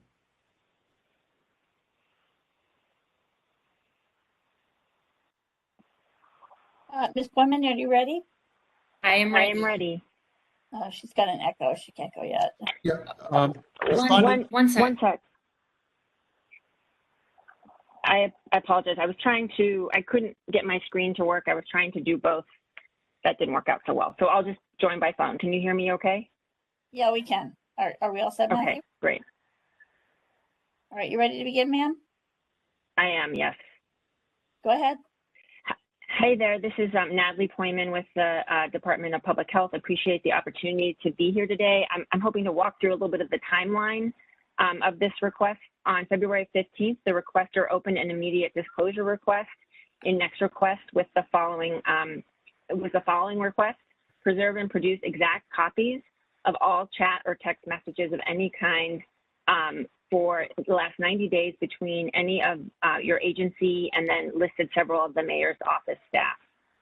On February 16th, DPH subsequently created case number 221056 and added an external message to the requester indicating that it would be treated as a standard public records request.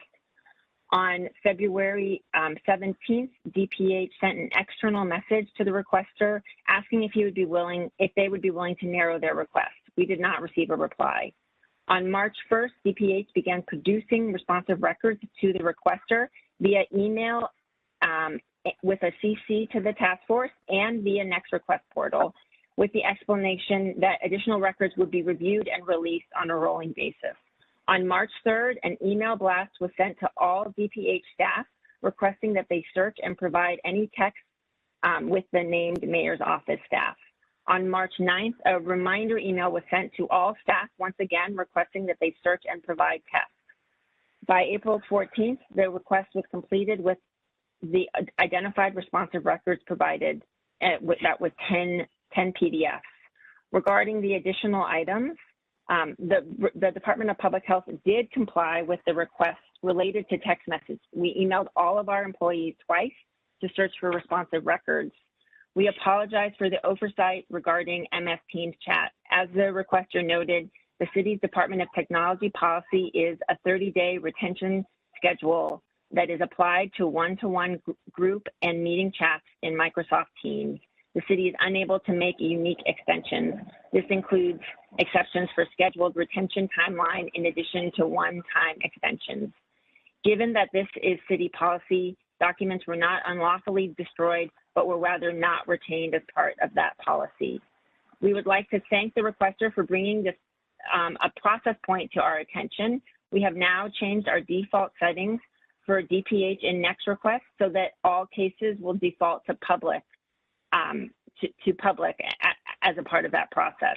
And then, as he noted regarding the redacted text, we consulted with the city attorney's office again, who agreed to modify the first redaction and remove the second one. These texts were provided to the requester and the task force earlier today. Thank you. Okay, thank you. And are there any parties on behalf of the respondent to provide facts or evidence? And seeing none, members, it's time Can for I us make to a point of order or something to do with the connection? Am I allowed to do that? This is the If complainant. it's about a technical issue, sure. Yeah, What's your concern? I can barely hear anything that the respondent said. So if you want to have me respond to something she said, please either restate what she said or have her do so. Thank you. Okay, thank you. Okay, members, I see Member Wolf. Yeah. This is a question for the respondent. Who made the decision to convert this IDR to a standard request, please? I think it was a part of our process, given the scope of the department. So within our DPH Sunshine office, we worked with our city attorney to identify that given the scope of our department, that it was a large request. And so you're claiming that it was voluminous? Yes, voluminous, yes. Okay. And so under what section of the Sunshine Ordinance were you following to make this conversion from an IDR to a standard request. Oh, I apologize. I don't have that on me. I can get it for you. I don't have that.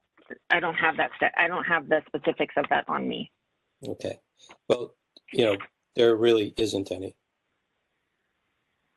Okay. So I just want to state that for the record.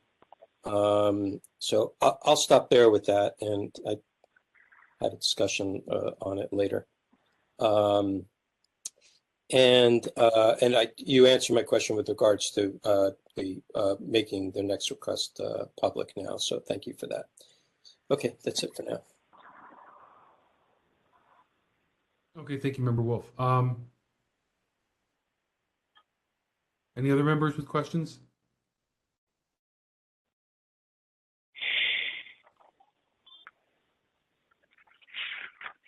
I don't see any hands, so all right, we're going to go to rebuttals.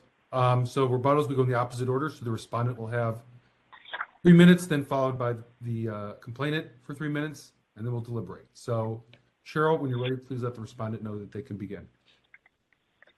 Ms. Poyman, are you ready to begin speaking? I am, yes. Go ahead. Okay, I don't have kind of anything to add from what I mentioned before. We apologize for the oversight regarding the team's request, but we did email all of our staff and ask for the records. Thank you so much. Okay, thank you. And Anonymous, Cheryl, when you're ready, let Anonymous know. Anonymous, are you ready? Yep. Go ahead. I'll just point you to PDF page 12 and 13, which is footer page 312 and 313. 313 has the requested violations. I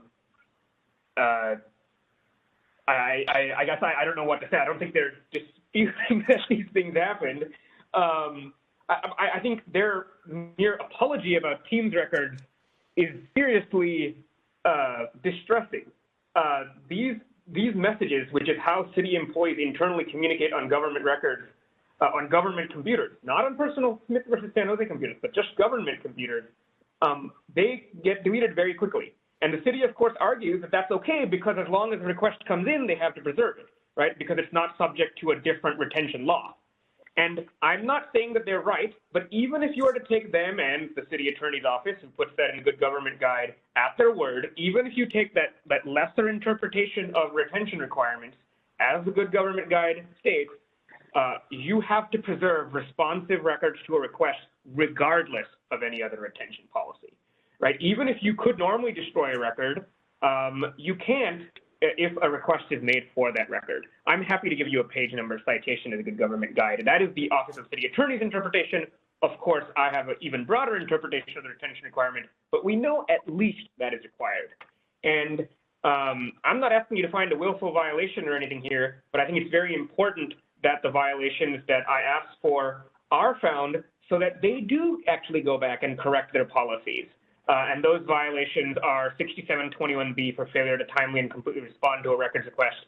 I think they're now claiming they have gone to all of their staff and done the back-end search, although since I couldn't hear her very clearly, I'm not sure if they did. 6726 for non-minimum withholding, which they admit by their email to me and the task force this morning, and 6729-7A, failure to preserve and retain correspondence in a professional and business-like manner, which is the responsibility of Greg Colfax as the department head. And I would ask that you complete the order them to produce any remaining records that are responsive to my request. They might come to compliance and said, well, we did the team search and there isn't anything left, but they should be ordered to do it. The fact that there might not be anything left now is not really relevant. Thank you. Okay. Hello? Yep, we heard you. Thanks. Thank you, Anonymous. Okay. So members, it's up to us to deliberate, and I think I see Member Schmidt's hand up. Yeah, I ended up with a couple of questions. I apologize for the order here. Anonymous, I'm going to ask you first. Have you had any other cases that have advanced sort of to this level or further involving this 30-day destruction problem? That I don't know. I shouldn't necessarily call it a destruction problem, but the 30-day expiration or whatever of these Microsoft Teams messages. There are other cases regarding the Microsoft Teams auto deletion, but this is the first one that has actually gotten to the full task force, because I believe that they're not heard. My cases aren't heard in filing order. So. Okay. So, and thank you. You called it an auto deletion, which I like to have the word to use. Okay, good. Yeah, because that's very, very much going to be something that we want to talk about. And the other question I have for you is, when the PUC contacted you and said to you, look, we need you, or can you, we need you to, or can you narrow your request? Did you give them anything on that, or did you sort of stay with your request and say, no, I just want all the documents. I believe I'm entitled to those. To paraphrase, I made the second comment. It's in the file. I need to find the page number. But yeah, okay. I did instruct them to do the full search and ask them for rolling response, so they can take however long it takes. Okay. Thank you. All right. That's all. Okay. Thank you, Member Schmidt.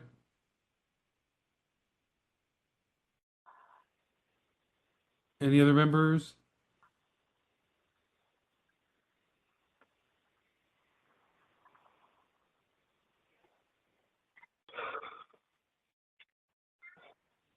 Any other thoughts on this one? Are we ready for a motion on this?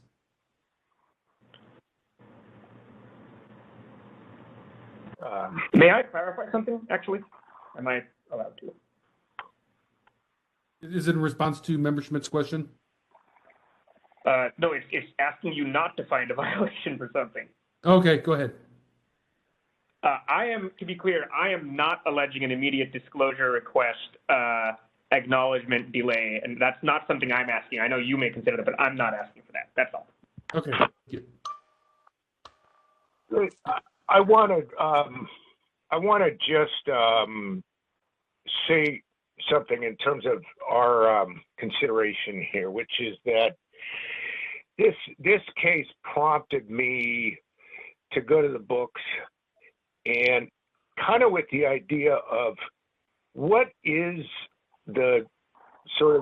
what's the ceiling here in terms of what you can ask for? I mean, like, based on certain language that you see out there in the law, you could just, submit a request that says, I want copies of every document that has ever existed. Please give it to me. And so what's the cap on that? And amazingly, there's not that much guidance in the law, as far as I could tell. And so what I did find is this. The CPRA section 6257, I assume it's still that section, is the controlling language.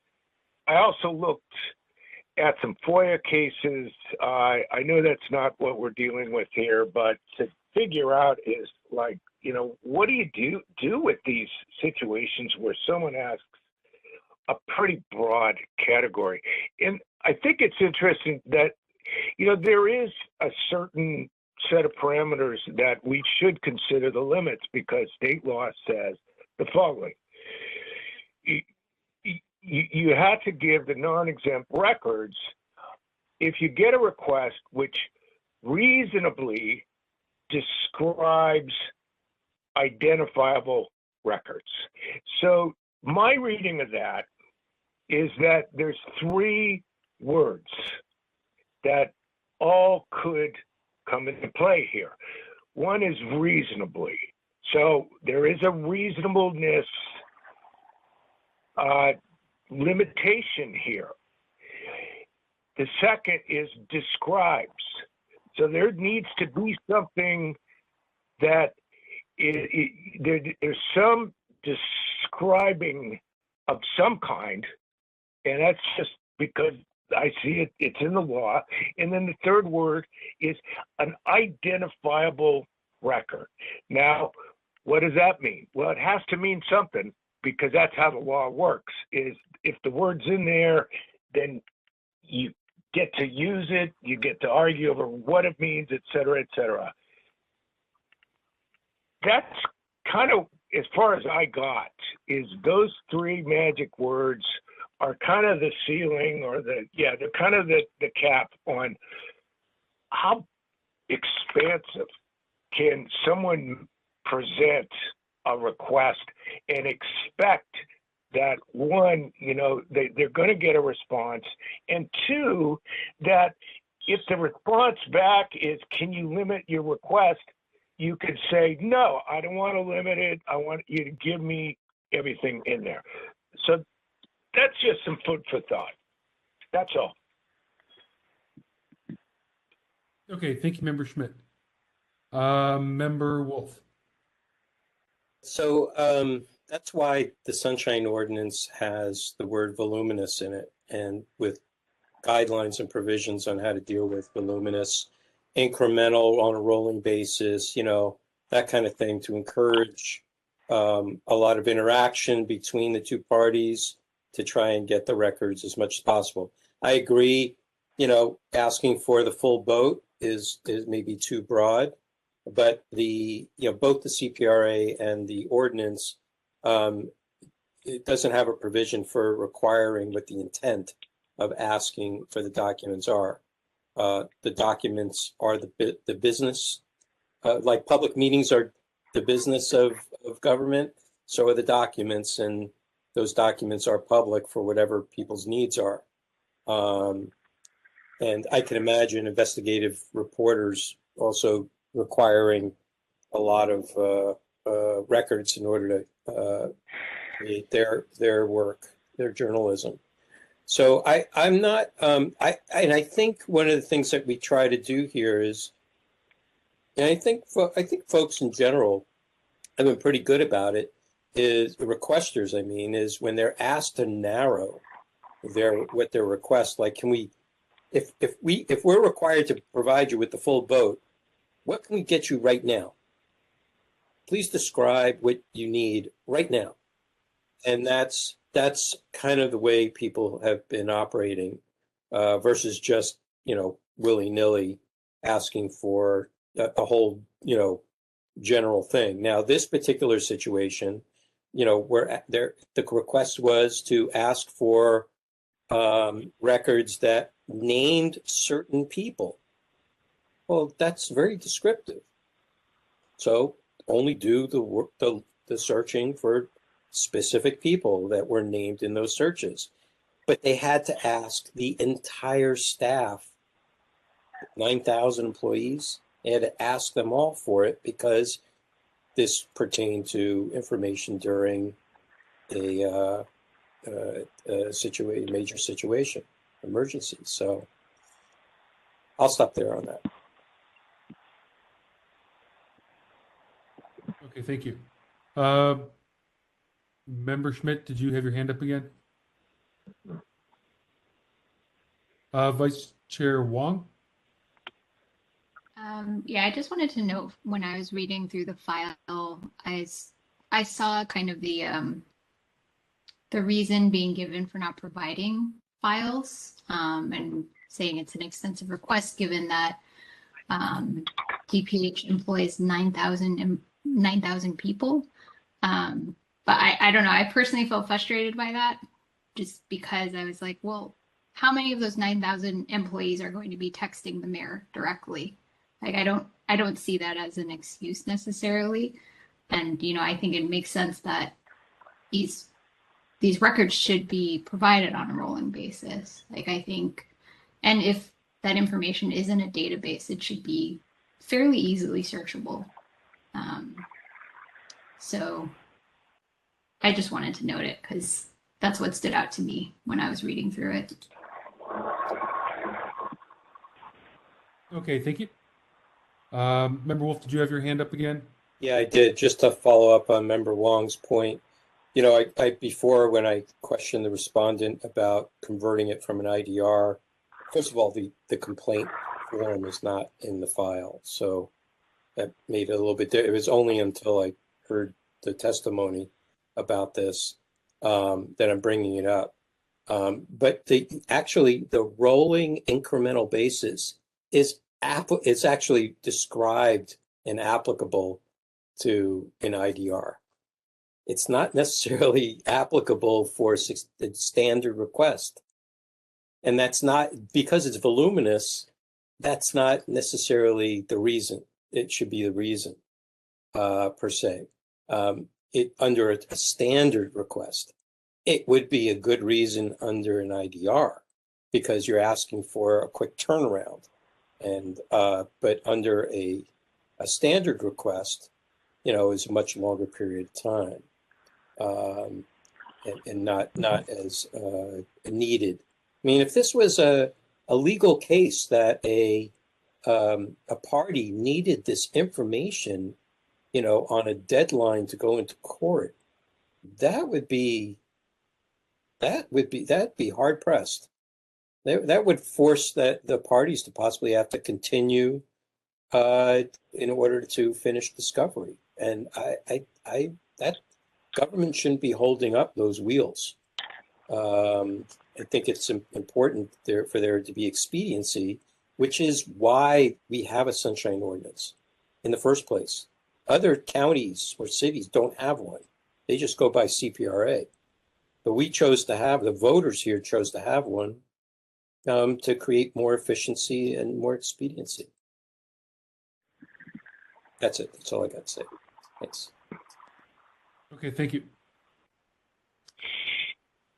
So in the interest of time, do we have any further discussion or should we go ahead and move to a motion on this one?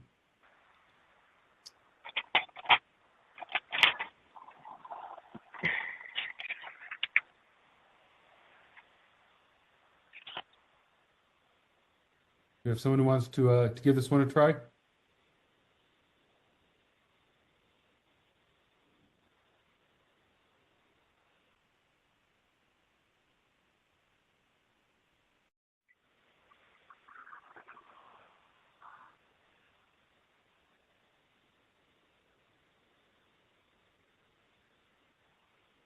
Who wants to give this one a go?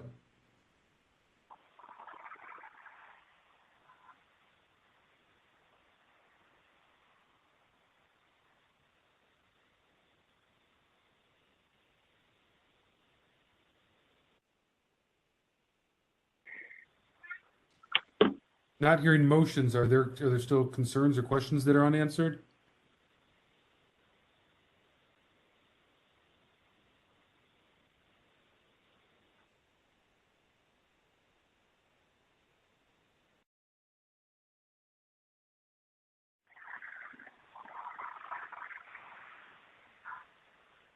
Okay, I'll go for it.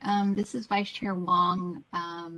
I would move to find a violation of 6721B for failing to provide requested records in a complete manner. And then also violation of 6726 for not keeping withholding to a minimum.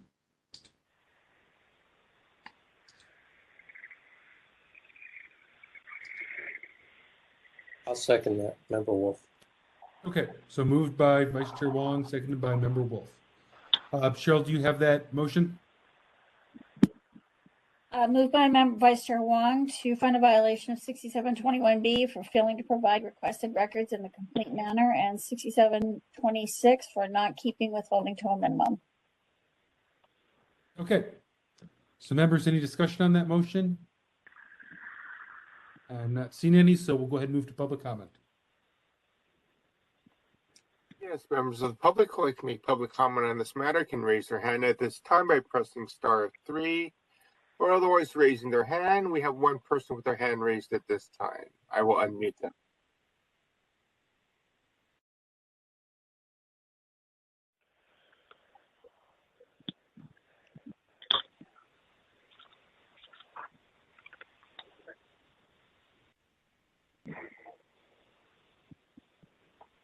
Hello, caller, you've been unmuted. Would you like to make public comment at this time?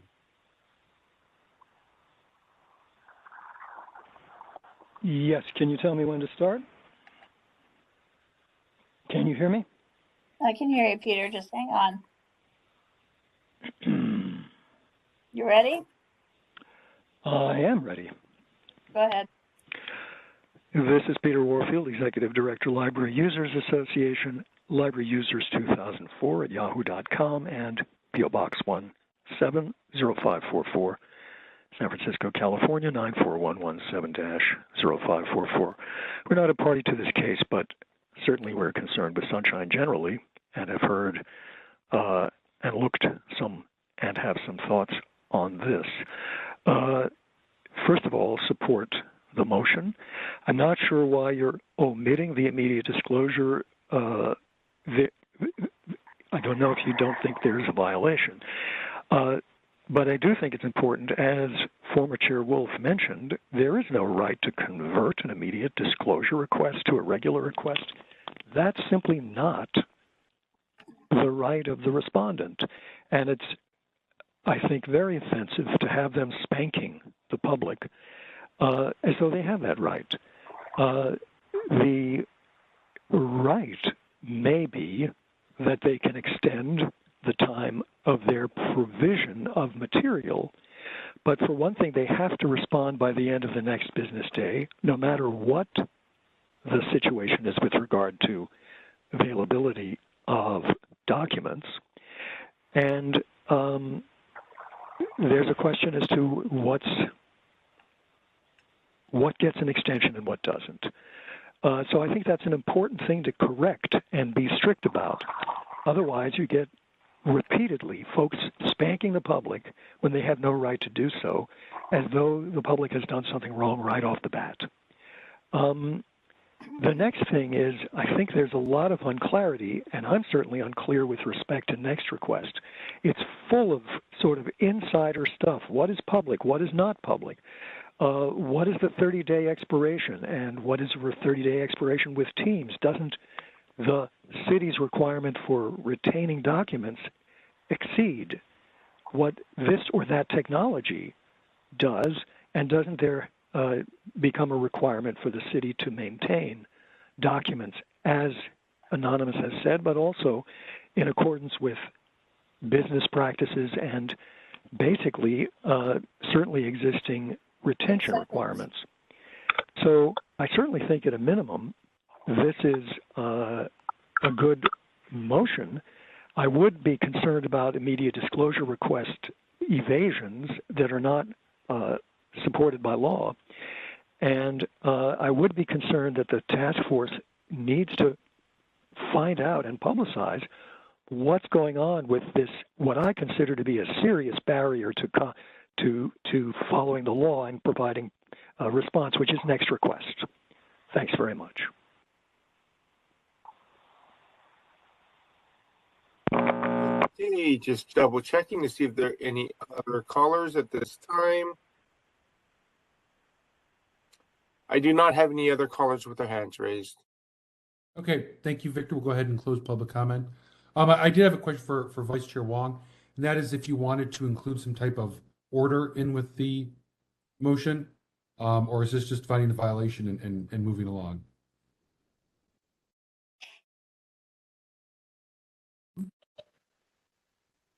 I didn't have anything specific in terms of an order.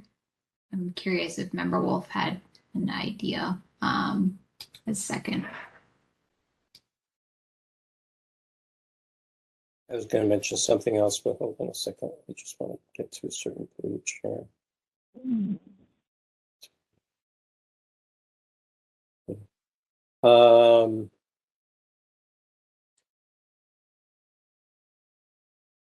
Which ones did, wait, so it is 6721B and 6726?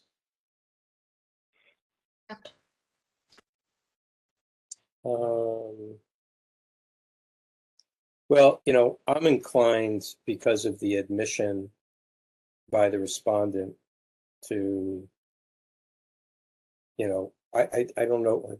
I don't know what you would, I don't know how to even put this with regards to, is it a violation of 6725 to convert it into 6721 request? You know, I'm not quite sure how to do that. That's I don't recall if we've done it before. I don't recall how we did it then. But nonetheless, I think there should be at least a, maybe how about referring to EOT for training, since DPH has its own sunshine department about the specific point, and also about Smith versus San Jose, because this involved a considerable amount of text messaging. Well, do we feel that there's still records have not been turned over? I don't know. Was that still reported by the? I mean, that was my understanding based on the presentation by Anonymous. He's asking for the remaining search and production of the requested records. Okay. So for saying that they were not turned over, you know, and claiming a violation of 6721B, then, you know, perhaps we should order any remaining records to be, you know, sought after and disclosed. What do you make the question? I think he also asked for something around redactions. He wanted unredacted texts from two people. What was it? I thought that was, well, Anonymous, you know, if you're here, just to make sure that we get this straight. Are there still, what is it specifically that you're still looking for? Okay, I just want to be very clear. They have produced 41 pages right now, and I'm asking you to, whatever was remaining after 41 pages, and the unredaction of the supposedly attorney-client privileged text message, which is not in this record, unfortunately. They, I believe, admitted was not attorney-client privileged and partially unredacted earlier today. But you don't have any ability to look at it and see if you should unredact it more. Do you see what I'm saying? Yeah, so I think this definitely needs to go to compliance and amendments to sort out these dangling items. I would say maybe just do that as part of the order. So are you going to order? I mean, I think it helps for compliance and amendments to know what it is specifically they're trying to see if they complied with. So I think an order component, if it looks like there's something that still is outstanding here. The problem is that the requester doesn't know exactly where this ends. I mean, it's only for 90 days. It's not ad infinitum. It's just 90-day period. So the question is, you know, where does everybody become satisfied that the documents have been fully disclosed? That's my first question. And then the second question is if what was presented today is not satisfactory, then that should be reviewed by compliance amendments. Okay, so Vice Chair Wong, there's some suggestions. Do you want to restate your motion, adding any of those components? Sure, yeah. So I'll just add on an order. I think it's Grant Colfax, Director Grant Colfax, and the Department of Public Health to continue to turn over requested documents and to forward to the Compliance and Amendments Committee for monitoring. Okay. And does the seconder accept? Yes. Okay. So Cheryl, did you get that addition to the motion? In order, Director Colfax and the Department of Public Health to continue to turn over requested records and forward to compliance and amendments for monitoring. Sounds good. Okay. Do we have any other comments from members? If not, we'll go ahead and vote on this. There was something, and I got distracted. I think I mentioned it. I just wanted to mention about Smith versus San Jose that these are text messages and that needs to just wanted to mention that because of this being text messages, so everybody hears it. There's something else I can't remember, probably not as important. So let's move on. Thank you. Okay. All right, Cheryl, when you're ready, let's call the roll. Vice Chair Wong? Aye. Vice Chair Wong, aye. Member Wolf? Aye. Member Wolf, aye. Member Schmidt?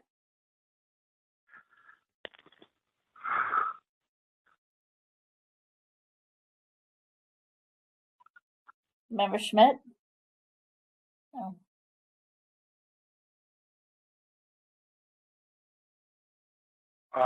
Can you hear me? Yes. Yeah. Oh, okay. Nay. No.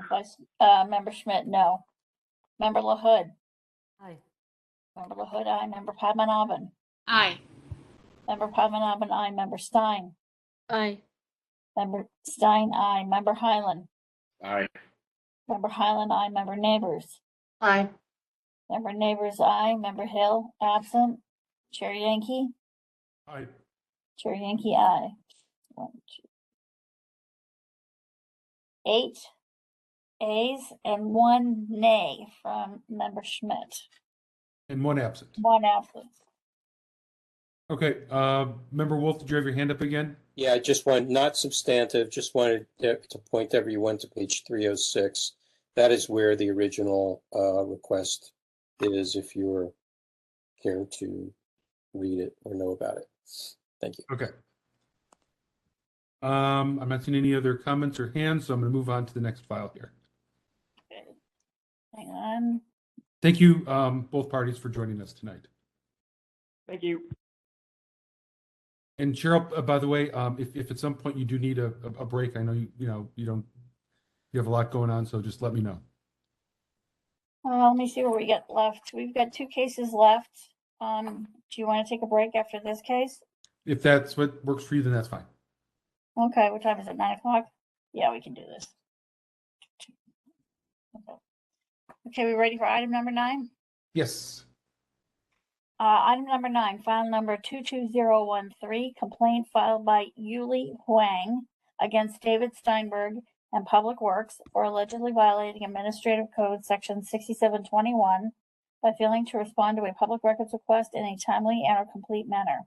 On March 8, 2022, the Education, Outreach, and Training Committee found that the task force has jurisdiction, the requested records are public, and referred the matter to the task force for hearing with a recommendation to find no violation. Okay, thank you, Cheryl. And are both parties here? If you could please raise your hand so that we can unmute you.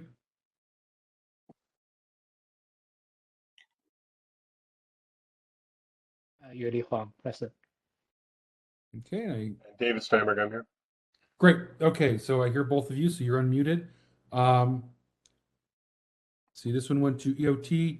EOT Chair Highland, do you have any comments on this one before we begin?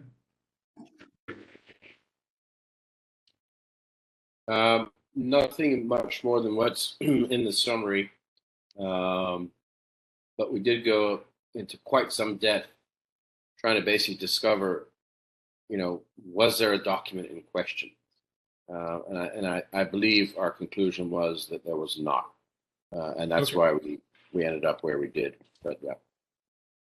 Sounds good. Okay, so we'll go ahead and begin with the complainant.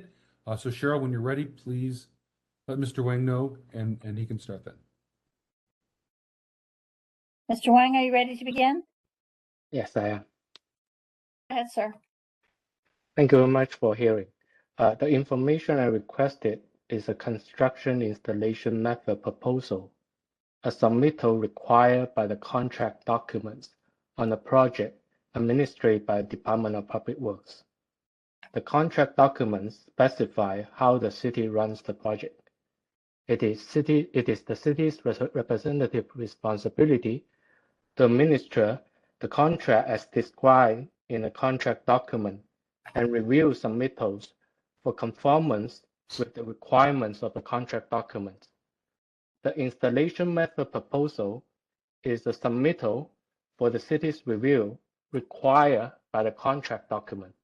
Therefore, it's a public information that shall be available for public inspection. Public Works claims that the requested document is not in its possession. This excuse does not supersede the right of the people to know how the city conducts the public business because A, is a document that should be in Public Works custody according to the contract documents, and B, Public Works has the authority to acquire that document. The construction proposal is a crucial document that helps protect public safety and welfare. Public Works should have investigated why the document is not in its possession, assess the damage to the public's interest, perform corrective action, pursue the documents from the contractor, and responded to the requester, elaborating the reason for the delay and timeline for the documents. The lack of corrective action creates the potential for and the appearance of favoritism or preferential treatment to the contractor. It has infringed the right of the people to know how the city conducts the people's business. That's all I have. Thank you very much. Okay, thank you. And are there any parties to provide facts or evidence on behalf of the complainant? And seeing none, we'll go ahead and move to the respondent. So, Mr. Steinberg, I'm sure we'll let you know when she's ready.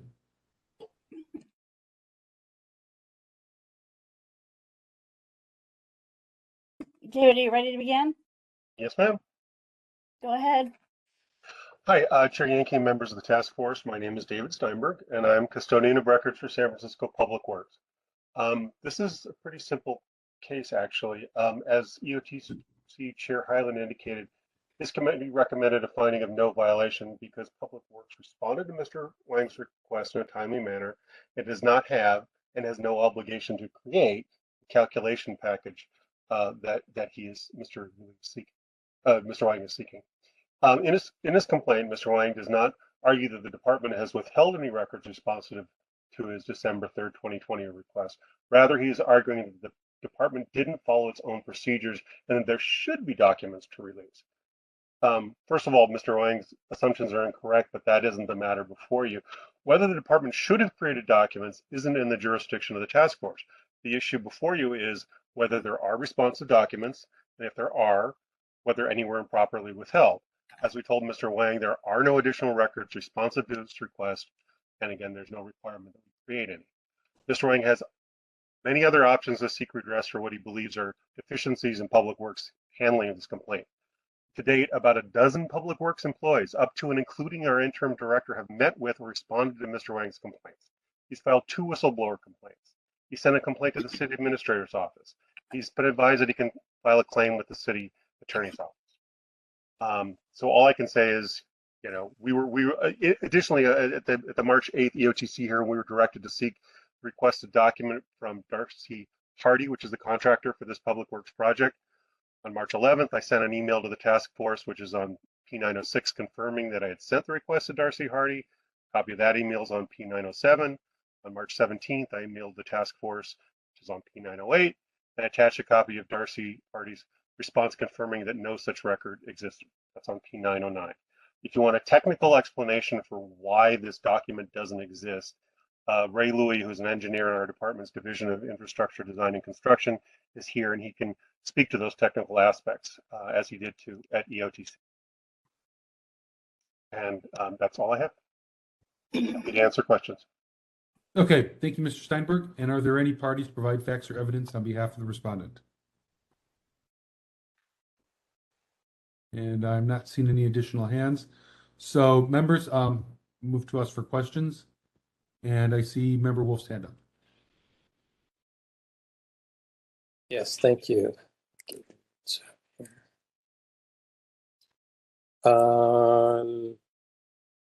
I guess I should ask, I was going to ask the complainant about this, but I think it's better answered by the respondent.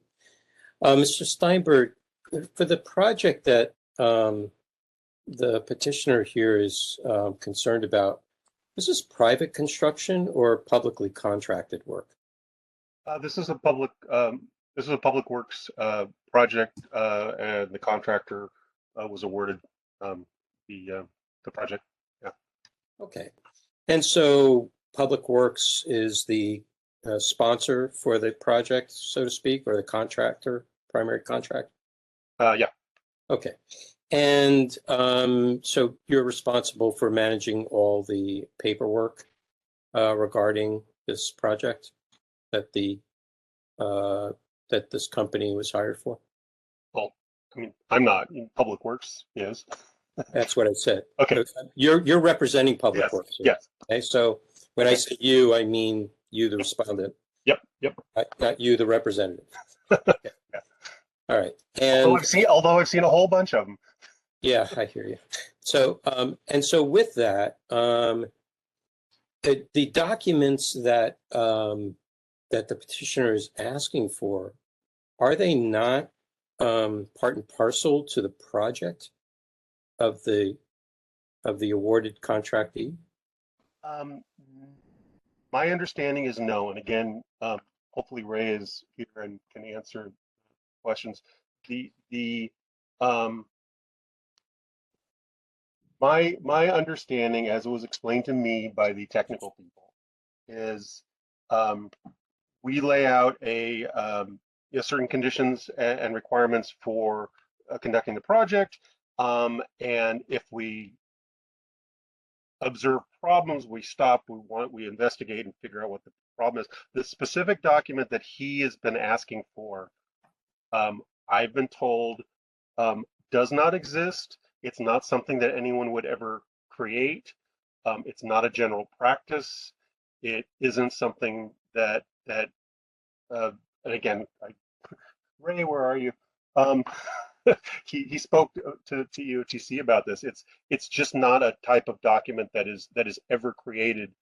And I wrote to the contractor and specifically asked, do you have this? And they said no. Just like we don't have it.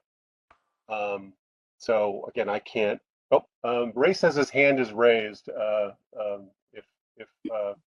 Yeah, I'd be interested to know that would. It's going to be my second question, and then I'll let others have at it. But yeah, I'd like to hear the reason why this particular document that pertains to the project and pertains to the work of the contracted, the city contracted contractee, why this record is not either you have it or you don't, or the question is whether you should have it or not. And yeah, be good to hear that. Thank you.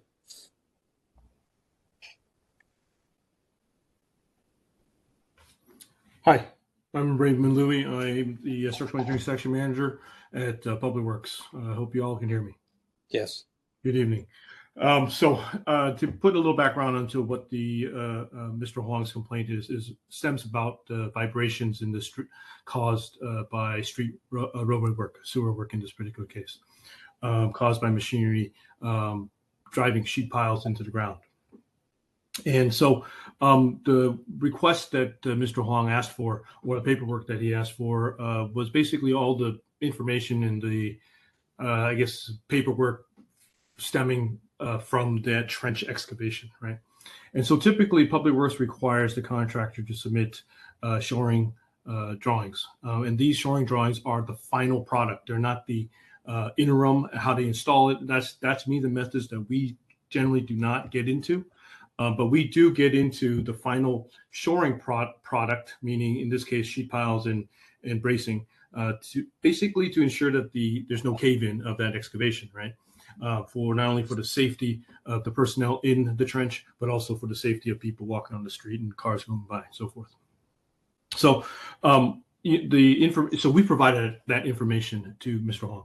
Huang. The information that he asked in addition to that is calculations on what vibrations a building nearby can sustain and what vibrations caused by the equipment would impact those buildings, right? To my knowledge, no such calculation has ever been done. There has been over the years, and I'm talking about 30, 40, 50 years, data that has been done based on tests of blasts and other vibratory equipment, and how vibrations in the soil propagate through the soil and affect the building. And so what happens is then there's these tables that are used by engineers to evaluate what we should be looking for. In this case, normally speaking, a timber house, a timber structure, may experience some cosmetic damage at around 0.2 to 0.3 inches per second peak particle velocity. That's a measure of the velocity of the motion of the earth, if you will, or vibration. Generally speaking, a installation of sheet pile is going to be on the order of about 0.17 inches per second. Okay, and plus, don't forget that you lose some of that vibration as you move along, as the distance extends, right? Or expands, right? So if you're right next to it, you get 0.17. If you're 25 feet away from it, you get something less. And if you're 50 feet away, you get something even less, right? And what's interesting to note is this, right? So buildings obviously takes a lot more vibrations to see damage. Plaster is going to have damage faster than the wood, right? So we look at, and so there's a range obviously from where damage occurs from 0.2 to 0.2. Right. Let me interrupt you. Let me interrupt you for a second, but just so I can get to the point. One of the points here. Does the Department of Public Works, when issuing these contracts, do you have guidelines, parameters, or policy with regards to adjacent or resulting collateral effects of any work that's done, any kind of construction with regards to, like construction like this? Yes. So if we're doing construction, and it could be in the roads or wherever it might be, right? And there is damage, or people suspect they have damage, we actually have a process where they can come to our construction. That's not my question. That's not my question. My question is not post construction. My question. This is during construction. This is during construction. Okay. But my point is there guidelines provided as part of the contract that states that you must stay within these certain parameters? For this particular, we generally do not provide that kind of criteria for our roadway work. There are criteria that we do provide if we are next to or near historic buildings. We do provide that. So the city doesn't have a general policy or a general guideline for any kind of work on city streets with regards to, say, you're talking about vibration. So there's no general policy or guideline or parameters? Not to my knowledge, there's a general guideline in terms of like what peak, what velocity you're trying to get at. There is the guideline, if you will, or a policy that if there is damage that we, there's a process for that, right? And then there are specific projects that will have guidelines or something written specifically in those projects. But as a policy, I am unaware of that. Is there any law that limits the amount of effect that a project like this could have on adjacent buildings or just people walking on the street? I could provide the input for this. One moment, please. Not to my knowledge. I want to hear if the city has its own law or policy on this. I am unaware of any laws on that. Okay. And then I'll go ahead, petitioner, go ahead. You can, if you want to fill in the rest of the this is Julie Huang again. So I am also a registered engineer, registered in California. So I don't know if the city has the guidance, but the Department of Transportation, Federal Transit Administration, and Federal Highway Administration did publish guidance for a document to assess the noise and vibration impact. And the methodology and significant threshold has also published in this document. So I'm surprised to hear Mr. Lewis that nobody has done such calculation. I would find that completely absurd if the U.S. Department of Transportation published guidance, but nobody make good use of that. Oh, if I may. So, wait a minute. I don't want to have cross debate here. Just real quickly, I want to make sure Go all ahead. the members, in the interest of time, have a chance. So if we could kind of wrap this line of question up to move to member Hyland. Yeah, just one quick question from Mr. Wong. Do you, based upon what those two federal or state requirements? Well, let me just ask: are they requirements or are they purely just guidelines? They are guidance. Because it's up to individual Department of Transportation for individual state to implement or to design the thresholds, etc., for their for a state-owned project. Is it a requirement for them to actually set those thresholds, or the guidance yes. just suggestions? No, if this is a state-run project, this is a project run by Caltrans, then they need to implement a calculation to prevent the noise and vibration. But I don't want to go into this technical detail. I'm an expert, and I'm serving the dynamic committee of American Society of Civil Engineers. But my point is, this requirement is crystal clear in the contract document. I can point you to the section, and it literally says that the contractor should propose and submit for review for review and approval for the installation method. I want to correct Mr. Louis that he said the city only requires for the in-place strip tile, but not the installation. That contradicts the contract document. Okay, thank you. I'll stop there. Okay, move to member Hyland. Member Hyland. Yes, this case is coming back to me. We've been down this same rabbit hole, Member Wolf, that you're pursuing, and at the end of the day, let's say there was 10 bids for this project, and I believe Mr. Wang requested and got all of them, and I don't think any of them have these calculations or a document with these calculations or a section that pertains to this part of what the city is asking for. And I'm going to remind you what Mr. Steinberg said at the beginning. This isn't about what Public Works should do. It's about what Public Works did do and what documents they did produce or not. And we're on the or not. So again, this is a document that doesn't exist, and we're getting into the, well, it should exist, and we have to avoid that because that's not our purview. We spent a lot of time on this in EOTC. We heard from Mr. Ray. We heard from all the people here. This is the conclusion we came to. So it's unfortunate. I'd like to champion it here, but I don't think it falls within our purview. I believe they've given him everything he's asked for. And I think there's other avenues for him to pursue the should have rather than what did have happened or what was produced as far as, documents. So I don't think we're the right court for this. And those are my thoughts. Thank you.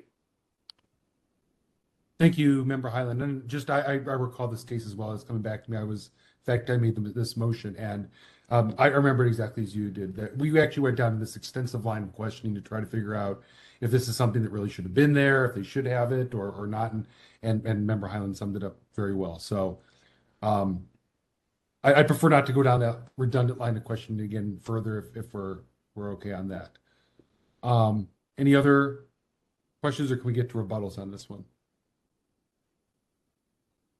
All right, not seeing any other hands, so we'll go ahead and move to rebuttals on this. So we'll start with Mr. Steinberg and then Mr. Wong. So Cheryl, when you're ready, please let Mr. Steinberg know. David, are you ready? Yes, ma'am. Go ahead, sir. Thank you. I will just echo what Member Hyland said, which is, if the argument is that we didn't follow our procedures or we did something wrong, then there are avenues for Mr. Wang to fight that fight. The only thing I can do, I mean, I'm relying on our technical experts like Ray, who told me that that these documents don't exist. We did a search. Mr. Wang has submitted a couple other records requests, and there are tens of thousands of records that I'm still in the process of giving him for everything related to these projects. But if we don't have the document, we ask the contractor for the document, they confirm they don't have the document, then as far as I can tell, that's where it ends in terms of what we can do in terms of a records request. So thank you. Okay, thank you, Mr. Steinberg. And then Cheryl, when you're ready, please let Mr. Wong know. Mr. Wang, are you ready to begin speaking? Yes. Go ahead, sir. I want to point out to the committee that California Government Code Section 6252, public record include any writing containing information related to the conduct of the public's business, regardless of the physical form or characteristic. I don't want to argue whether the language is should or it has, but the language in the code is in custody. If I look up the dictionary, the custody means it has control and charge of that document. As I said earlier, this is a document that should be in public works custody according to the contract document. Again, I want to highlight this is a contract document. So if the contractor didn't submit it, that's a breach of contract. And such that the public will have the authority to acquire the document, they can ask the contractor to comply with the contract document and provide the document. So it's not an excuse saying that, oh, that's not in my possession, so full stop, I don't want to help. I listed what they could have done. I don't want to argue whether it should or has. The code language is in public works custody, and they should be able to acquire the document and provide it to the requester. That's it. Thank you. Okay, thank you. Okay, so members, it's with us now. Member Highland, do I see your hand back up?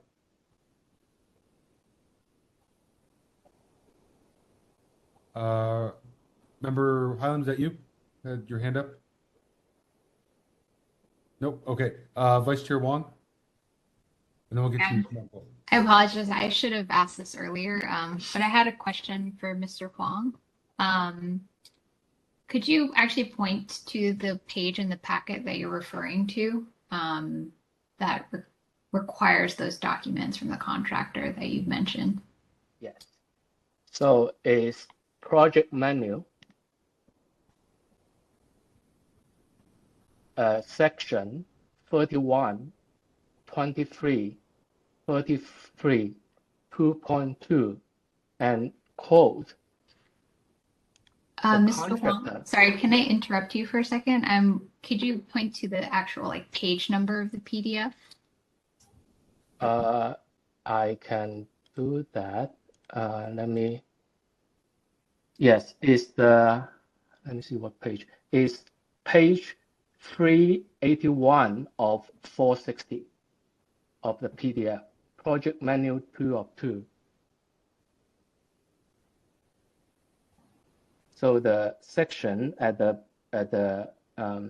footer is 31, 23, 33-3. And if we look at section 2.2, materials for change support system, clause A, steel sheet piling, if employed, should be blah, blah, blah. Then it says the contractor should propose and submit for approval a suitable installation method which will minimize noise and vibrations. What page is that in our packet? Anybody? This is David. It looks like it's P817 that he's referring to. Section 1, 2, or 3? I guess that's 3. It's page 381 out of 460. It's a very long document. Yeah, and I believe we looked at this as well, but I'm looking at it again. It's split up into three documents for us. And I want to remind everyone that although the name of this document is project manual, but it's part of the contract document. I think that's in the part 2 part. Yeah, I believe, as I said, I believe it's on P817. If it's what he said, I believe he said 31, 23, 33, and it's section 2.2. Right. Yeah. Okay. So it's P817. Okay. Thank you. Yep. That's on it. So I don't know if you all got into this in EOTC, but when I was reading through the packet, it seemed like the document specifically requested for was justification for using a specific type of tooling or hammering. So I guess I'm bringing that up because I think what now, having heard the summary in the complainant's case, I'm wondering if what was asked for is different from what is actually being requested. I don't know if anyone in EOTC can speak to that. Member Highland, correct me if I'm wrong. I mean, I don't remember, the exact details, but I remember very much along the line of this, parent requirements. We asked about it. And I think the summary, which is kind of what we've already covered, is that it sounds like there might be hints that certain things might exist on paper, but for whatever reason, it's not. And we tried to, go down that rabbit hole somewhat to figure out should it have been there or should it not have been there. And eventually realized that started going beyond the scope of what we're here to discuss. And it came down to if it's not there. And if it should have been there, that's really a different venue to discuss. Member Highland, I don't know if you. Yeah, and Mr. Wang, you can use this experience at SOTF to go to a higher authority and say, I've searched for the documents they should have had. We've established that they didn't require them of the contractor. This is a problem, and then approach it from that angle, right? It's not like they'll say, "Well, go and, have you asked for it? Have you got it?" I said, "Yes, I've done that on extensive efforts to find what should have existed. We've established, they've admitted it doesn't exist. We have it in the public domain, and now I want to pursue this angle that it should have existed." That's a different question. That's a different story. So I come right back to that again here. We can't compel them to produce something that they never received, created, or was created by an online entry form that went into their database or anything like that, right? But that's not the process. No, Mr. The Wong, process is. Oh, excuse me. No, this is not your time to respond. This is our deliberation. Chair Yankee, may I say something? Yes. To Vice Chair Wong's point, what was asked was the calculations that supported the choice of hammering. And what was, and from what I understand, and we did go, I believe the very question that you asked was asked by Member Highland at the EOT meeting. And what was provided was the overall process. What they have is documents that support their process, but not the specific calculations. So Yeah, I recall that as well, Member Pavanam. And I think, Member Highland brings up a very good point. Is sometimes we've had people come here asking for a particular document, have the department admit that such a document doesn't exist.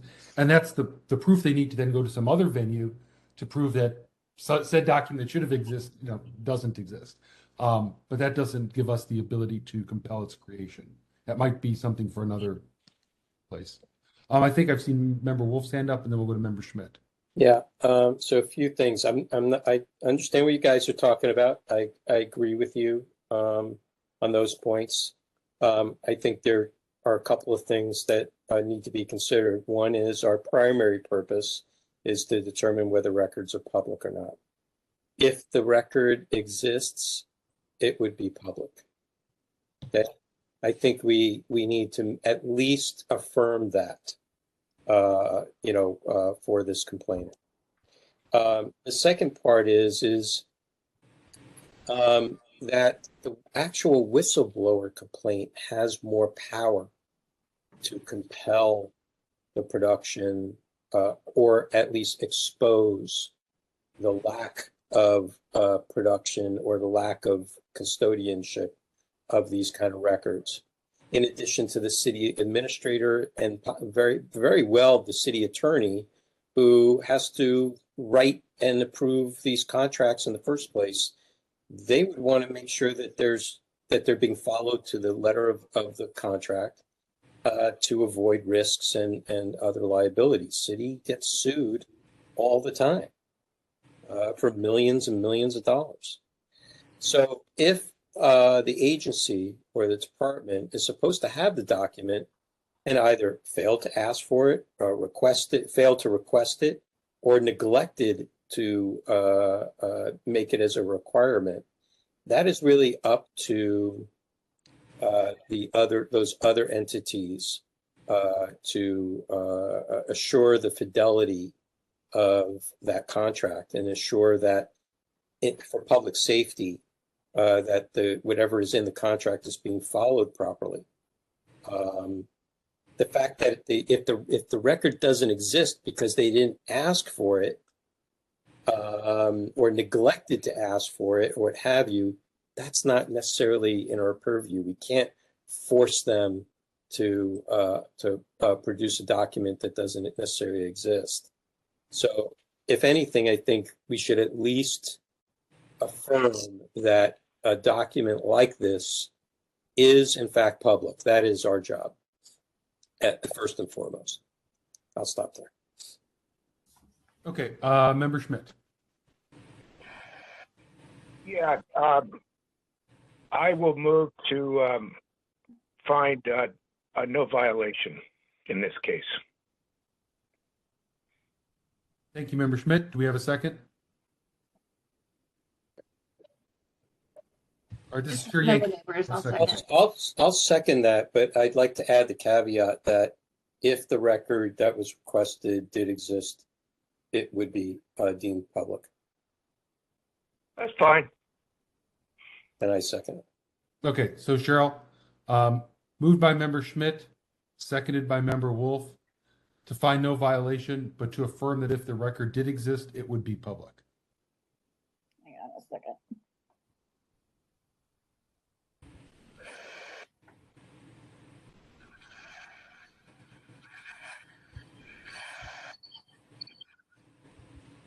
Yep, got it. Okay. Any discussion, members? Seeing none, well, let's go ahead and move to public comment on this. Yes, if you'd like to make public comment on this matter at this time, you can press *3 to raise your hand to speak, or otherwise use the application to raise your hand.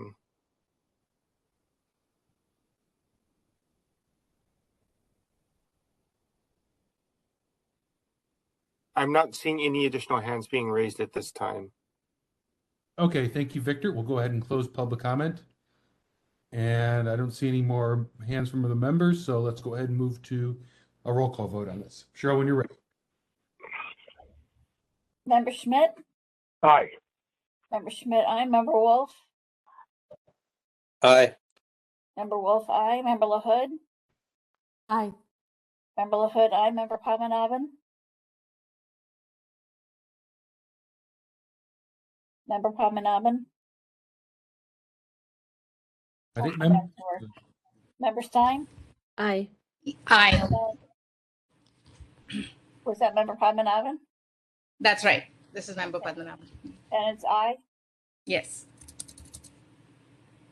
Member Highland? Aye. Member Highland, aye. Member Neighbors? Aye. Member Neighbors, aye. Member Hill, absent. Vice Chair Wong? Aye. Vice Chair Wong, aye. Chair Yankee? Aye. Chair Yankee, aye. 9 ayes, 1 absence. Okay, great. Cheryl, did you want to take a 5-minute break? Yeah, just to get something quickly in my stomach, that'd be great.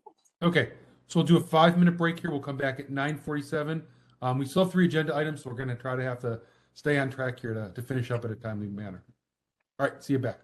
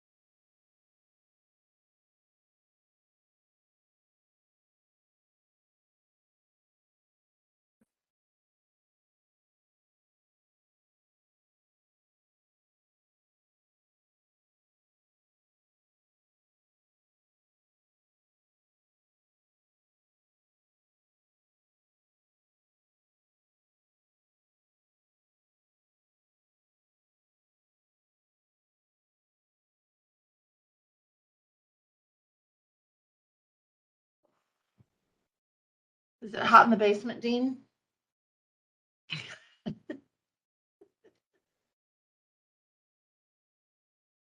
No, it's actually it's my survival room right now. Yeah. Heat rises. Yeah. Yeah, even my dog came down here with me for a while. Oh, nice. He and Grumble could say hi to each other again. Yeah. Dean and I ran into each other at the dog park the other day, and we hung out with the dogs for a while. So. Ah. Uh-huh. Yeah. I really want Chris Highland to bring his dog to the dog park next. Yeah.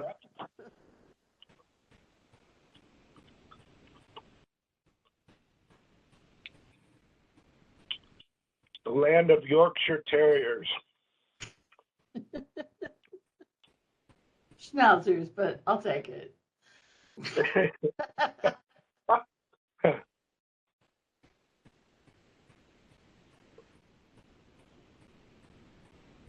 Boxers here. That's what I was saying. Just meet us at Douglas Dog Park on Sundays. Oh, we're there all the time. Yeah. Yeah, the dog walker takes them there like 3 times a week. Oh. And then on the weekends, I take them. Yeah. But we ought to see there. I'd be down for an SOTF dog meetup. Yeah, you have two. Have a dog. Did you say we bring your cat? Your kids? Yeah. So You have 2 dogs now? well, it's a sad story. San Francisco Business Commissioner Kathleen Dooley. Yeah. She passed in March. Oh. So I inherited Jack, and it was always the deal. I would inherit him. And this is Jack number 3. I thought I would get Jack number 5 or 6, not number 3. But anyway, there we go. So I have an 8-year-old now, Jack, and then a 2-year-old, which is my second rider. We always cross-pollinate so that we pass the pack knowledge from one dog to the other. Yeah. It's a good move. Yeah, they had a day at Stinson Beach today. They are whacked. They're gone. Yeah. Okay, Cheryl, looks like you're back. Yep. Okay, let's do roll call. Okay.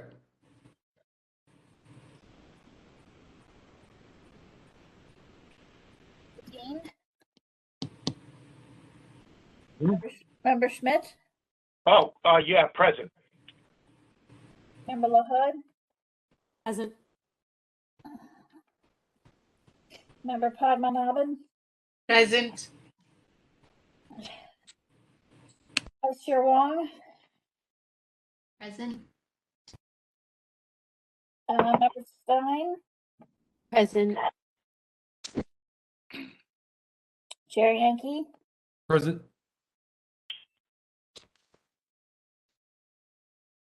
Member Highland? Present. Member Neighbors? Present.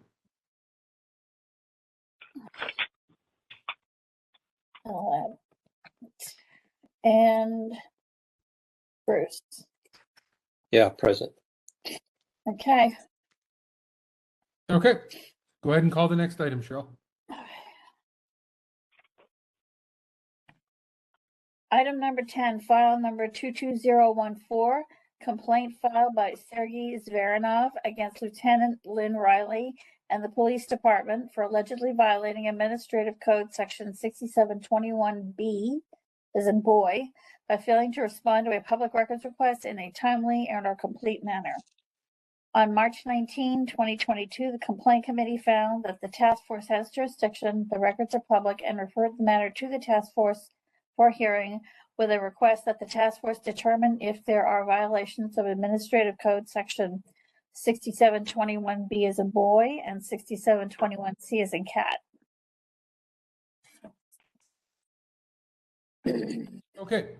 So if we could have the complainant and the respondent raise their hands.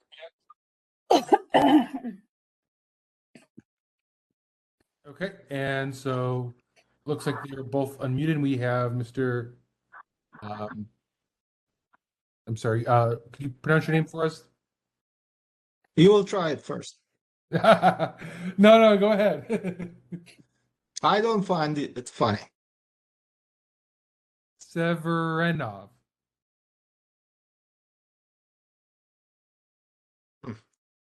Okay, and do we have some from the police department? Good evening, San Francisco Police Department, Lieutenant Lynn Riley. Okay, great. So this looks like this went to the complaint committee. So if we could have Member Schmidt or anyone from the complaint committee give us a summary of this. Yeah, essentially, Mr. Severinov made a request to the police department for several records involving members of his family that they may have, and does not believe that the fact that he got basically nothing is justified. Several of the categories I think are pretty clear cut. He asked for his own criminal history, which they sent him to the Identification Bureau. That's sort of like it's an individual thing that someone can do, but it's only for them. It's not a public matter.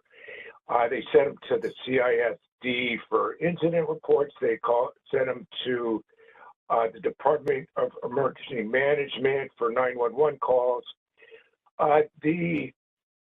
The one thing that I was most interested in is that the police department has a sentence in their response that says, "We interpret your request as," and so they took it on themselves to interpret it to be something which then turns out they said would all fall within Penal Code 11105, which has to do with the state summary criminal history information. It's interesting to me. One is what is the interpretation? Is that really valid? And is everything that, even if you interpret it a certain way, does it really fall within that statute? That's all. Member Stein and I believe Member Wolf may have been at the meeting. I should ask if they have anything to add.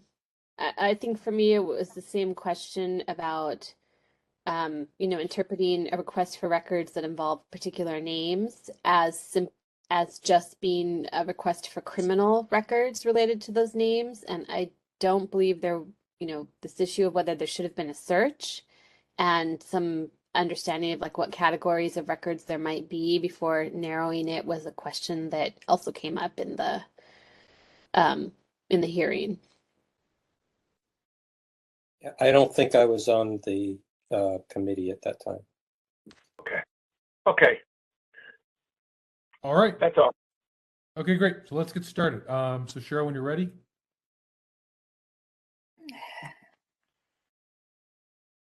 Mr. Zverinov, are you ready to begin speaking?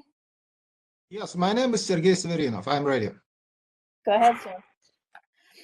Yes, my name is Sergei Severinov, and me, myself, my wife, and our two kids are an immigrant family in San Francisco. As your laughter at me indicates, you all realize that we're immigrants. That's why you laugh at us. Myself, my wife, and two of my children have all been harassed, intimidated, insulted with racial slurs, abused, and racially profiled by SFPD, San Francisco Police Department, multiple times. We have filed multiple complaints about SFPD with San Francisco Office of Citizens Complaint and Department of Police Accountability over the years. SFPD is known for its racism, anti-immigrant bigotry, and biased policing. SFPD officers have authored multiple racist electronic communications. The articles that testify to this from Los Angeles Times and the New York Times are attached in my submission to this packet. SFPD is headed by racist and anti-immigrant bigot Chief William Scott, and its racist and bigoted anti-immigrant policies and practices are implemented, in particular by racist and anti-immigrant bigot Lieutenant Riley. As many immigrants in this city, we live in constant fear of SFPD and have constant laughter at us, as your members have indicated how you laugh at us, when we are subject to their never-ending harassment. Having been repeatedly victimized by SFPD, we want to know what records SFPD keeps on us. Accordingly, I have submitted a request for records to SFPD on February 12th. It's attached to this packet, and it's a fairly broad request that asks for records about all interactions between SFPD and us, including criminal, non-criminal, detains, arrests, all interactions, including, you can talk about the traffic interactions, everything that we have been reported on or recorded. In response, SFPD has refused to release any records. Their response is attached to this packet. Their response also reveals that SFPD has refused to search for any records, not only to provide it, also didn't research.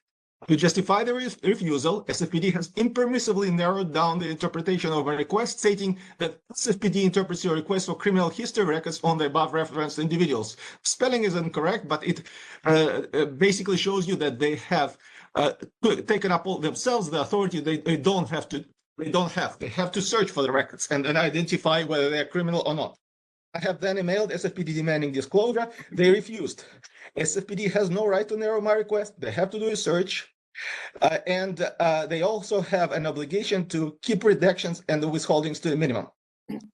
Now, SFPD justifies its refusal by referring to Section 11105 California Penal Code. However, this section doesn't apply to records held by SFPD at all. Specifically, that section refers to records kept by the Department of Justice of California that are included in state summary history information. And it says in Part B, state summary criminal history information doesn't refer to records and data compiled by criminal justice agencies other than the Attorney General, nor does it refer to records or complaints to or investigations conducted by or records of intelligence information security procedures of the Office of Attorney General and the Department of Justice. Moreover, Paragraph H of this section says it is not a violation of this section to include information obtained from a record in number one, a transcript or record of a judicial administrative proceeding, or two, any other public record if the inclusion of the information in the public record is authorized by a court, statute, or decisional law. So that's basically statute and law that applies to this particular case. Okay, so San Francisco Sunshine Ordinance presumes that all records are public. SFPD is obligated under its laws to search for all records, examine them, and disclose all public information. It's unlawful for them to conclude that there's something exempt without even doing a search, which they did in this case. The failure to do a search is the most egregious violation of the law and most egregious violation of our civil rights. Okay, so as an example of existing public record, which should have been disclosed by SFPD, but hadn't been disclosed, I have attached in this packet a record that had been created by SFPD is a communication to an Office of Citizen Complaint of November 25, 2009. Okay, so I ask you to find SFPD in violation, and I ask you to refer that case to the district attorney, and oblige them to assist me in search and provide a detailed list and description of all records, exempt and non-exempt, as per section 6721 points B and C. Thank you. Okay, thank you. And are there any parties present to provide facts or evidence on behalf of the complainant? Chair Yankee, yes. If I could just say something real quick. Remember, this is a point of order. Mr. Severino, I sense there's a lot of passion in what you're trying to do here. You are at the right place. We will help. We will help you get you what you need. However, we will not tolerate you calling employees names like racist or bigots. That will not be tolerated in this body. And bigots, and that's my civil right to call them that. Yes, but we don't tolerate that in this body. All right, so please keep that to yourself. That's something that's my right. It's my public and political opinion. They're bigots and racists. I've made my point of order. Thank you. Okay, thank you, Member Highland. All right, Cheryl, when you're ready, let Lieutenant Riley know. Lieutenant Riley, are you ready to begin speaking? Yes, ma'am. Go ahead. Good evening to the committee, Chair Yankee, Vice Chair Wong, and committee members. Mr. Saranov, in response to this request, following the committee mentioned by Dean Schmidt, Member Schmidt, I think he was the chair that evening, we did modify our response and we submitted a letter to the requester on March 17th. We were still found in violation on March 19th, as indicated. So originally, I'm just going to run through this in the interest of time and say that we did receive the request February 15th. We responded on the 16th, which the letter indicated, identifying that this was a letter in request for criminal records. After review of the letter, we went back, and I think there's a bit of confusion that can be straightened out by saying that there are several names in items 1 through 18 or 1 through 17 that were personal names, family of the requester. So by law, we can't run names in the California law enforcement terminal system. And so that's where we would find criminal records, things of that nature. However, we did do a search, and we were able to, based on the date and a specific incident identified, we came up with a service call number, which we provided to the requester. We are not the custodian of records to provide that service call, and we're not allowed to release it, so we referred him to DEM as indicated by Member Schmidt. We also had referred the requester to our records division, so to speak, which is in regard to police reports, in order that he could obtain any police reports related to what his concerns were and submit a request there. I do think also, before I get to what I think, excuse me, let me just stick to the facts. We did provide identified steps for the requester to obtain his own criminal history, but I don't think that was the bulk of his request. I think he was looking for something here that we were not able to provide. And I think that's unfortunate. I would like to say, though, in regard to the interpretation, the original interpretation of the letter, I think we could have done better. And I think this was discussed in the committee meeting, that we cannot just identify something and as it's perceived. We could have reached out originally to see if we could get a little bit more information from the requester here on that portion. But we did our due diligence in the rest of the search, and we were not able to locate anything readily available that was under our control for the requester. In regard to the DPA issue from 2009, we are not the custodian of records for that DPA complaint, which was filed in San Mateo County at the San Francisco Airport. I'm sure the requester is very familiar with the DPA, formerly known as OCC. And I'm just looking at my notes to see if I have any other information.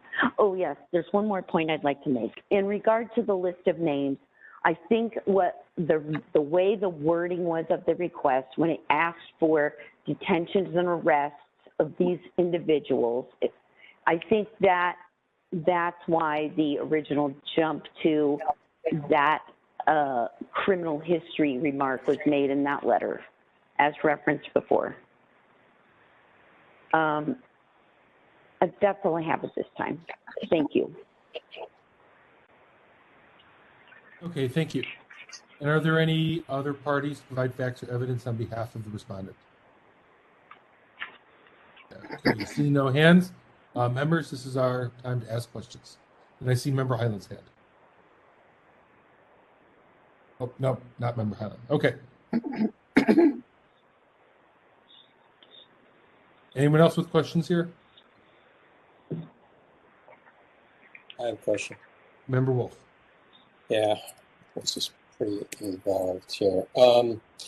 To the respondent, to the police department, you just said that San Francisco Airport is in San Mateo County, so it's not in your jurisdiction. Is that correct? I didn't say that. What I'm referring to is that the records section, so let me be specific and clear it up, and I'm sorry, it's just a late hour after a long day. So San Mateo County we do have San Francisco police down there. We do take complaints for DPA down there, of course, because it's San Francisco police officers. When it comes to the records section and reports, they have their own separate records section down there for obtaining reports. They are not housed in San Francisco City and County just because of that issue, and that's all I meant by that. And did you assist the petitioner here in finding those documents? No, the petitioner produced that DPA complaint from that 2009 incident and all those materials. There was no request for assistance in SFO, but we did not provide the records. Just looking at my materials here, we did not provide the records division or the records department for the airport in this letter to the requester. Okay, then let me make it a little more of a broad statement.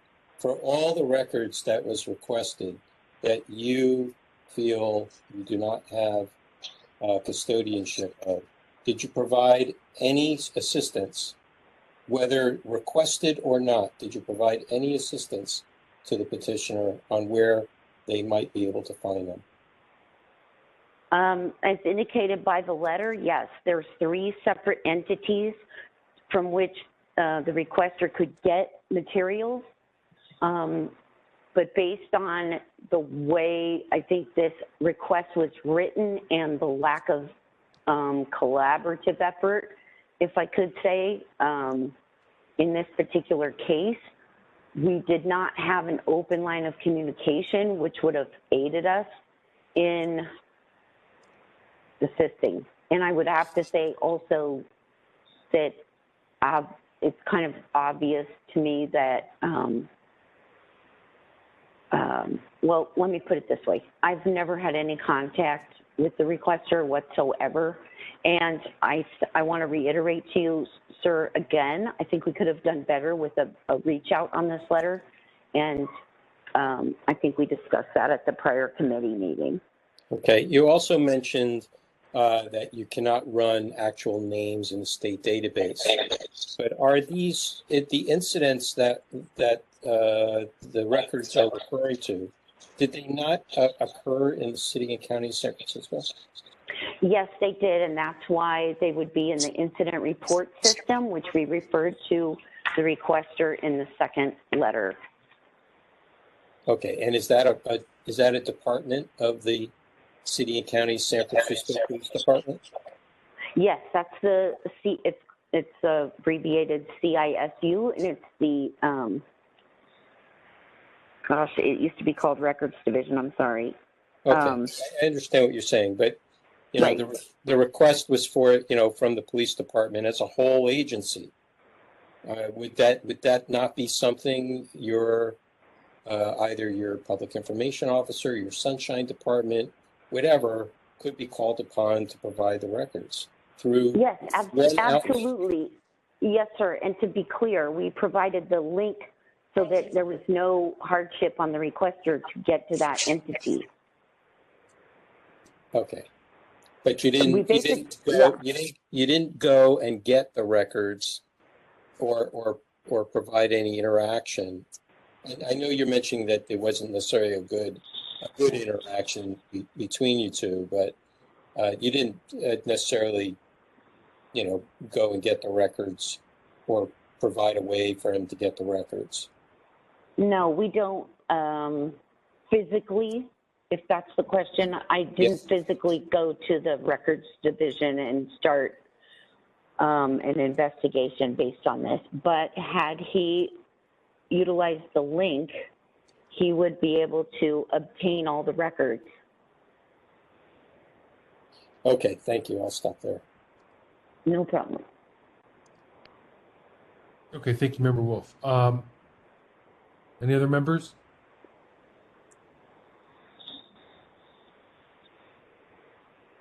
Okay.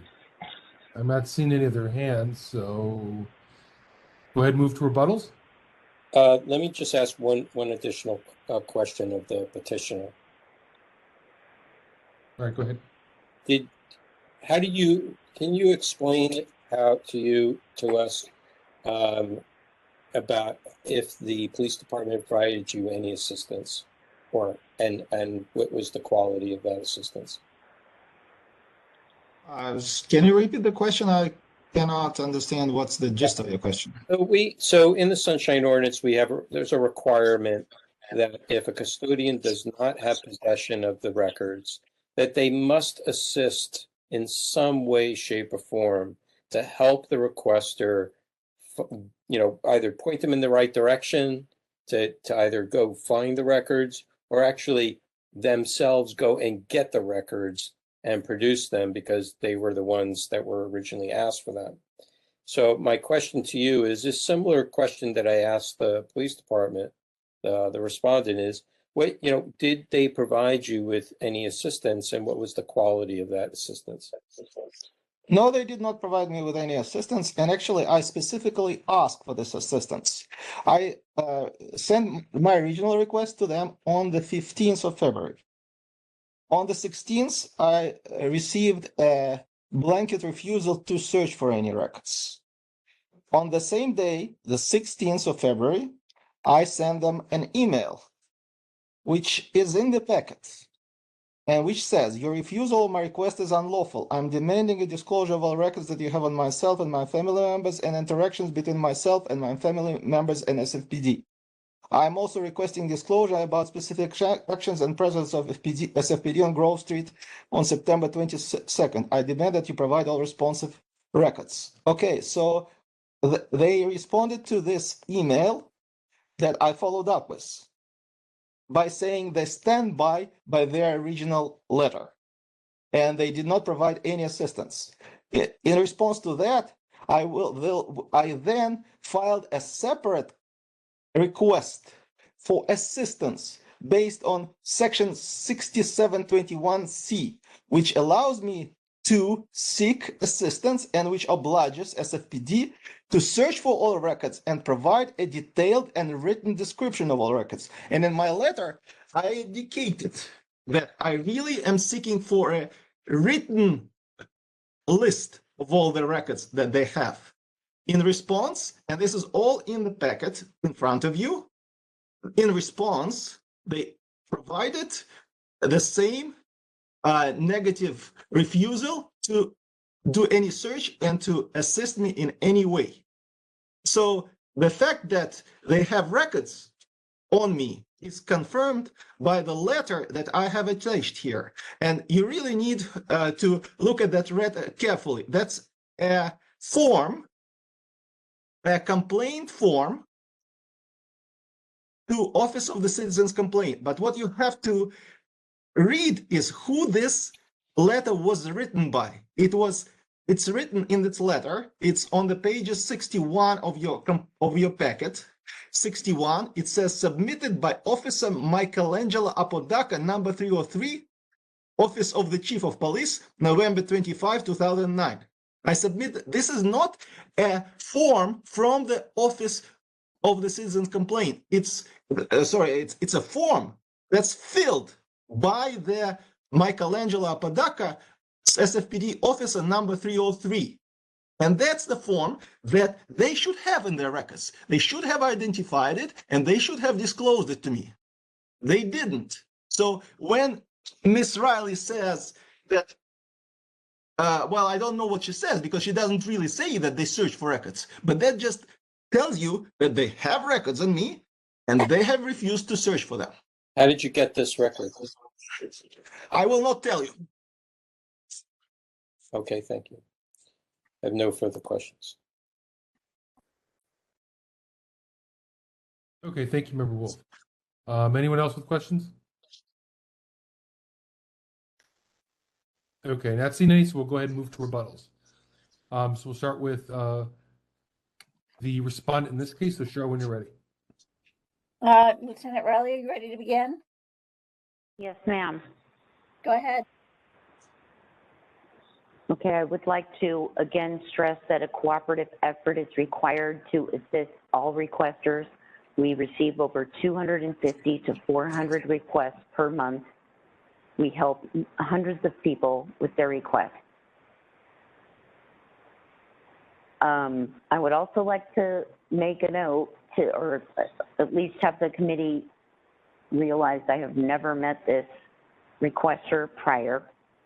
The allegation that we're supposed to have DPA OCC records is inaccurate. We are required to immediately send them to DPA. We do not keep copies of these records. And we did provide numerous links to the requester in order that they could receive what information they were looking for. And we also tried to articulate, and I said this before, we could have done better with our letter and maybe better with the reach out here. But we did articulate that we cannot just run people in the system for their detentions and arrests, which is indicated in this list. We did find, after searching, a service call number related to this request, which we had the requester, again, we provided a link to DEM because they're the ones that have the service calls. I have nothing more to add, and I appreciate the committee's patience with me tonight. Okay, thank you. And Cheryl, when you're ready, please let the complainant know. Mr. Zveranov, are you ready to begin?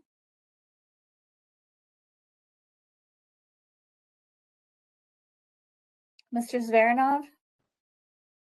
Yes? Oh, are you ready to begin your rebuttal? Yes, I couldn't hear you. I can't hear.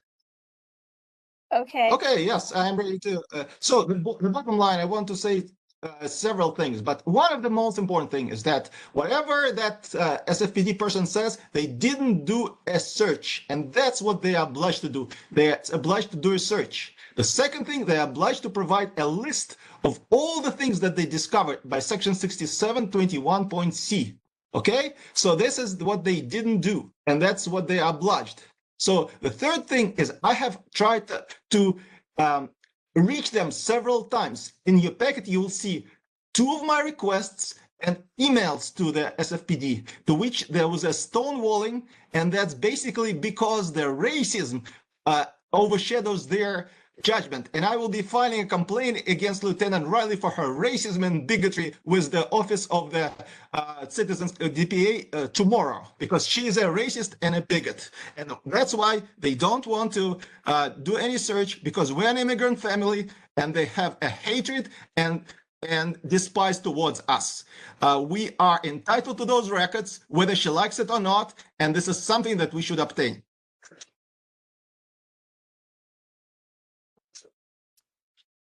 Okay, are those the end of your comments?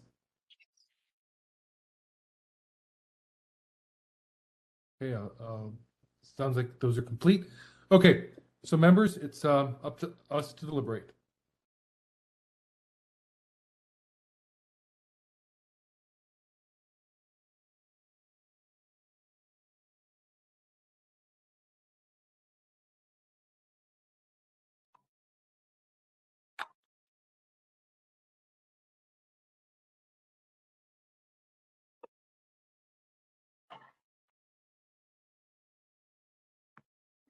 Any thoughts on this item?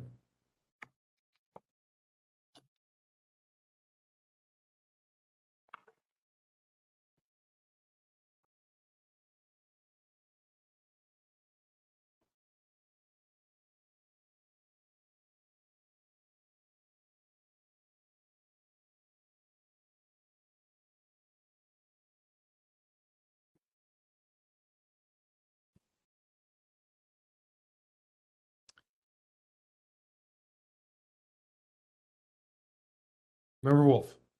Yeah, I'm having a bit of trouble finding penal code section. Oh, it's 11105. Okay, that's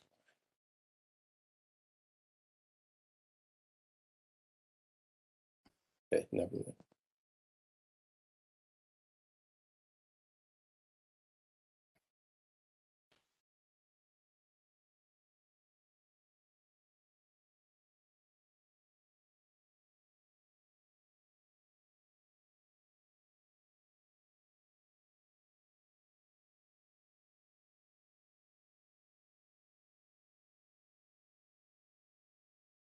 All right, do we have a motion on this one? Still have 2 more items to get to.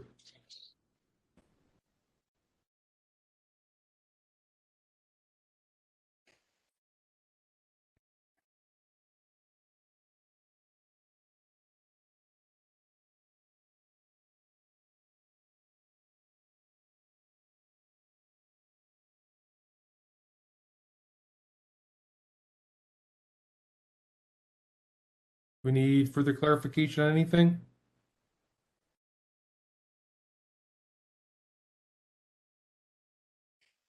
Yeah, I need clarification. The respondent states that get to it here. Come back. That the information is protected from disclosure pursuant to Penal Code 11105 et sequitur. It's a pretty long chapter. Is there some specific section of 11105 that they're using as defense for not disclosing? This is Lieutenant Riley. Is that a question posed to me, sir? Yeah, I'll direct it to you. Go ahead. I do not have a subsection in front of me for that, and it may have been a consult with the city attorney's office at the time, but I do not have a subsection. Okay, it goes on for almost 3 pages, and there's subsections on top of subsections and paragraphs.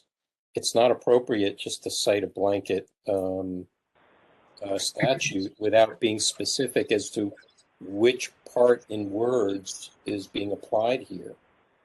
I mean, it talks about sex offender registration, it talks about sentencing information. It talks about applicants presently waiting for trials. I mean, it's what part of this particular section are you citing as to protect or exempt or prevent the disclosure? So related to the California law enforcement terminal system, if I was to run my own name or someone else's name,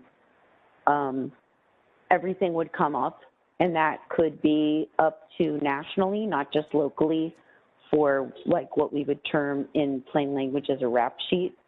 So that would contain any number of things nationally. So you could have crimes in one state, crimes in another state, and that's what that penal code is pointing to, is basically the criminal history of anybody, which could encompass what you're reading, sir. I know, but the request was not for information that the state has custody of. It was for information that you have custody of. Yes, but I would again point to the portion of the detention arrests in that portion of the request, and that's why, again, the narrow interpretation early on of this request. And that's exactly why we can't run those people, to find out what the requester is asking. Okay, thank you. Mr. Chair, I would need much more time to dive into this than 3 days that I've had to. This is pretty intricate. Vice Chair Wong? Yeah, I just wanted to note that I was trying to get through some of this penal code to figure out what would have exempted SFPD from releasing records, and I couldn't find anything. So I don't know if anyone else on the task force had a chance to look through it, but I agree with Member Wolf. It is very dense.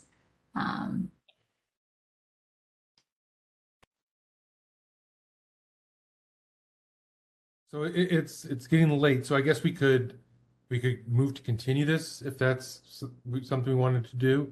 We could send it back to committee. Well,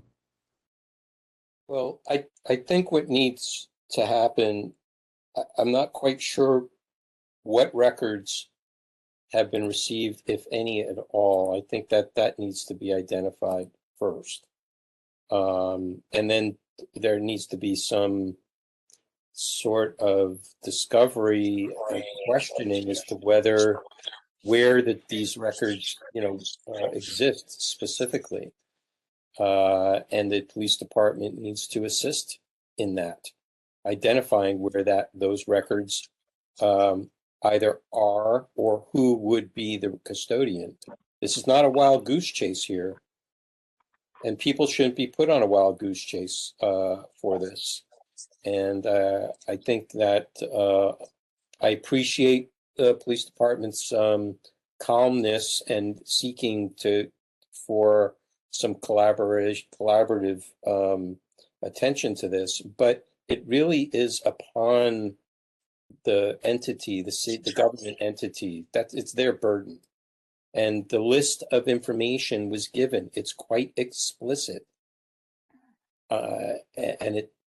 So that's what I'm concerned about. So I don't know, maybe through the chair to complaint committee chair Schmidt, is this something that we should take back to the complaint committee, and or how else? I'm not sure what a good protocol would be for this. Somewhere else. I mean, here's another suggestion. I think it's fairly acknowledged by the police department that that they didn't necessarily meet, the what we would expect for assistance. We could find a violation of, what was it, 6721C for not providing assistance. Ask that they do provide more, extensive assistance, and then send it over to compliance and amendments to see if that has taken place. Is another suggestion. Okay. Vice Chair Wong? Yeah, I mean, I feel that we could probably also find a violation for not providing justification for withholding, just given that, as we've talked about, their penal code 11105 is quite long. So there needs to be a more specific citation.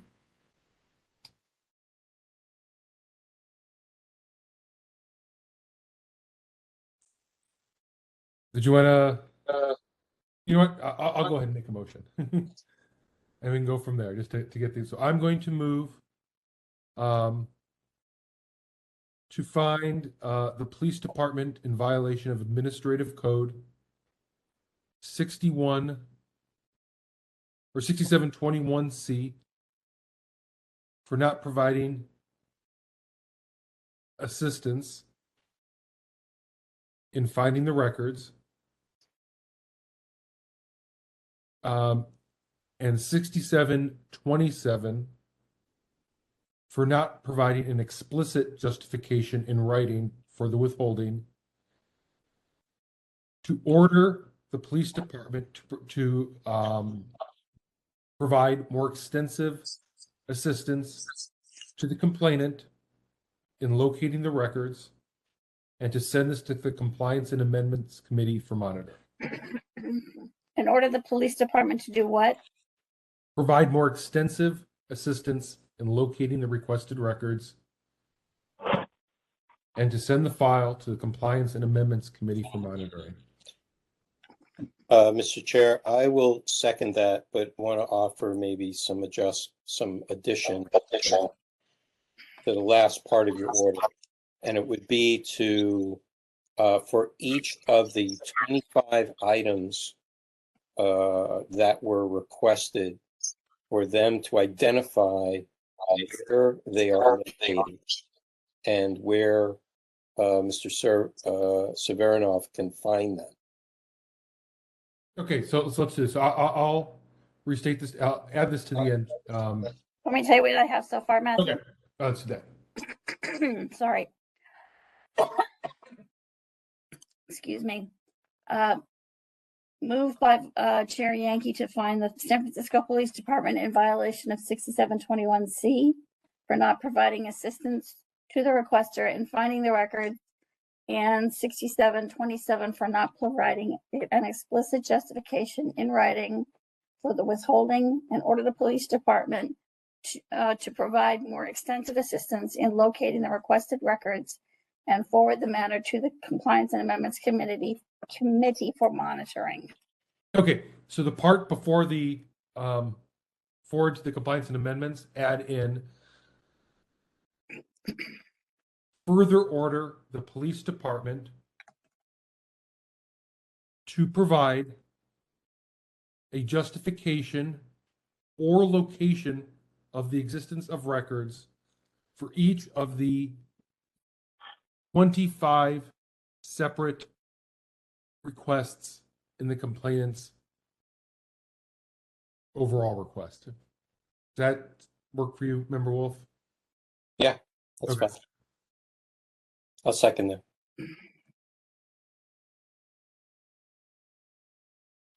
And hopefully for the compliance and amendments folks, that gives you enough to kind of go on. They'll give you a list of 25. You can kind of go through that way.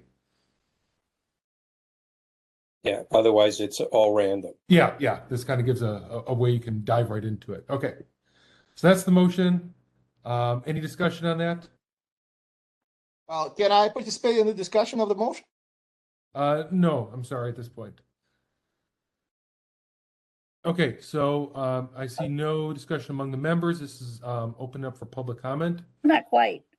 So the last part of the motion, I think it was Member Wolf who was saying for them to identify where Mr. Severinov, and then it kind of dropped off. No, so just go with what I said, Cheryl. All right.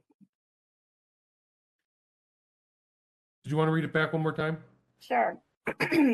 Moved by Chair Yankee, seconded by Member Wolf, to find that the San Francisco Police Department in violation of 6721C for not providing assistance in finding the records, and 6727 for not providing an explicit justification in writing for the withholding, and orders the police department to provide more extensive assistance in locating the requested records, and further orders the police department to provide a justification or location of the existence of records for each of the 25 separate requests in the complainant's overall request, and to forward the matter to the Compliance and Amendments Committee for monitoring.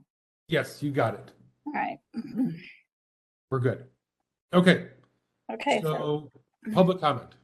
Go ahead and open up the public comment. Okay, can I speak as a member of the public? No, unfortunately you cannot. This is just for members who are not a party to the case. Yeah.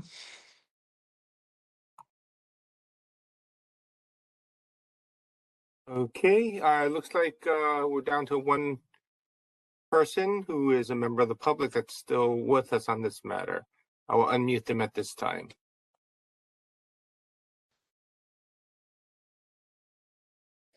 Do we have a public commenter? We do. Yes, you do. Let me know when to start. Go ahead.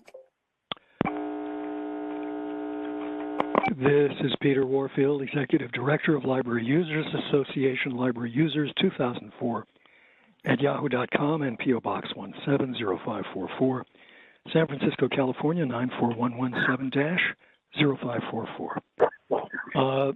Thank you for an interesting discussion.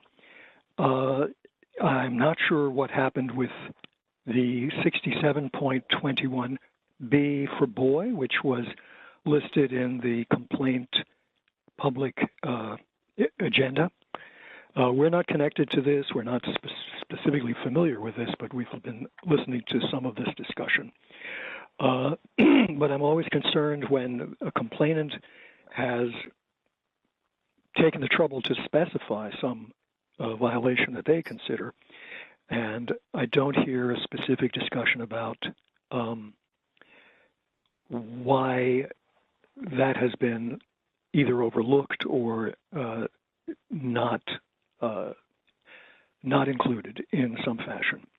The other thing, as a practical matter, I think you need to provide a due date for the respondent so that they know what your expectation is and so that you're clear what your expectation is rather than leaving it open-ended. And that's it. Thank you very much.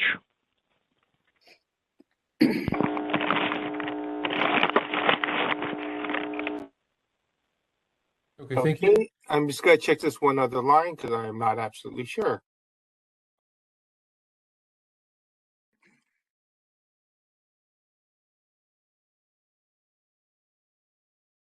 Hello, caller. I just unmuted. I'm not sure if you're a public commenter or not. Sorry, can you hear me now? Yes, we can. Great. It's David Pilpel on the phone now. So I was not listening to the case. I'm waiting patiently for item 11. I did some other things and came back. But from what I heard on the motion, this seems to me, going back to the other thing hours ago, that this is a great example where you've got the actual text of the motion and where that can go out by email to the respondent tomorrow with the substance of the decision and the direction. And if you're going to do a written order, that can follow. But it seems to me like you can start the 5 days pretty quickly, and maybe this is a good model going forward. Hope that helps. Thanks very much. Okay, I'm going to unmute this last line. I believe, That was me on the other thing, so I'm good. Thanks. I believe that is all of the public comments for this matter. Mr. Chair? Yes. If I may, I just want to respond to the first public commenter with regards to the 6721B reference. In the packet, it's repeated several times, but on PDF page, printed on page 987 or PDF page 53 out of 204, there is one communication to our office that it should be 6721C and not 6721B. So it's in the packet. You can read it for yourself. Thank you. Okay. Thank you, Member Wolf. All right. Seeing no other hands, we'll go ahead and move to a roll call.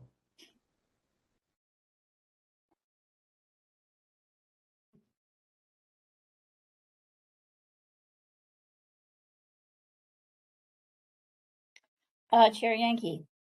Aye. Chair Yankee, aye. Member Wolf. Aye. Member Wolf, aye. Member Schmidt. Aye. Member Schmidt, aye. Member LaHood. Aye. Member LaHood, aye. Member Padmanabhan. Aye. Member Padmanabhan, aye. Member Stein. Aye. Member Stein, aye. Member Highland. Member Highland. Aye. Member Highland, aye. Member Neighbors. Aye. Member Neighbors, aye. Member Hill, absent. Vice Chair Wong. Aye. Vice Chair Wong, aye. All right, 9 ayes and 1 absence.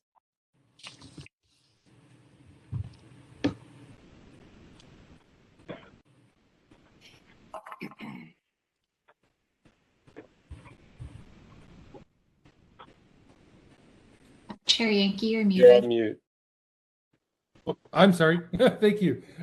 I just want to say thank you to the parties for joining us this evening. Apologize for the late hour that this concluded.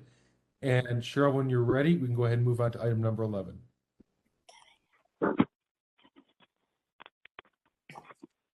Item 11, proposed amendment of bylaws prohibiting presentations from political organizations and endorsements by the Sunshine Task Force. Thank you, Cheryl.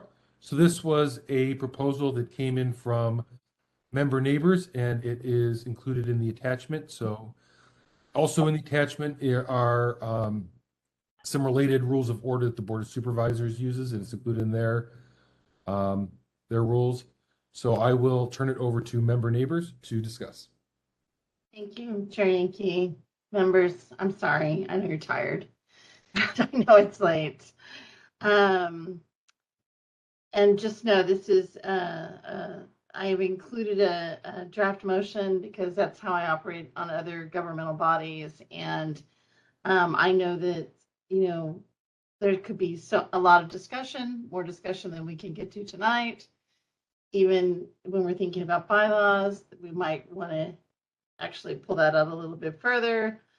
But I'm hoping if I give you a little bit of background and that we have this motion to use as a kind of a place to jump off from in our deliberation, we can keep the conversation pretty concrete and moving along. So you'll see the draft motion in the packet.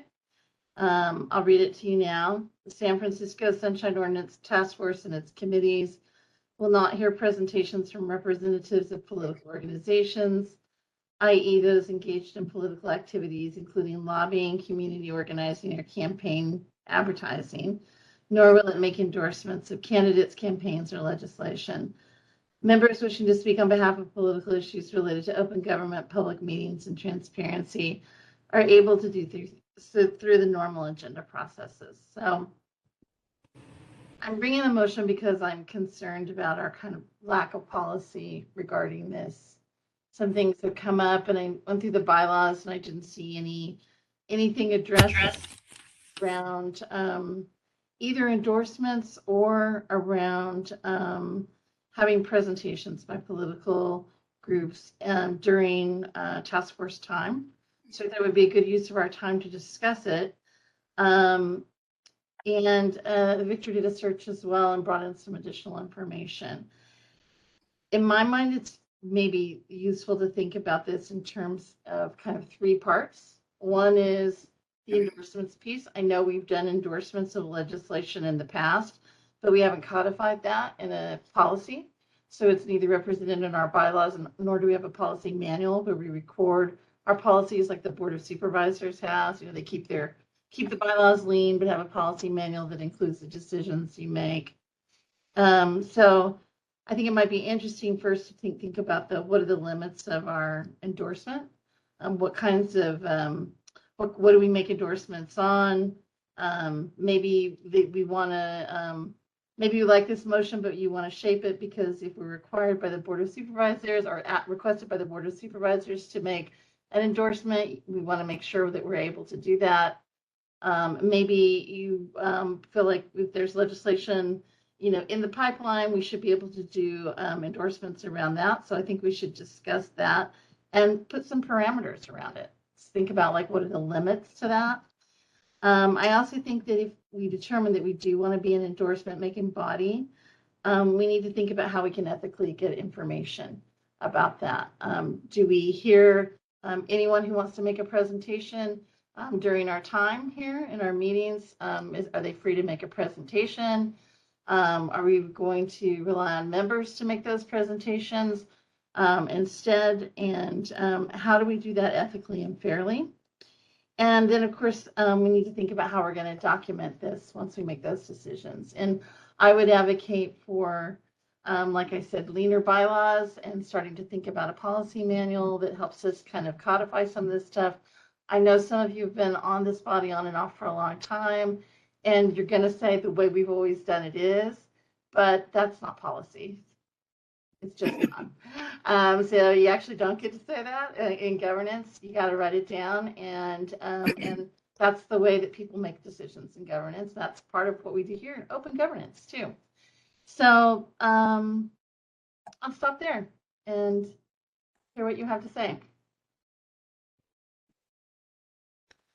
Okay, thank you, member neighbors. Members, do we have thoughts on this? Okay, I'll get the ball rolling. I think that, having, these types of ethical parameters is something that's extremely important, and really thank member neighbors for bringing this to us for consideration. I think that we'll want to consider the part about endorsing legislation, and talk about, is that us issuing an independent endorsement, which I think we've discussed before that we don't issue positions, but although we have made suggestions to the board or other city committees or bodies on potentially what positions they should take on legislation that's currently being considered at the state level, or presumably at the board or wherever else. So I think that's important that we kind of keep that open, not that we endorse outright, but that we can express the thoughts, concerns, suggestions that we have as a body. And that's an important function that we perform. So I'll stop there. I see member Highland and then member Wolf. Yes. I like what you've written, Laurie. Looks very nice, very clean, and all-encompassing. I think not to tie ourselves down, although you're going to argue, well, this is policy, and yes, it does tie us down.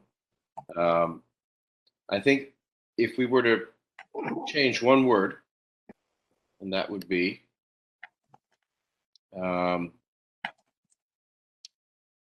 rather than will not hear presentations, representatives, or do not encourage presentations from members wishing to speak on behalf go through normal agenda processes.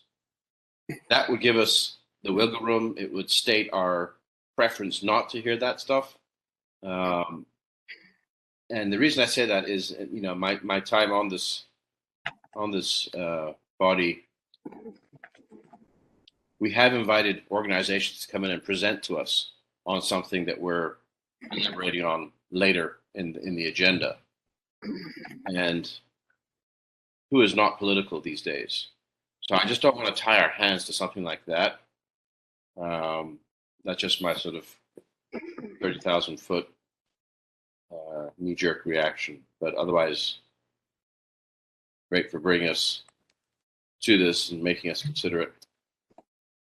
That's all I have. Okay, thank you, member Highland. Member Wolf. Yeah. So a few things. I appreciate the concept of having some sort of guideline or some action, some action words that gives us authority to do things that we choose to impose on ourselves. First thing is, as far as the policy manual, I agree with that. Our webpage has the list of all our decisions. We've been asking for access to a database like the Board of Supervisors has for nearly a decade now. So I think, at some point that will come. But precedent does count. And why does precedent count? Because action has been taken. And when action is taken, it's written down. So all those actions, they're either recorded as a separate resolution, as an order of determination, in a set of minutes, or in a recording, or what have you. It is part of the record, is part of the subject matter and the actions that this body's taken. If the body has been taking those same actions for years and years and years, precedent has some substance, until the body decides that it wants to change it. I appreciate the reference to the Board of Supervisors, because I was looking for that. I didn't scroll down enough to see it. But this is specifically political activities, which is specifically like the same rules that go for nonprofits, where they cannot get themselves involved in candidates or candidate election type of stuff, but they can get involved in ballot initiatives that are issue-based, that are part of their mission. I'm not saying that we should necessarily be involved in that, except if what happens when there is a ballot initiative that will change the Sunshine Ordinance, or a ballot initiative that changes at the state level, the CPRA or the Brown Act. That is very different than legislation that goes before the legislature that has the multiple branches of government approving that. The last thing is by limiting organizations, I agree with Member Highland. I mean, who isn't political? I mean, even nonprofits, community organizations, they're that have a stake in the game, that have that could affect their business, have to be political. So a lot of these organizations have been subject matter experts for us, and we need the information that they work on every single day and their experience. And by restricting their voice, I think would be a hindrance. It would not help increase the work and the mission that we have doing, that we do. They provide essential resources that we may not have access to,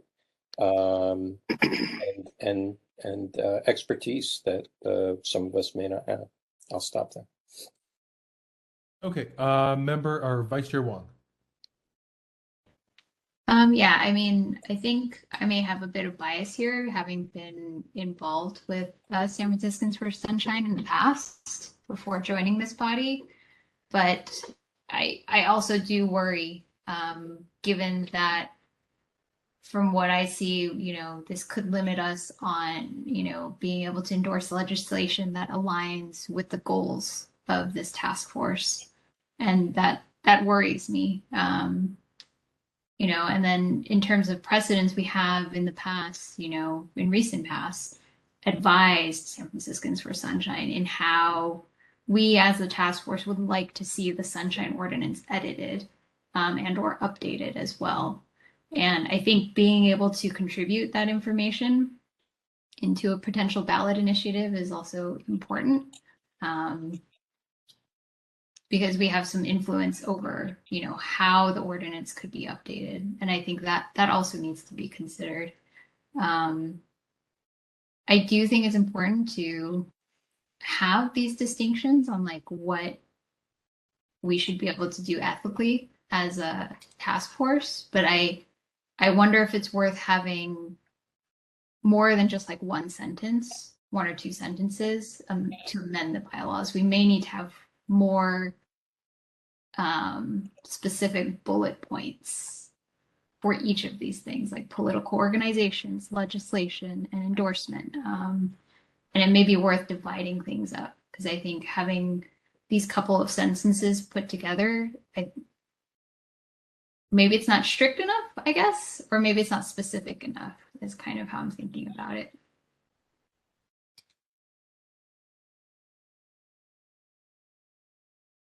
Okay, thank you, Vice Chair Wong. I see other hands up, so I'll jump in here. I thought about, as we get to talk about legislation or ballot initiatives or so forth and so on, I really think that that's something that if there's a process whereby we're going to discuss amendments or discuss initiatives or so forth, I think there's certain pieces of legislation that obviously is working its way through the legislature that we haven't been involved in one way or another, right? We've talked about that before with some of the online meeting legislation that was, done at the state level, and we've talked about it here, how that may impact us. And I think it's important for our voice to be heard when we talk to the board and express what our concerns may be and what positions as the city and county of San Francisco that they may want to take on legislation. But I also think I would have concerns with us using another organization as a proxy to push our agenda. I think if we want to push amendments or want to push our own set of legislation, that's something I think that it's best done openly in our meetings and sponsored by one of our members, right? I think that if I feel that there should be an amendment to the ordinance, or if anyone does, right? They're free to place it on the agenda as their own, for lack of a better term, sponsored items, and we can discuss it. But my concern would be if we give general guidance to some type of organization and have them separately go off and work, that's not an open process, and that's not really open government. That's a proxy organization working behind the scenes. And I'm not sure that that really encompasses our full set of values. So that's kind of my opinion on that. I see Member Neighbors and then Member Wolf. Yeah, I think it's interesting. I think there's a really different opinion about San Franciscans for Sunshine based on those who've been invited to that table and those who have not. And that's the way, and well, that's one of the ways we know that they're a political organization, right? They invite some folks, but several of you have been members or been to their meetings and participated in their political work, but many of us have not. So when you speak about them as though there's this permeability between our task force and their work, that's just false. It's just not true. There's permeability between the League of Women Voters and San Franciscans for Sunshine. And I'm a member of the League of Women Voters too, full disclosure, but I haven't been involved with that group. And there's, a lot of legacy folks from the task force that are involved in that. But as Chair Yankee said, we weren't asked for feedback. We weren't asked to sit at the table and build something together. We were asked, here's something that's complete and done, and we want you to endorse it. And that's very different than, and that also, since several of you are members of that group, it's becomes ethically kind of a gray area when you present them as the experts, but you are them. When you say they, but it really are we, right? You are really them. And I feels like totally open to using, like, if it's the people's time. We have a huge backlog of cases. I've been on this task force for 2 years. I've yet to hear a presentation from an outside group except for when the attempts for San Franciscans for Sunshine come in. I haven't heard any other experts come in and give any other presentations except for our own attorneys. So I don't think that there's a big blanket of that. I'm talking specifically in this draft motion about not just people who are political little p, but I'm talking about people who take money, take donations, lobby, are trying to move legislation forward using, because of their own special interests. And we've all got special interests, right? And I think once you start doing that, you have to be prepared to open up the field to hear from other groups as well. And that just doesn't seem like a good use of our time to me. If we have a member who wants to speak to, since so many of you are part of that organization, you should be able to encapsulate what's going on, just like Bruce did when he brought it, Member Wolf did when he brought the legislation to us, walk us through it, but taking time to bring somebody outside of the task force in when we have got so much to do, it just doesn't seem like a good use of our time to me. I don't really understand it, why that would be any preferable to any one of you who are members of San Franciscans for Sunshine, just to share the information yourself. Like you always do, Member Wolf, when we're looking at other legislation. Okay, I see Member Wolf, Vice Chair Wong, and then Member Highland. So I don't know, I feel somewhat targeted here for this particular item. I think it's unfair. I think it's incorrect and wrong. And if it's specifically about San Francisco for Sunshine, I think that's wrong. That organization is not trying to shove anything down our throats. It's done work over more than a decade that people have painstakingly worked on in their own extracurricular time to provide you with some insight for over the years of what needs to be changed or adjusted, and actually just to bring it up to date mostly. I mean, there's not a whole lot of major substantial items in there. A lot of it is suggestions because we know that if we want the Board of Supervisors to make change on the sunshine ordinance, that it's got to come through they could do it themselves, but we prefer to have the Sunshine Ordinance Task Force have a say in it and be the ones being presenting to the Board of Supervisors. And that has always been the thrust of that group of people. It's a small group. Everybody's invited to it. The pandemic made it very difficult because we used to meet in person all the time. But and since then, it made it just fairly difficult, and not much was really happening. Why do you think I've been asking for them to make a presentation so that they can explain every single detail? But that seems to be not what folks want. They don't want to hear it. And this resolution or this bylaws change seems to try to make that concrete and just a block, a barrier. And I think that's wrong. And that's not collaborative. That's not inviting. And I think it's I just find it not good. And I'll just stop there. Thank you. Okay, Vice Chair Wong, then Member Highland.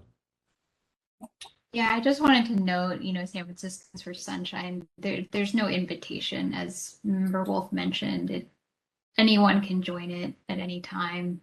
I wasn't invited. I just decided to join. I'm not part of it anymore. And I mean, I still do think their work aligns with what we do. And I think maybe folks, from this task force, it could be worth us going, to see what they have to say as well. If that, is kind of that better flow of like not taking up the time here. I do think it's important for them to have some form of public platform, but I don't know, what the best way to do that is then. Okay, Member Highland. Yeah, so just since we're on this San Franciscans for Sunshine topic, just maybe to provide some context that might help Lori. And I don't know who the members are. I haven't looked at it recently. I haven't heard anything. I do know that was started by previous members. The very first chair I served under was Rick Nee, and then Allison Washburn. When she stepped down, she joined, and that's about when it kind of started to gather some momentum. This was like maybe 8 years ago, and that's when I took over from Allison as interim chair. So I've always considered it as us. It's people that have served on this body that have continued to carry the torch. I don't even see them as outsiders. I just see them as people who are still interested in Sunshine and are now not on the body, but are still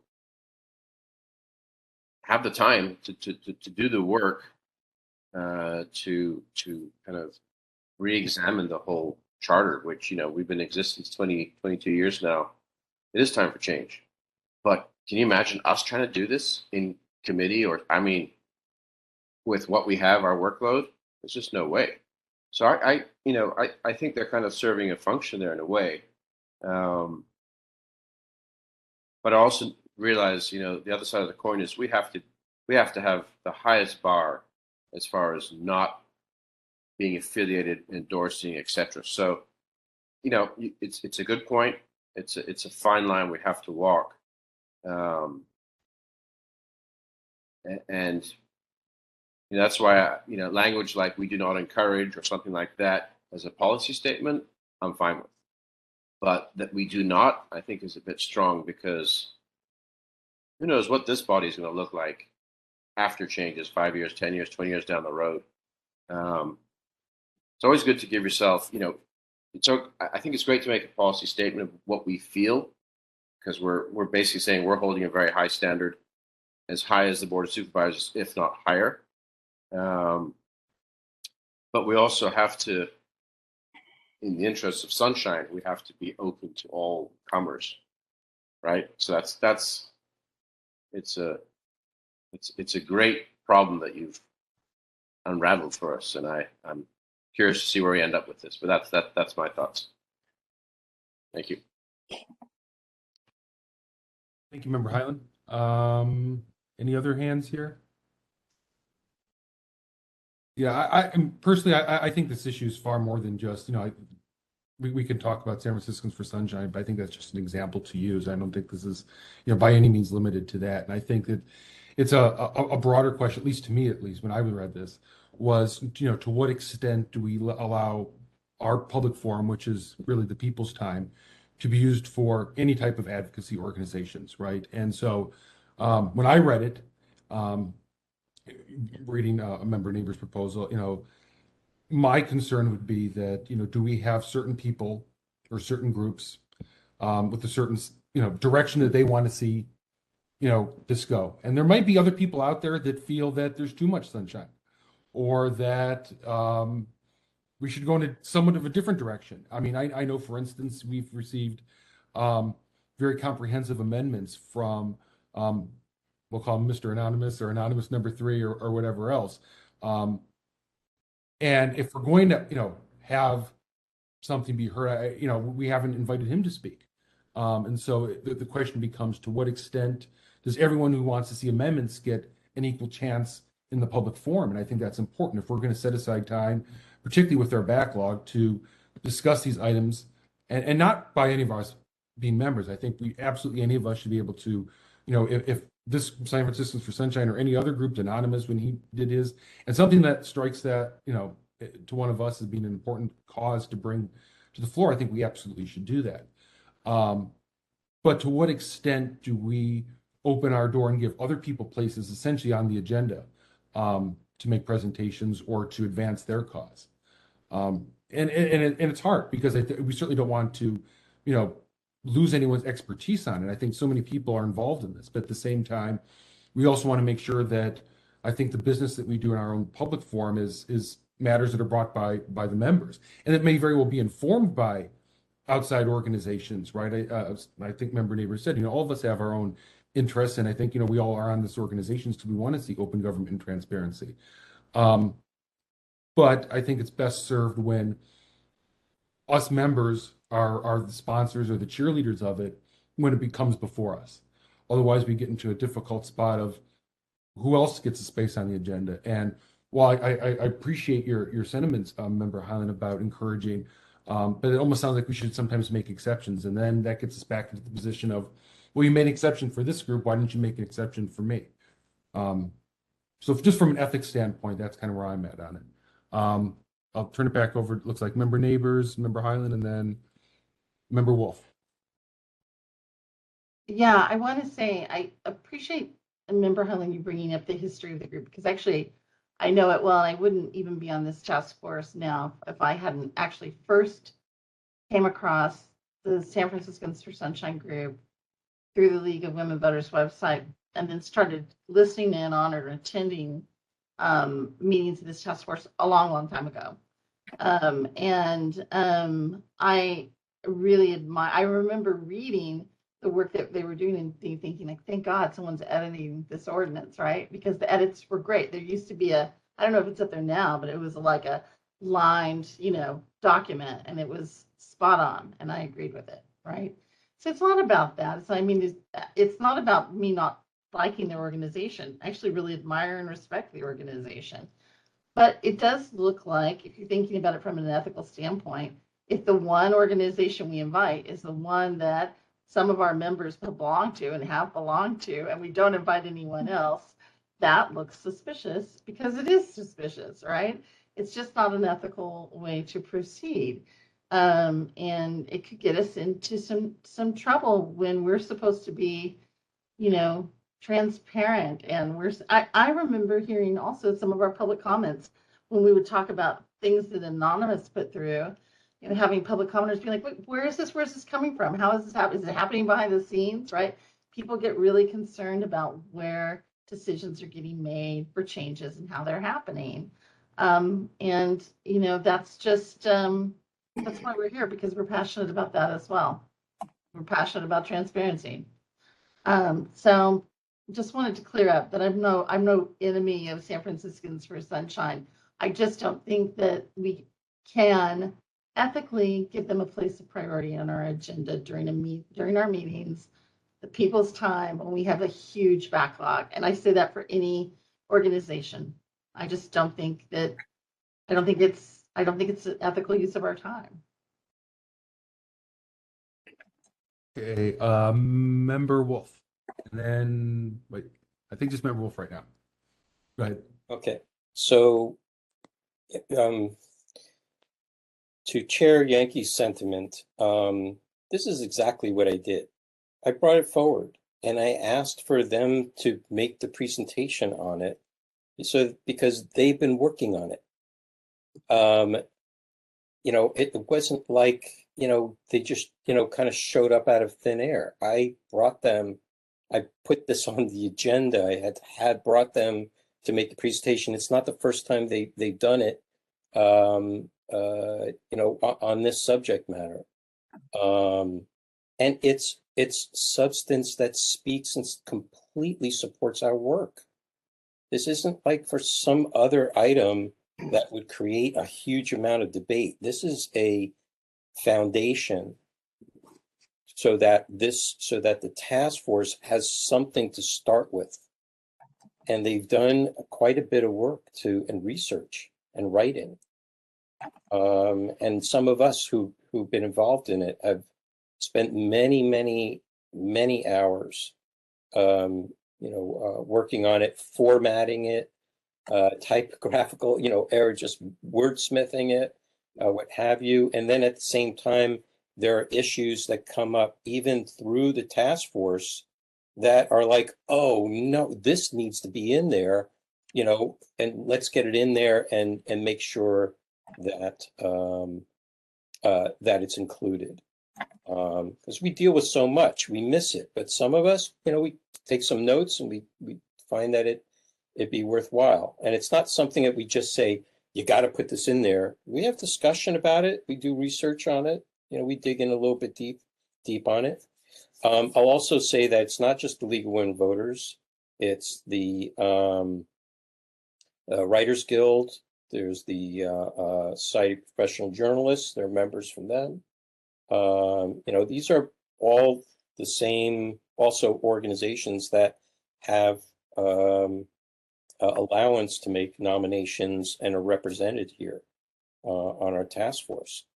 So this isn't a nefarious bunch of people. I mean, these are, you know, this is kind of legacy, you know, folks that are trying to provide like an advisory council. And I will say, just for historical purposes, a lot of this started out not as San Franciscans for Sunshine. This started out as just concerned citizens and former members of the task force and actual members of the task force and organizations that make nominations. And the only reason why they formed as an organization was because they were preparing to put something on the ballot, because it was so difficult to get supervisors to put it on for this task force. So that's why they went on their own, because originally this ordinance was passed by signature gathering and voted on on the ballot. So if they had to go about doing that again, they would have to form an organization anyway. So that's simply is just what it's all about. Member Neighbors.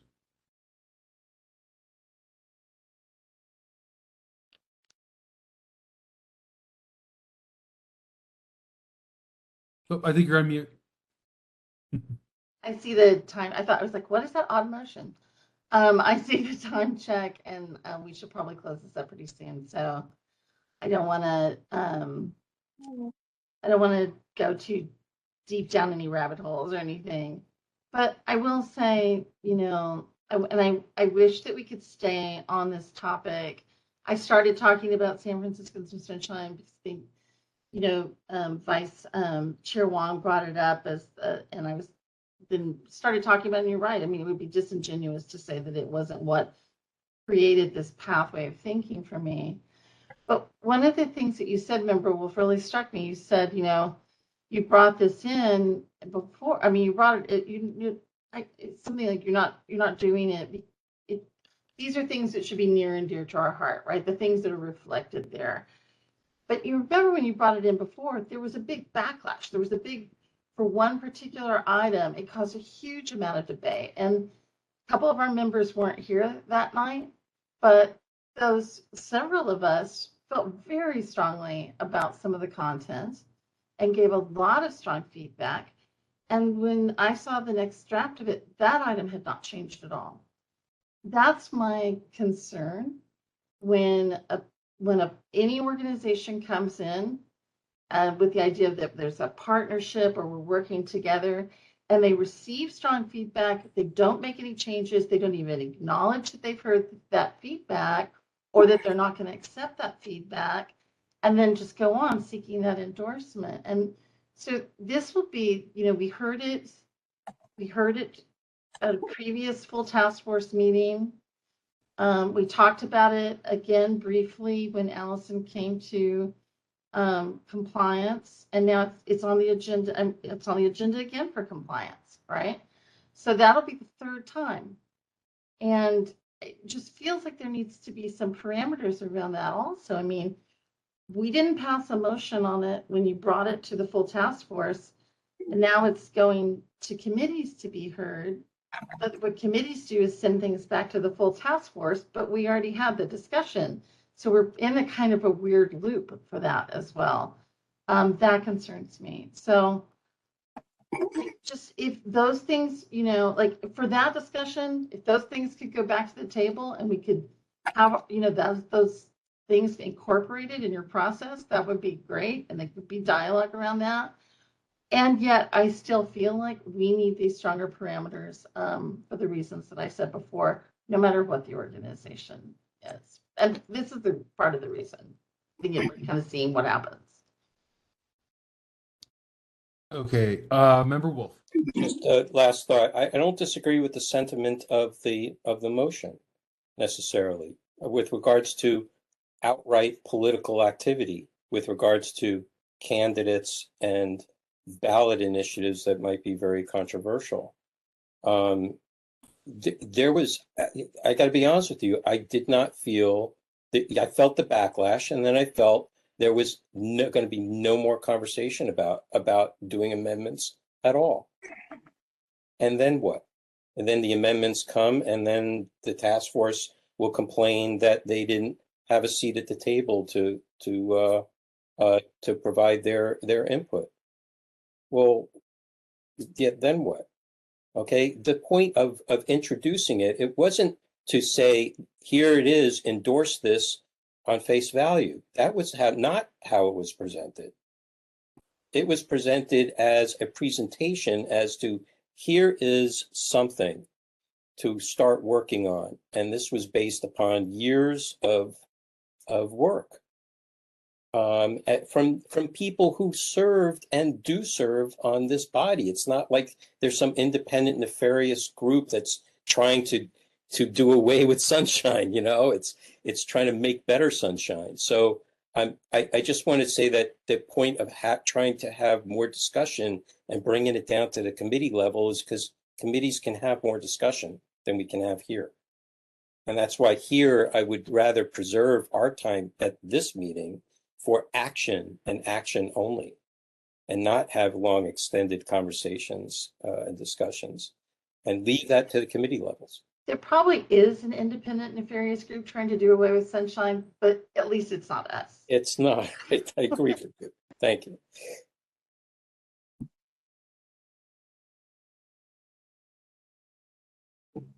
Any other comments on this item? Do we want to bring it back? Just think about it for a little bit. I think there are some good points raised by all the members here. I think, even if we don't pass anything tonight, specifically codifying our position, I think it's worth, understanding where everyone's viewpoints are coming from. I think that, obviously, I think we want to strive for transparency, however we get there. And frankly, if certain members feel that the process hasn't been transparent, that means there's a failure somewhere. And I'm not saying that's someone did something wrong, but I think that shows that their work needs to be done, right? If we on the Sunshine Ordinance Task Force have concerns about transparency, that makes me wonder, what do some of the outside people think, right? And so I'm not sure that necessarily needs a bylaw change. Maybe it does, maybe it doesn't. But I think it might serve all of us to think, why are people taking different positions or having, reservations about this not being done in the most open way possible. Vice Chair Wong? Can I suggest that we forward it to the Rules Committee since we're planning one of those meetings?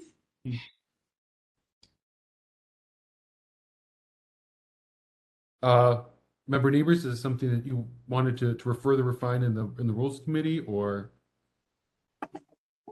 Yeah, we could do that. Of course, you're all invited to come. Definitely, we can just do it there, and you can certainly join us for sure. Don't be strangers. You want an extra meeting, you know it. Just as long as it's not a quorum of the whole body. Right. No, I don't want to see too many of you there. Yeah, and actually, to back up just a little bit, because I think it is an important point that Member Wolf brought up. I think we do talk about if we're going to, at some point coalesce or suggest a group of amendments. I think there needs to be more. A committee level allows for robust discussion, but obviously you can't have all of us there. And I think all of us in our experience have strong opinions one way or another, things we think should be in there, should not be in there. I have a running list of things I think should be added, and a lot of them aren't in the, what I saw in the proposal. Not that there's anything wrong with it.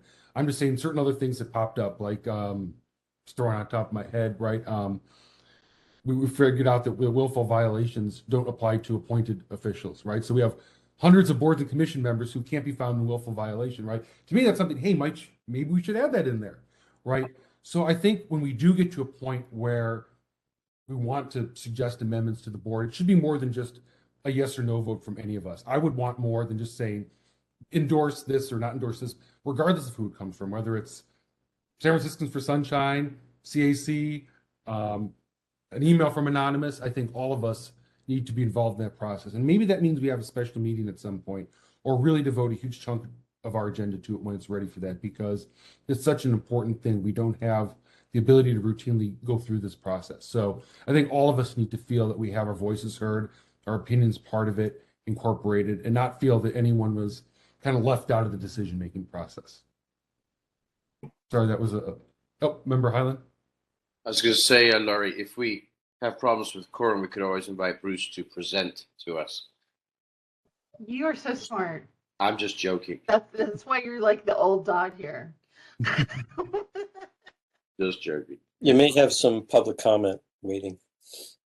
Yeah, so let's, before we go and make any motions or figure out how we want to resolve this, let's go ahead and move to public comment on this.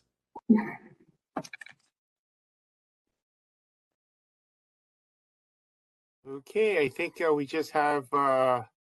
Pilpel on the line. That's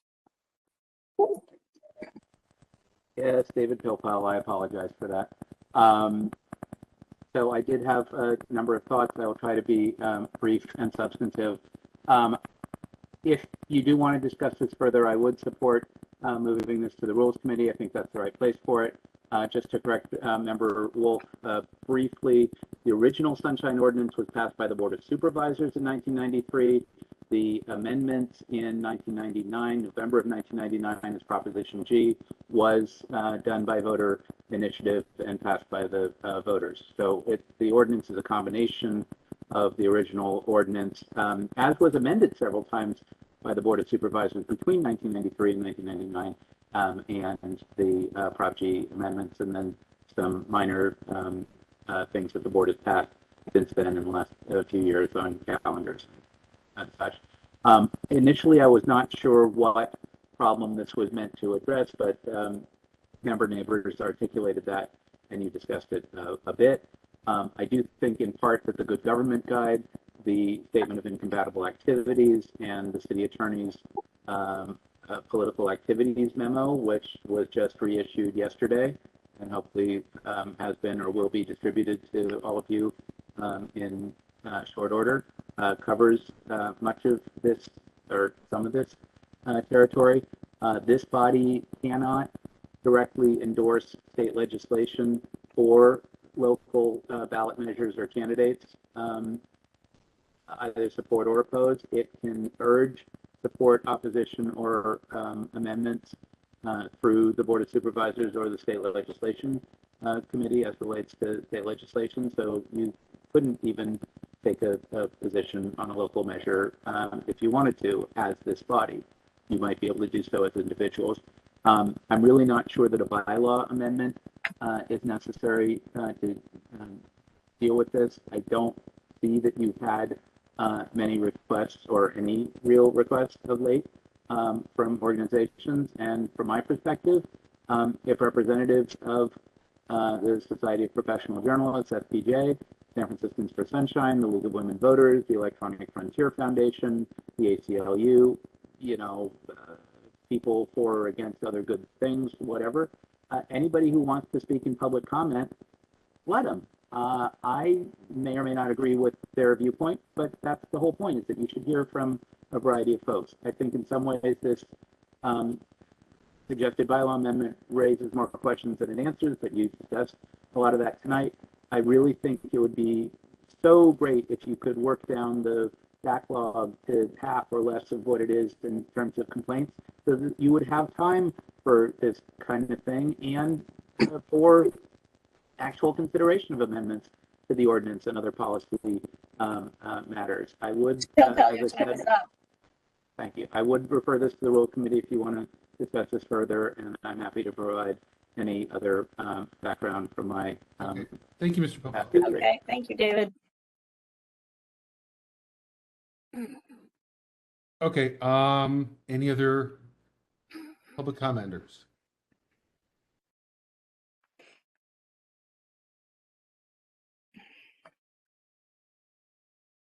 Okay. You're not seeing any. I do not see any other hands. I'm not sure if Member Nobben wanted to speak. She asked me to unmute her, but somehow her. Oh, there she goes. She has her own control of her own mic. Oh no, I do not see any other hands. I was just I could not unmute myself, so I was just checking. That's fine. Okay, great. Do we want to take a formal motion to refer this, or I mean, member neighbors could certainly, she's part of the Rules Committee. She can just introduce it there. I'm not sure we need a formal motion for it, but if anyone wants to make one, we can certainly entertain it.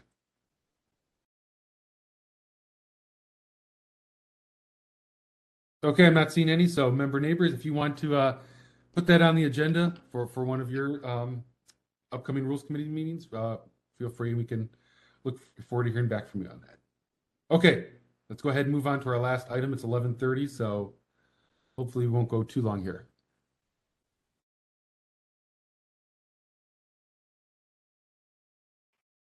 Item number 12, review and consider proposed efficiency edits to the complaint process. The task force initially reviewed this item on July 6, 2022, regular meeting, and passed motions to provide further consideration of specific changes and edits to its complaint procedures. Okay, so this was an item that we heard.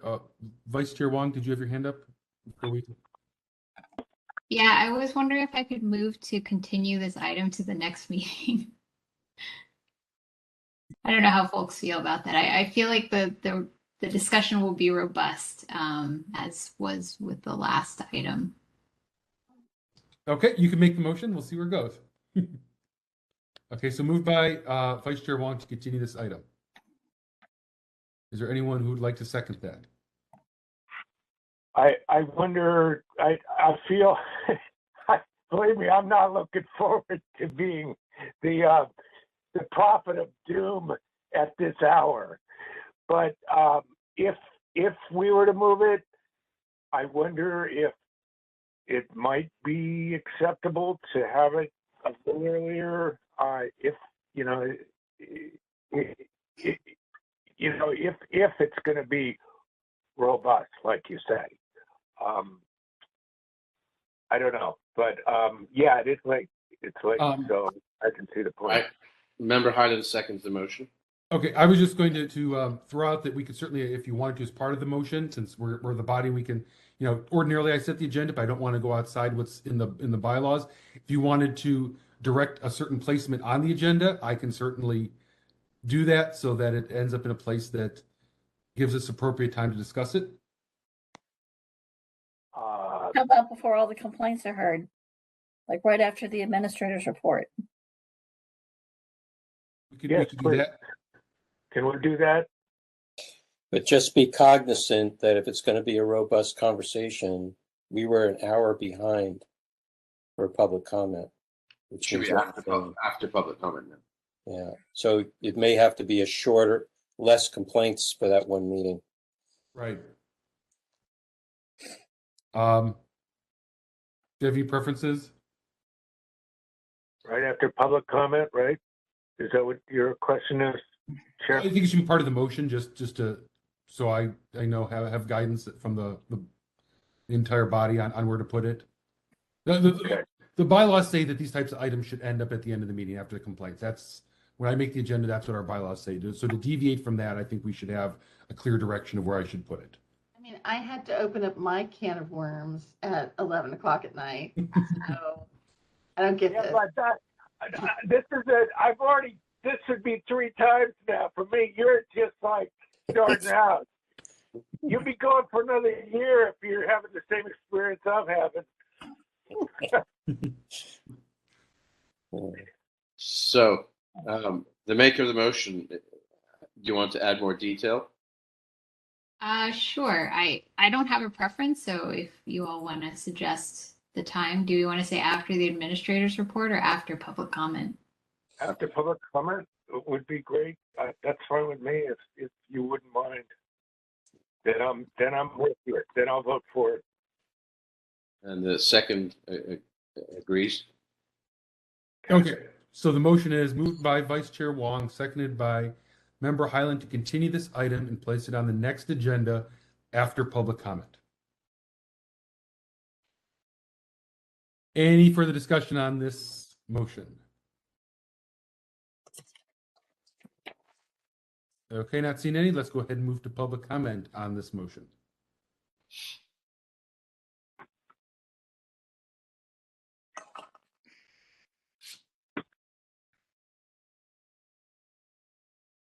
My apologies, I missed that. Were you calling for public comment again? Yes, public comment on the motion. Okay, I believe Mr. Pilpel is still on the line. Yes, David Pilpel, hopefully the last time today. The meeting's run so long, my mouse is frozen and I'm not going to reboot the computer. So I have no disagreement with continuing this. I was going to suggest that. In fact, I do think it would be helpful for next month to have a copy of both the 3 documents, the current complaint procedures as they are, a red line version of the complaint procedures with these proposed changes, and a clean version as amended with these proposed changes so that we can see all 3 and where these changes would work in context, et cetera, and possibly with a paragraph or a cover page from Member Schmidt explaining the intended impact. I may have further comments at that time, but I really do think that when you amend either the bylaws or the complaint procedures, in this case, the complaint procedures, it's important to see the thing in context because there may be things missed or unintended consequences or whatnot. And I just think having that available to all of you and the public would be helpful. Thanks for listening. I think that's it for me. If I could just, something that pops in me is that one small section of this would involve a bylaw change. And what I had thought is I'd bring it up, and then if you decided to do it, then you have to do a special procedure to do it afterward. But maybe since we're talking about pushing this back a month, maybe we can get it on to the bylaws change included as part of the next meeting. But maybe I can't do that. I haven't looked it out what needs to happen for that, but I will. I'll do that. Okay, so just briefly on that, Member Schmidt, I think there's a portion of the bylaws. I believe what needs to happen is it needs to be posted. Any proposed change need to be posted. I believe it's 14 days before. 14. I think it's at the bottom end of our current bylaws. You can look in there. Right. So if you get it to us, to Cheryl and me by that deadline, then we could make those changes as need be. Okay. Thank you. Okay. Any other? We have one more commenter. We're all set? Okay. All right, so I don't see any other hands up, so let's go ahead and vote on this motion. I think you said I'm unmuted. Oh, I'm sorry. Do we have an extra public commenter? I think that the administrator said there was one more public comment. Oh, I'm sorry. I didn't miss that. I missed that there. Okay. Cheryl, when you're ready, please let Mr. Warfield know. Go ahead, Mr. Warfield. This is Peter Warfield, Executive Director, Library Users Association, Library Users 2004 at yahoo.com, and P.O. Box 170544, San Francisco, California, 94117-0544. I think that it's fine to push forward the date of presumably more full discussion and one with folks who have the energy as well as the presence. It's now after 11:35, and we're all missing Colbert. In any case, I think it would be a help to the public if there was clarity with respect to what the goal is of each of the changes and what the overall purpose is of the changes in general or each one in particular. It seems from what I've seen that we slide right into details, which are fine, but without a sense of where it's going or what the purpose is, what problem it's supposed to solve, I think that diminishes the ability of folks to understand what is being proposed and what's happening. So I would urge you to modify the the materials so that you provide some of what I've suggested for the public and for yourselves, for that matter. Thanks very much.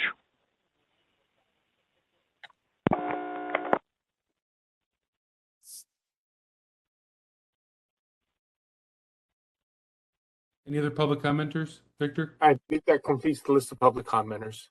Okay. So we'll close public comment on this. Mr. Warfield, you may have missed it, but exactly what you described, that discussion took place at our July 6th, 2022 meeting, and there were motions made to do exactly what we're doing now, which is to propose more specific language based on those general discussions that we already had. So that's what this came out of. So with that, members, are there any further hands up? I don't see any, so I think we're ready for a vote on this. Cheryl? Vice Chair Wong? Vice Chair Wong, aye. Member Highland? Aye. Member Highland, aye. Member Schmidt? Aye. Member Schmidt, aye. Member LaHood? Aye. Member LaHood, aye. Member Padmanabhan? Aye. Member Padmanabhan, aye. Member Stein? Aye. Member Stein, aye. Member Neighbors? Aye. Member Neighbors, aye. Member Hill, absent. Member Wolf? Present. Oh, sorry. Aye. Member I'm Wolf, tired aye. too.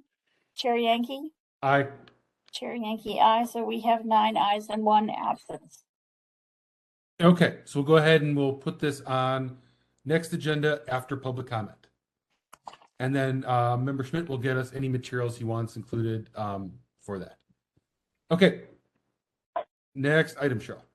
Sorry, can I ask one question before we move on? Yep. I realize I'm not actually going to be present for the next meeting, so any comments or thoughts I have, should I just forward them to you, Member Schmidt? Sure. Yeah, that would be great. Thank you. And remember, Vice Chair Wong, if you want, you can also ask Cheryl to include them as part of the packet. so we can include those comments from you there, so that we know what your feedback is. I think that's important that we get that, since this is such a a big change. Okay.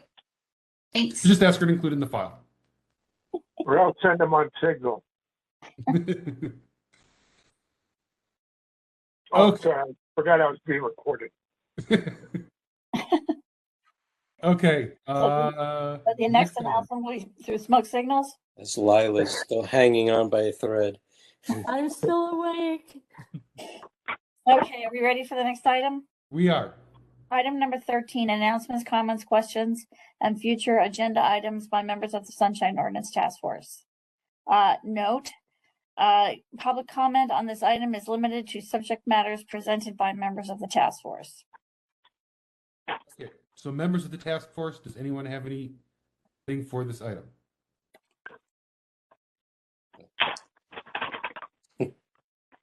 I have not seen any heads.